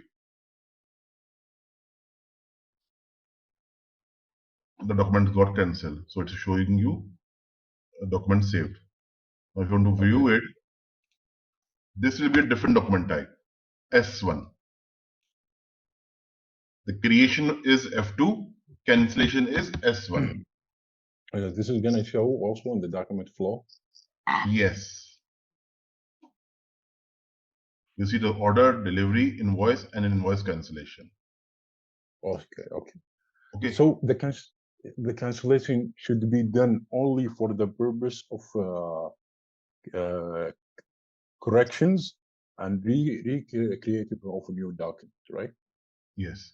So Like minute most of the business. you cancel the invoice, your delivery will become, status will become in process. Again. So that it means now you can again invoice the delivery and get another invoice over here. Yeah. In business scenario, like, in an institution, they usually do the cancellation only, not just to cancel the whole process. It's only doing for correction and the purpose of creating another invoice of the same order. Yeah. Yes. If they wanna, for example, just to how can I say it? Just to cancel all of the process of the sales order, they have to do a return, right? This is the standard. See, returns ideally is a return. Yeah. Okay, there is some defect in this material, or customer doesn't like it, then he returns it out. Okay. Okay, because the customer has given you, has released you the payment also. He wants his payment back, or like his account is debited. Yeah. Okay, but that if he does a return, then that nullifying entry has to be passed out. Okay. Say that again. So the account is debited. The customer account is debited with the value, say 17.55. Now, if he returns the same value, returns the same material back again to the customer, to the supplier, he will get a credit of this amount again, right? Yes. Yeah. So that accounts in the accounting book, the GL has to be then matched with the credit entry. So cancellation of the whole transaction from sales order to delivery and invoice is that is not a return basically.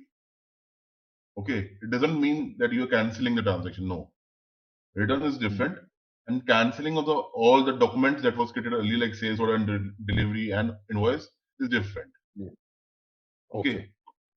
Yeah. Now, the primary difference between that is basically that, say for example, you entered a wrong order. Yes. Okay. This thing you realize later on once the invoice is created. At the invoicing, you realize that the order itself is wrong. Yes. So what you do is that then you cancel the invoice. Okay. Yeah, I can cancel it. Yes. Then create a new one with the correct, entities. No. Cancel the invoice. The delivery will then get in process. Yes. Do the reverse of picking. Okay. You need to reverse the picking process.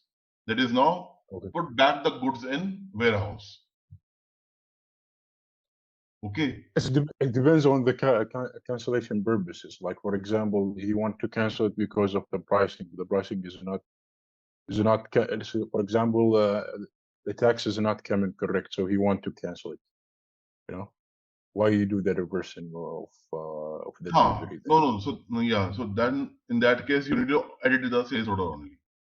Yes, then go proceed with the invoice. But if there is any, if our good issue is not delivered in good condition, we can reverse that in the delivery, right? Yes. In that case, we can do the reversing. But let's say, for example, we have an issue with the customer and he just want to return his, he want to return the project, you know, and we want to just do the return, give him his money back, and that's it. But still, we already done the delivery, we already done the invoicing. So our goods in his location, how are we gonna do the process in SAP? Basically, there is different document type for each stage, right? Or from the billing to the delivery and sales order, right? Or just in billing and delivery stage. Do we have also to create another document type for return in sales order? Yes, that will be a different document type. Yeah, in both the three stages, right? And billing and delivery and sales order.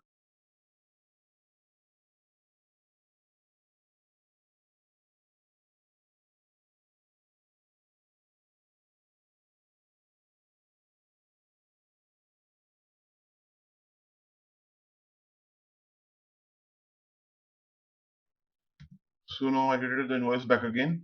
Now the customer wants to do a return. He doesn't Okay. like the goods or there's some problem with the goods. He wants to do a return. Okay. So Okay.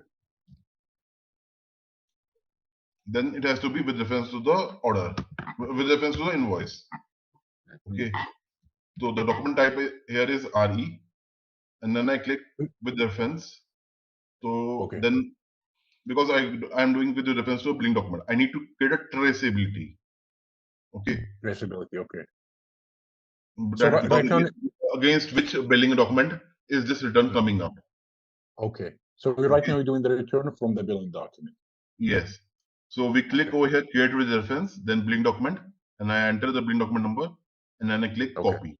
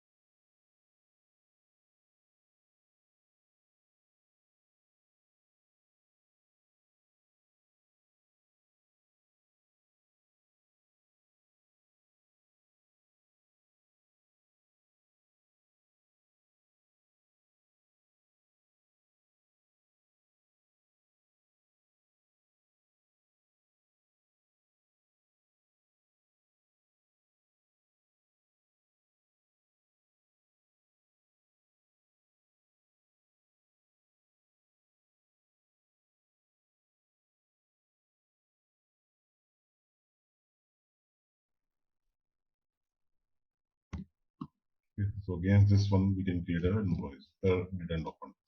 What would be a 01?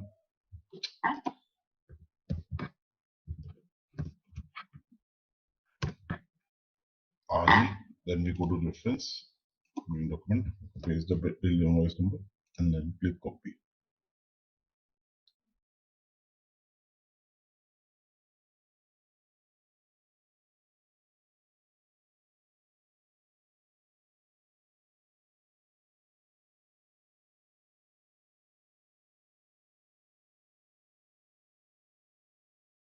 So it will ask for an order reason, that why do you want to create a return?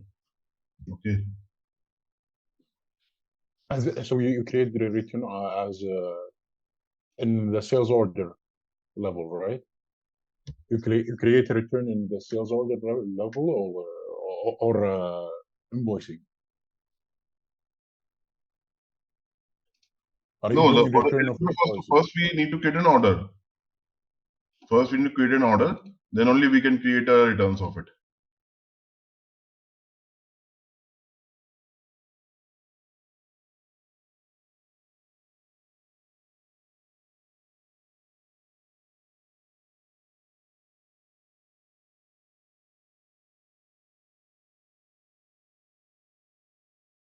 So the returns has to be created using VA01 only because it's a sales document.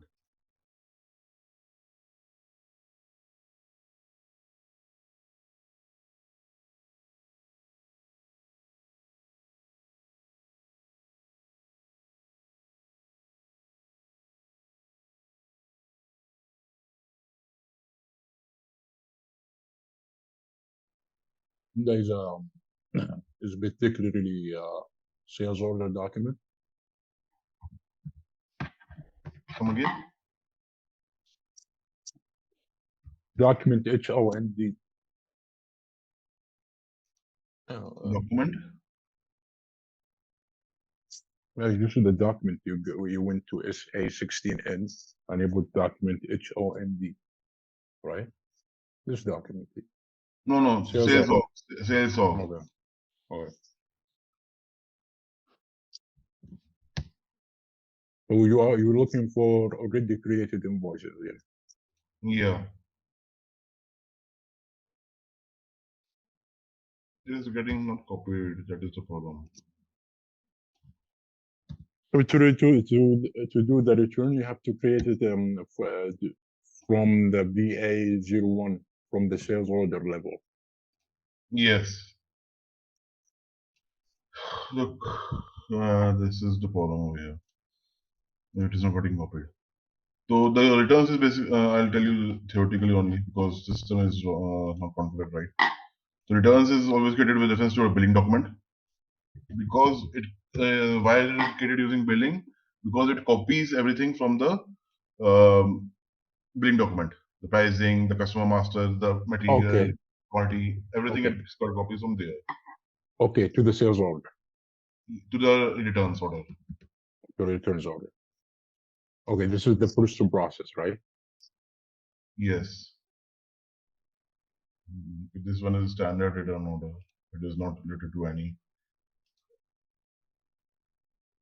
document. Okay. We may refer to this one then.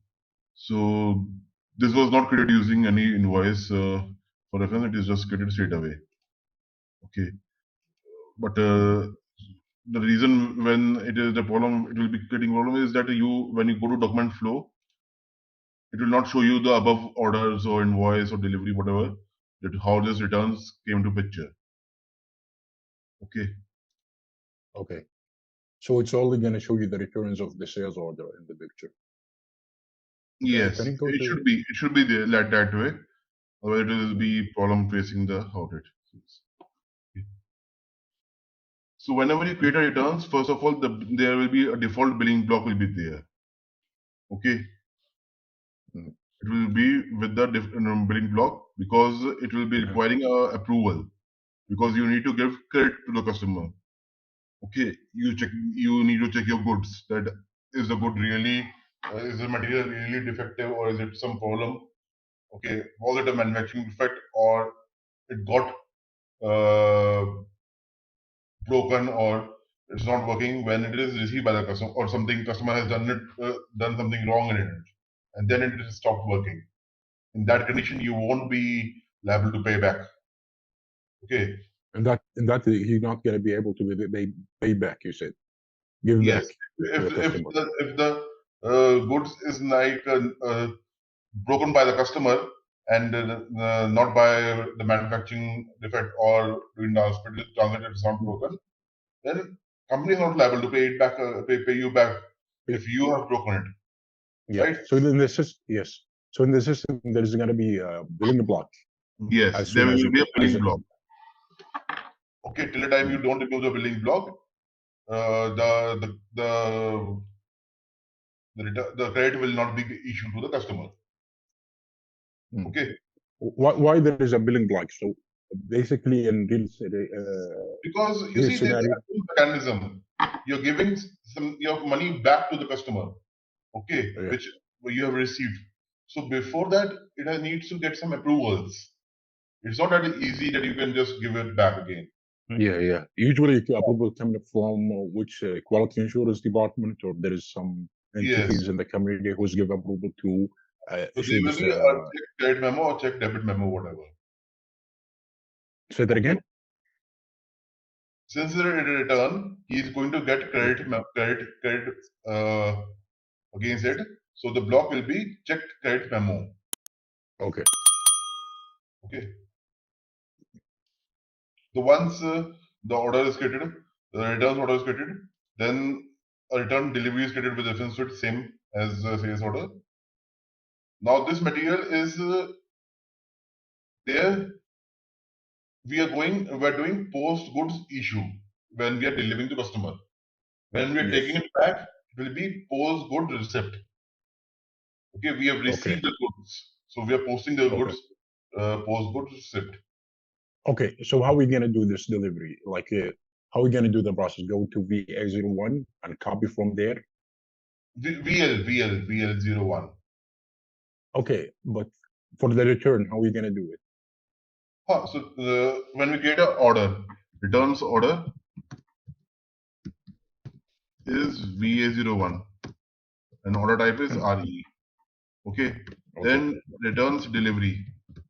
So we have to start from the order if we wanted to do returns. Yes. Then proceed to the invoice. Yes. Then we go to the invoice. Yeah. My previous knowledge is totally the reverse, the opposite way. Like we're gonna do the return from the invoice, then delivery, then the sales order. But actually in the SAP process, you have to do it from sales order to the invoice. Yes. Ultimately, returns has to go again with the same process again, which was of the sales cycle. Okay. So in real world, if the real world, real scenario is gonna be if I do the if I'm gonna do the returns of order, this is just within the internal the company. If I'm gonna do the returns of delivery receipt, if I click in post receipt, the customer should deliver our goods to our warehouse. Then we check it, right? How is that gonna happen? Come again, what do you say? So in real scenario, Hmm. how is the company? How is this process gonna happen in real world? If I'm doing return order in the system, there is anything real scenario is gonna happen. Is the customer is gonna move his goods to our warehouse, or that's coming to the stage of delivery where I do post and receipt. The customer should we receive our goods. Then if I go to the invoice stage and issue a credit memo to this customer, if we receive the money in our account, then I can issue this debit memo. Or where is the sequence here, or how is that happening?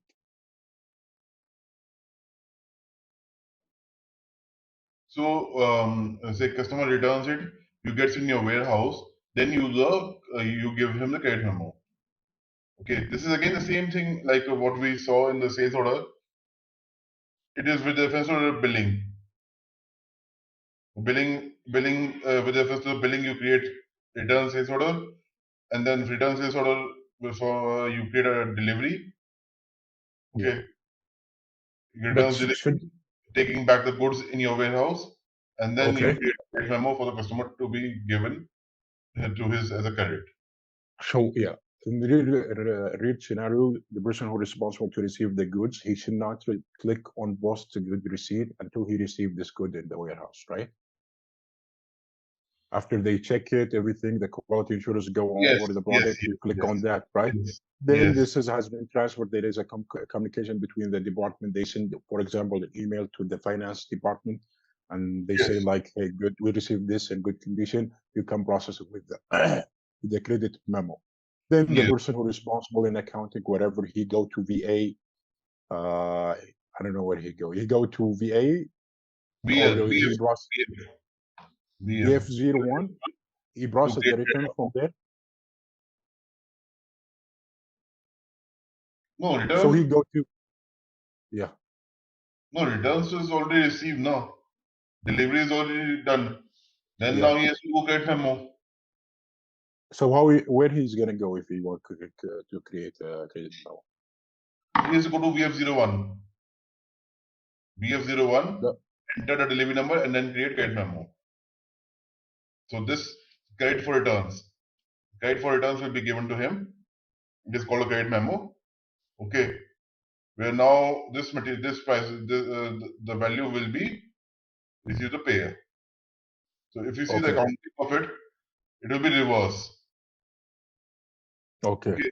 Your Okay. receivable, domestic receivables will now be debited Okay.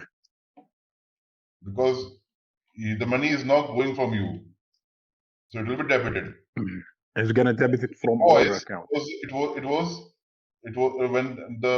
it was an invoice, this was credit and the customer was debit. But now this is returns. The domestic receivables will be debit, and Yeah, customer from will our be, accounts. yeah. Yeah. Customer will have 11. What is 11? Credit memo. Okay. So they okay. So I don't know how to do this in return and the SAP for delivery. Should we go to VL01 and do the returns from there? Yes. From the Yeah. Returns delivery is done using VL01N and document type is LR. There is no document type in the screen of VL01. Can you go to VL01? This is VL03N and displaying your delivery. The document type is LR, returns delivery. Yeah. Yeah, but if you go to VL01, there is no column for It is not there. It is determined automatically. This is determined automatically. You do not enter the return document type. Since it is this return delivery is created with reference to a return order. Okay, returns order is there. You're getting delivery with reference to return order. It does always take LR only. This is the configuration. Okay, so if you done it from VA01, it's gonna do all of the reverse for the delivery also automatically. No. You need to create it. You need to create a delivery. Okay, can you do the return for delivery? Because I'm See, the system is not configured that way. Okay. so, for example, if we wanna, as you said, if we in a SAP process, we have a sales order, we have an order that has been returned. That delivery invoice and sales order already has been created. For delivery, I have to click VA01 and go to billing tab and put the references of the billing document. And this is gonna do the back job of all of the returns of delivery also. But when you want to go to do You see, the I'm trying credit, to create it. You see over here, the billing block is already there. As soon as I create, it is still not saved, but the billing block remains there. Okay. Now I click save.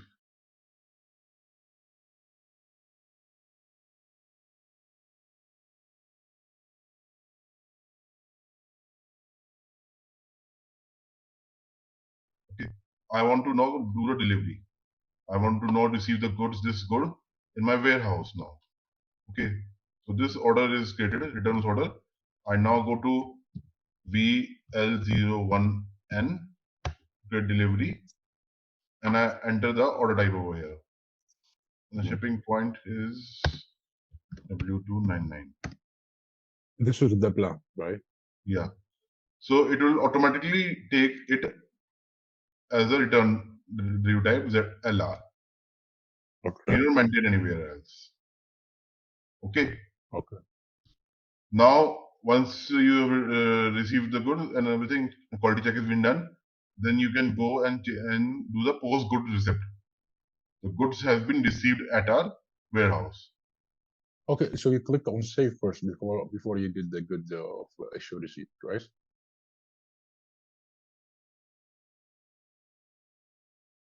storage location is not defined for delivery. It's basically a storage location is not defined in the sales order, maybe.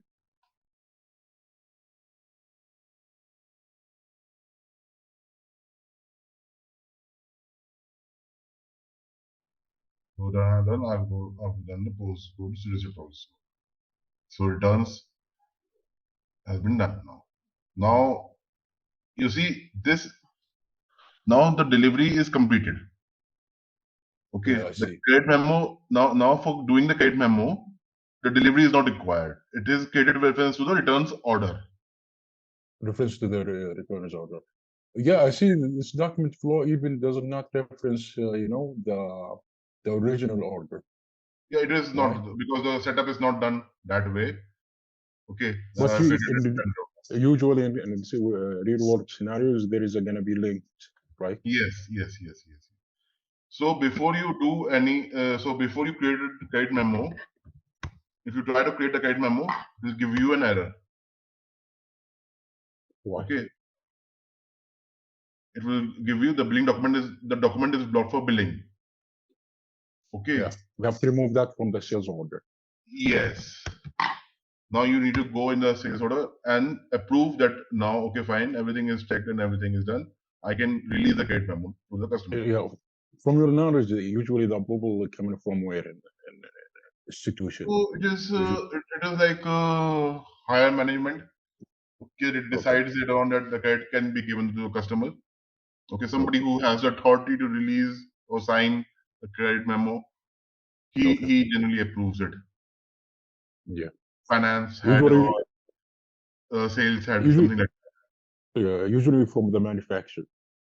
No, Also. not a manufacturer, a company. It is like finance head or sales head. Okay. Okay. Yes.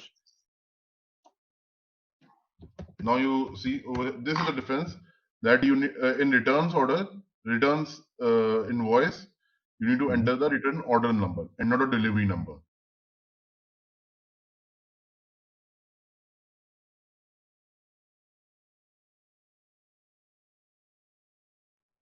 Now we click save. It is the credit number now is generated. So this is a standard SAP process of returns. Nobody can Yes. customize this.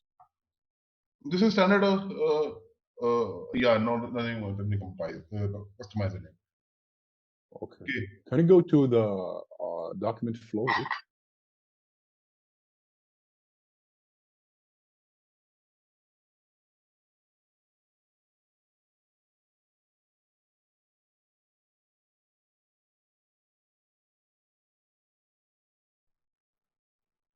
This is order, this is a delivery, this is credit memo. Completed the block. What do you mean by that's a block here? Oh, the counting is not generated, that is the thing. Otherwise, it's gonna be completed. Posting period is not open. Yeah, That is so this is fine. I think you can do it from VKM or something. yeah. Yes. And this is the invoice is not getting generated from this is return invoice not getting generated because maybe there is in the customer master in the material master data there is no accounting has been assigned to the. I'm just doing scenario in my head for the solution. What?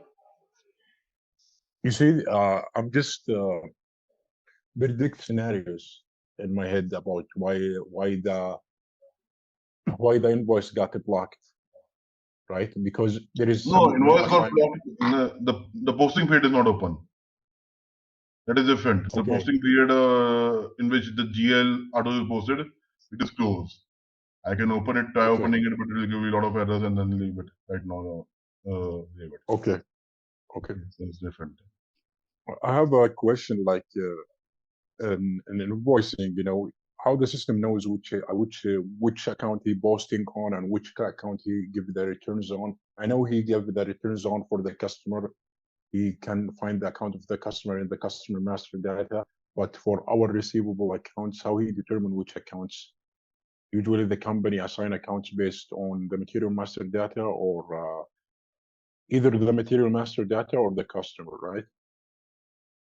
For the accounting receivable. Do you have any knowledge about this? So your accounting is basically done by the account determination or the account creation in SAP is done by finance consultants. Okay. Yes, I know. Yeah. So that is totally different. Yeah. Okay. Yes, I know. But do you, like, I'm just asking you from your knowledge, how Because nobody this, will ask you. Nobody will ask you about this thing because you are doing for order SD module. It is expected from FI consultants, not from sales consultant. We are now going to cover up how to create functional test strategy. Okay. So right, once we do the deployment, the development or the build phase gets completed, then we enter a testing phase. Okay. Now testing phase basically requires we need to first prepare a strategy. How do we test our how robust is our system, or how good have we been, how good have we made it? Are there some defects in it? Okay, does it fulfill the business processes? That way, we need to prepare certain strategies. Okay. Yes. Okay. So we need to first understand the system requirement. As what was the system? Why the system was developed? What was the requirement? The business requirement behind it. Okay. So the first step in creating the functional test strategy is to understand the system requirement. This includes understanding the business processes that the system will support. Okay, so we need to understand all the business process that this system will support or will be used. This system will be used to fulfill the business process. Okay, this is that only we can try and make scenarios and try to do testing for those business processes and then see whether those are really working in the system or you mean and by development you mean the configuration has been done, for example, in golden client. Right now we need to do this testing based on the business requirement, as well as how it's matching with the business processes in SAP process and business process. SAP process can be modified. This is the business process. Yes. Okay. Say for example, your business process says you need a transfer order. Okay, then you need to do warehouse configuration in the system. If your business process doesn't require transfer order, then warehouse is not required. Straight away, it will be delivery to billing. So that is tuning the SAP system basis the business process. So you need to understand the business process, and then you design the test scenario as per it. Okay. Yes. Okay. So is there a different terminology for different testing before the deployment this is called testing before deployment to the production, right? Yes. Yeah. I will come. These are terminologies: regression testing and user acceptance test. This is later on. Okay. So then, once you understand the system requirement, then you create the test scenarios. Test scenarios are like, say, for example, you have a business process of sales to invoice standard. So you create a scenario for this standard sales. Second is, then you have a business process of returns. So you create a scenario for returns. Third is like you have a discount sales. So you create a scenario for discount sales. So basically, whatever business processes that you have in your company, basis that you make a scenario that we are going to test these scenarios for this business processes. Okay. Yes. So once the system requirement is understood, the next process is to identify the scenarios. A test scenario is a description of the specific business process that will be tested. Okay. Now the third step is defining test objectives. So I'm on point number 3, defining test Okay. objectives. So test objective defines the specific goals of testing. For example, the test objective may be to ensure the system can process orders correctly, that the data is accurate, and the system is secure. So objective is like ultimately your business process should work. The business process of sales or the order delivery, the standard sales, the sales order should get created, the delivery should get created, and the invoice should get created. So that is the objective. Okay. So you define the objectives of it. Then you design test cases. So test cases, you define a test scenario, then you design test case inside it. So test cases create sales order. Okay. Your scenario was test the entire business standard sales process. Okay. Yes. Test case inside it is first you will create a sales order. Okay. And then the second test case will be create delivery. And then third will be like create invoice. Okay. So the test cases are detailed instructions for how to test each test scenario. So for example, for creating sales order, you write test steps. Okay, inside test case, you write test steps. Go to T code VA01, enter order type OR, enter sold to party, enter material. Like that way, you mention You all mean the documented? You mean documented? Yes, documented. Before? Yeah. What is the difference between define test objects and test case? Objective is the ultimate, the last, say, the result. What will be the result of this testing? Yeah. Okay, the testing result will be that your documents get created successfully. Okay. Okay, that is the objective. Test case is how will you go, what steps will you take to achieve that objective. Okay. Okay. Basically, the second one is they just documented. You just documented more what you're gonna do in the test. That's like my understanding. Yes, you're going to document what you are going to do in test case in the test. That is called test case, design test cases. Okay. Okay. Yeah, maybe they are both in the same testing process, but the first one you're gonna document step by step, and the first one is gonna, as you said, receive the ultimate goal by something, by achieving the goal. For example, document creation and so forth. Yeah. Okay. Then the fifth step is test data preparation. So to test these scenario or test cases, you need to create data. Like the customer should be created, the material should be there in the system, the pricing should be set up. Okay, Yes. the configurations needs to be done. So that Yes. test data needs to be maintained in the system. So the test data Yes. is the data which will be used in the test system. The test data should be representative of data that will be used in the production environment. So in the production, in the live scenario, whatever the customer, say for example, you're going to use, you can get a dummy copy of that in the test environment. So that actually you can see and have a look and feel of how it's going to work in production. Okay. Testing data, you mean? Yes. Sales document, materials, pricing, you know. Yes. INCO term, and okay. Then test execution and defect reporting. Now, once everything is defined, that the data has been prepared, the test cases have been designed. Now the time to execute it. Okay.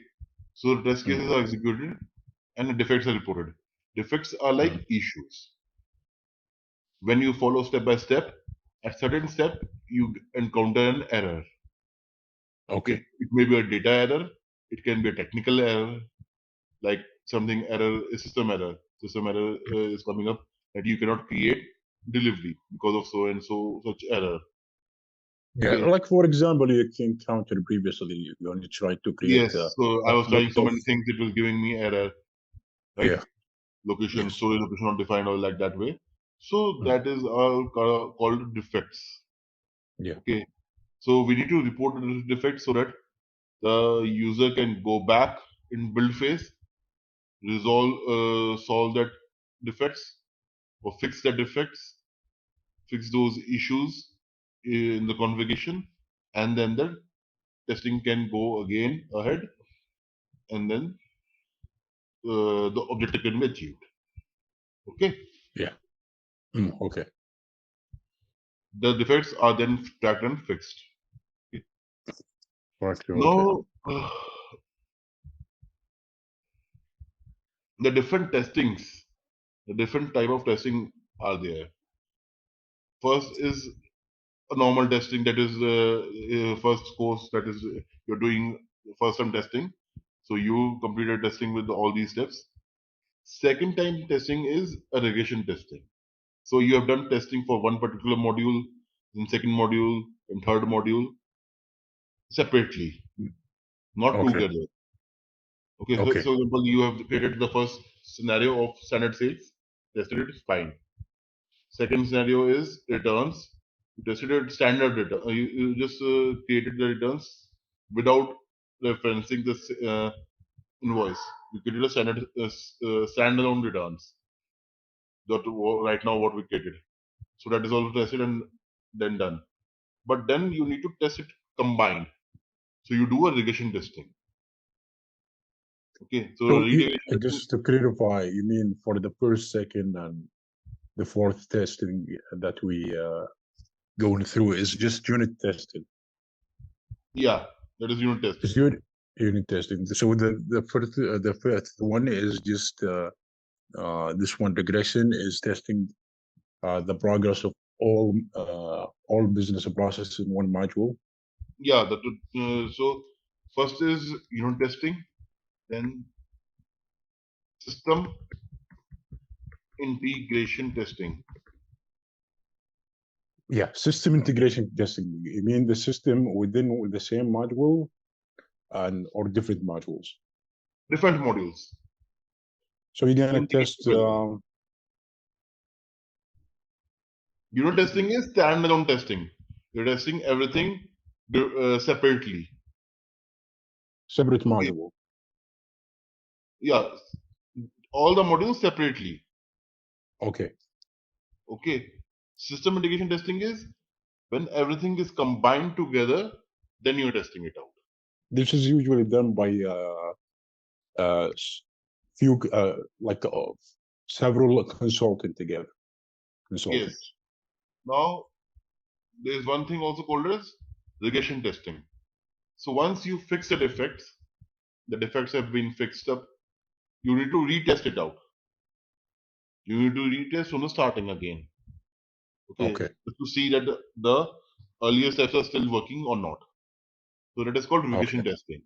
So regression testing Okay. is the process of retesting the system after changes have been made. This is to Okay. ensure that the changes have not introduced any new defects. Yes.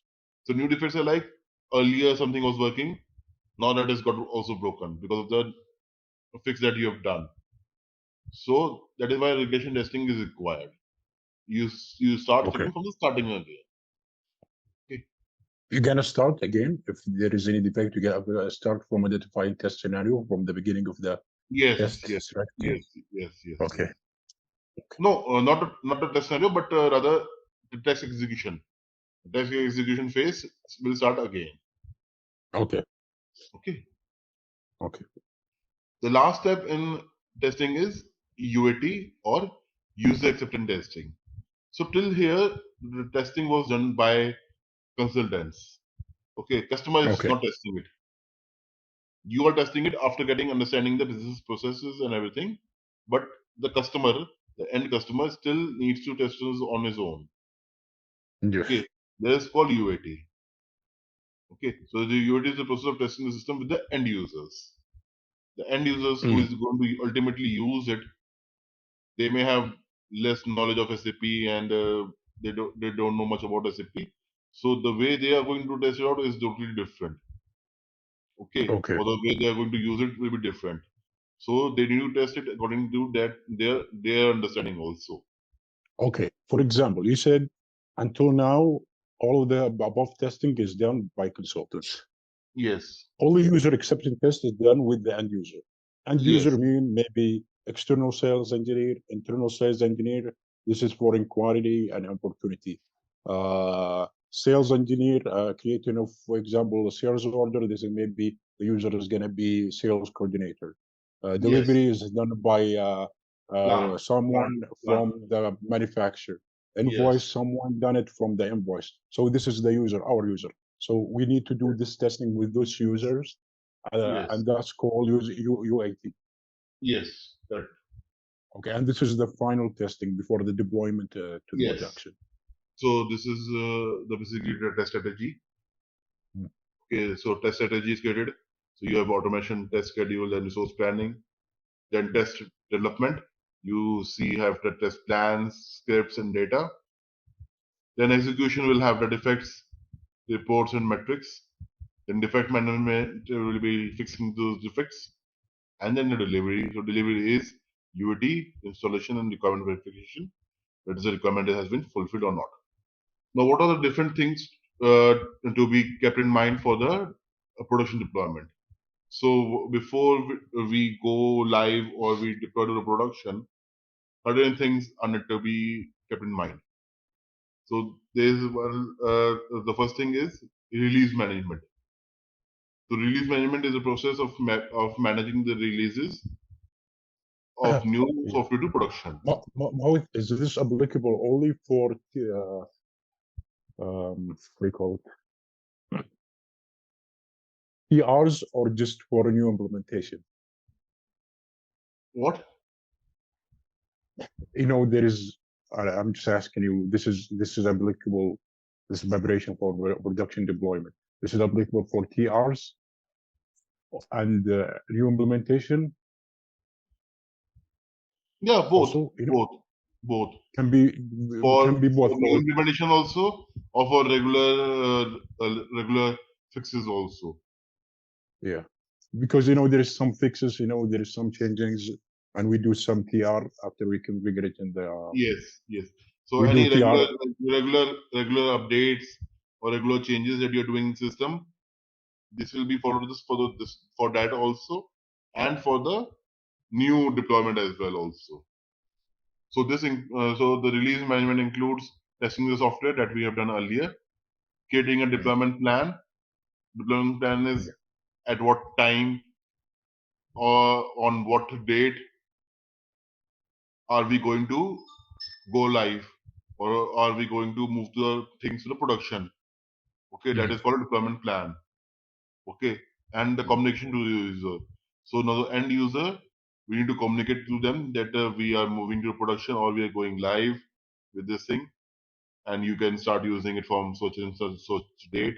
So this communication is also in the release management only. This is one guy who decides on the testing strategy and the release and when we get a deployment. He basically give the approvals. Yes. To deploy this TR and what time should we deploy it? Considering all of the factors. Okay. Yeah. Then there is a data migration strategy. So before going live, you may have some legacy systems with you. Say, for example, Excel sheets or some older systems where you have copied your own customer master data and material master data or like that. But that needs to be imported to the SAP or to whatever your your new software that you have created. So that is called data migration. You're migrating the data from one source to the another source. Yeah, this can be Excel to another system destination. So this is data migration. Okay. The data migration strategy defines how the data will be migrated from old system to the new system. This is critical step as any errors in the data migration can cause from the production system. So you need to have some old data also in SAP. Okay, like there are some old orders, okay, which are still open. So those need to be migrated to SAP. because now you're switching to SAP. Earlier you have say Oracle or CRM, civil CRM. So you're migrating the data from there to there. This Okay. is applicable only for new migration of new. Yeah, moving this to is new only system. applicable for new data, new system setup. Yeah, but I don't think as a SD consultant should be wary about this. This is done by some guy in the the data. I don't know what they call them, data master migration or Data data migration team. Yeah, team. see, Yeah, so there are two things. Sometimes the company has got a migration team, okay, that they take care of it, or sometimes the consultants are also involved in migration. Okay, yeah, because the data is huge, the migration team may be small, and they're taking too much time. So they ask help from the consultants also that they can create a yeah, data in system, or you can yeah. Can create be you can okay. create some programs so that it can be easy to upload say Excel, and automatically the data can be created automatically in the SAP. So like that Okay, way, consultants are also involved in sometimes in data migration strategy. Okay. okay. Then the end user training is there. So before going live or the user starts using the production system, you need to train them. You need to train them on how to create sales order, delivery, and invoice, so that they This can is use only it. before going live. This Yes, is it's only before going live. Yes. actually in our company we do it after we go live. I don't know why they did it, but I don't know. Yeah, After going so live is like on the job training. Okay, you are already okay. live and now you train them on the job. So that is Mm. also fine. But generally we do it before we go live. Okay, Okay, like in the quality system or something. not the quality system. Yeah, quality system. You can say that way. Yeah. Okay. Then the contingency planning. Contingency planning is like, what if the going live or the production deployment fails? Okay, you have moved all the TRs from quality to production, but you start getting error in production. What to do now? Or you're going live now, suddenly the system crashes, or now transition starts and the transition doesn't work, or it was working in the quality, the production is not working. So what is the contingency plan that you have now? So you need to Okay. prepare a contingency plan also. Okay. Okay. The contingency planning is the process of planning for what to do if something goes wrong with production Mm. deployment. This includes having This a is backup plan in place and communicating with the users. Okay. this is during the deployment, right? Or after Yeah, the deployment? doing the deployment after the deployment. After the After the deployment deployment. has been done, then if something goes wrong, what is the backup Mm. for it? This should be developed by the who? Who's the person who gonna do this? SAP project management? Yeah, project manager basically. Yeah. Okay, but see, this is immediately. Contingency Mm. planning is done for the immediate issues, not the issues. Say, for example, after 2 days, coming after 2 days, or 3 days, or 4 days. Okay, Okay, got what you said. contingency planning is done only is done for the immediate issues. Like just now you have moved it, and the first thing you get an error Oh, within the okay. next second. Okay, that is for that you need to do contingency planning. Okay, Mm. it is not for the already running systems. Okay, Okay. and the last is go live support and monitoring. So go live support is once the go live has been done successfully and everything is working fine now. Now you need to support the process. You need to support the system so that Okay. tomorrow if users faces some issue or they get some error, then they can report to you. Okay. So this is called go live support. And monitoring means you monitor the system health, you monitor the system that it is working fine every now and then. Okay. Okay. Yeah. That is called go live support and monitoring. Oh, this is I've just taken one more topic. So, what are the different methodologies of software development lifecycle? This is also Okay. important. You should basically know about it. So, software development lifecycle, it is a process used in IT industry to design and develop and test software. Okay, this is applicable for SAP basically. Yeah, Okay. it ensures that the software is developed in a cost-effective way within planned schedule and the highest quality. Okay. Then the various steps in software development lifecycle are: identify the system requirement, plan, design, build, test, deploy, and maintain. So identify the system requirement is basically define the requirements based on the business input. So business is giving you certain requirements, basis that you understand the software requirements also. So how the software is going to work. Then you plan the project, including resources, what all people are do I need, okay, what are the skill sets that I need, what is the budget that I have, and the schedule. Schedule is like until for how much time this project will be running. Okay. This is how this is gonna be applicable for me. Doing configuration and quality, for No, example. no. This is like planning before everything starts, Like before the before build the starts. like before the implementation Yes, before of the the implementation. Yes, before the implementation. yeah. Okay, I don't say think this for is example, your company decides that I need to implement SAP. Okay, okay. so you plan it that okay, I need to have a SD consultant. I need to have one Yes. FI consultant. I need to have one technical resource, a BAPR. Okay, yeah. Okay, so that is This is resources. identified. Okay. Okay, then you budget. Say for example, I got a budget of 30 lakhs. Okay. Okay, in this 30 lakhs, I need to give salary also to the consultants. I need to buy SAP also, SAP software from Yes. SAP, and Yes. I need to put up a server. I need to put a janitor. I need to put all these things. So that is the budget that you have. And Okay. schedule is by December I should be live.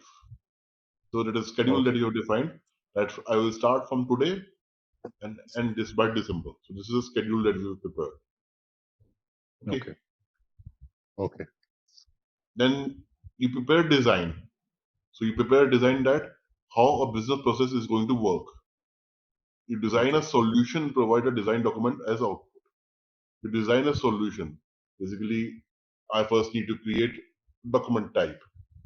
Okay, I need to for sales order to be created. Okay, so this is a design that you are making. You need to say you see a flow chart. Okay, that flow chart you need to now make. You need to make design in design phase. You make flow charts that how the data is Yeah. going to flow. Yeah, like a Okay, diagram. yeah, diagram. Okay, then you move to the build phase.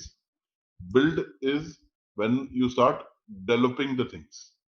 You start doing the Yeah. configuration inside the system. That is called build phase.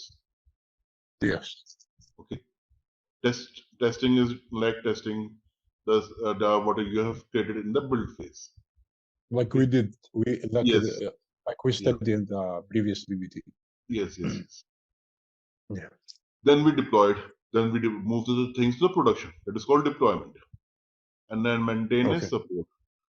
So go live and support. You later on once it's deployed, deployment will be done. Then you maintain it. You put up regular fixes. You upgrade it. That is called maintenance. So that is all maintenance. Now the different methodologies for this thing for Okay. software development lifecycle. One is called waterfall.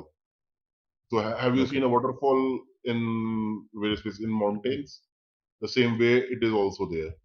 So it goes Yeah. from step 1, 2, 3. So there are steps. So this it follows stepwise Yeah. processes. So Yeah. we've seen this is nothing but a waterfall model. So this is Yeah. step 1, step But 2, then step yeah. 3, 4, 5, 6, 7.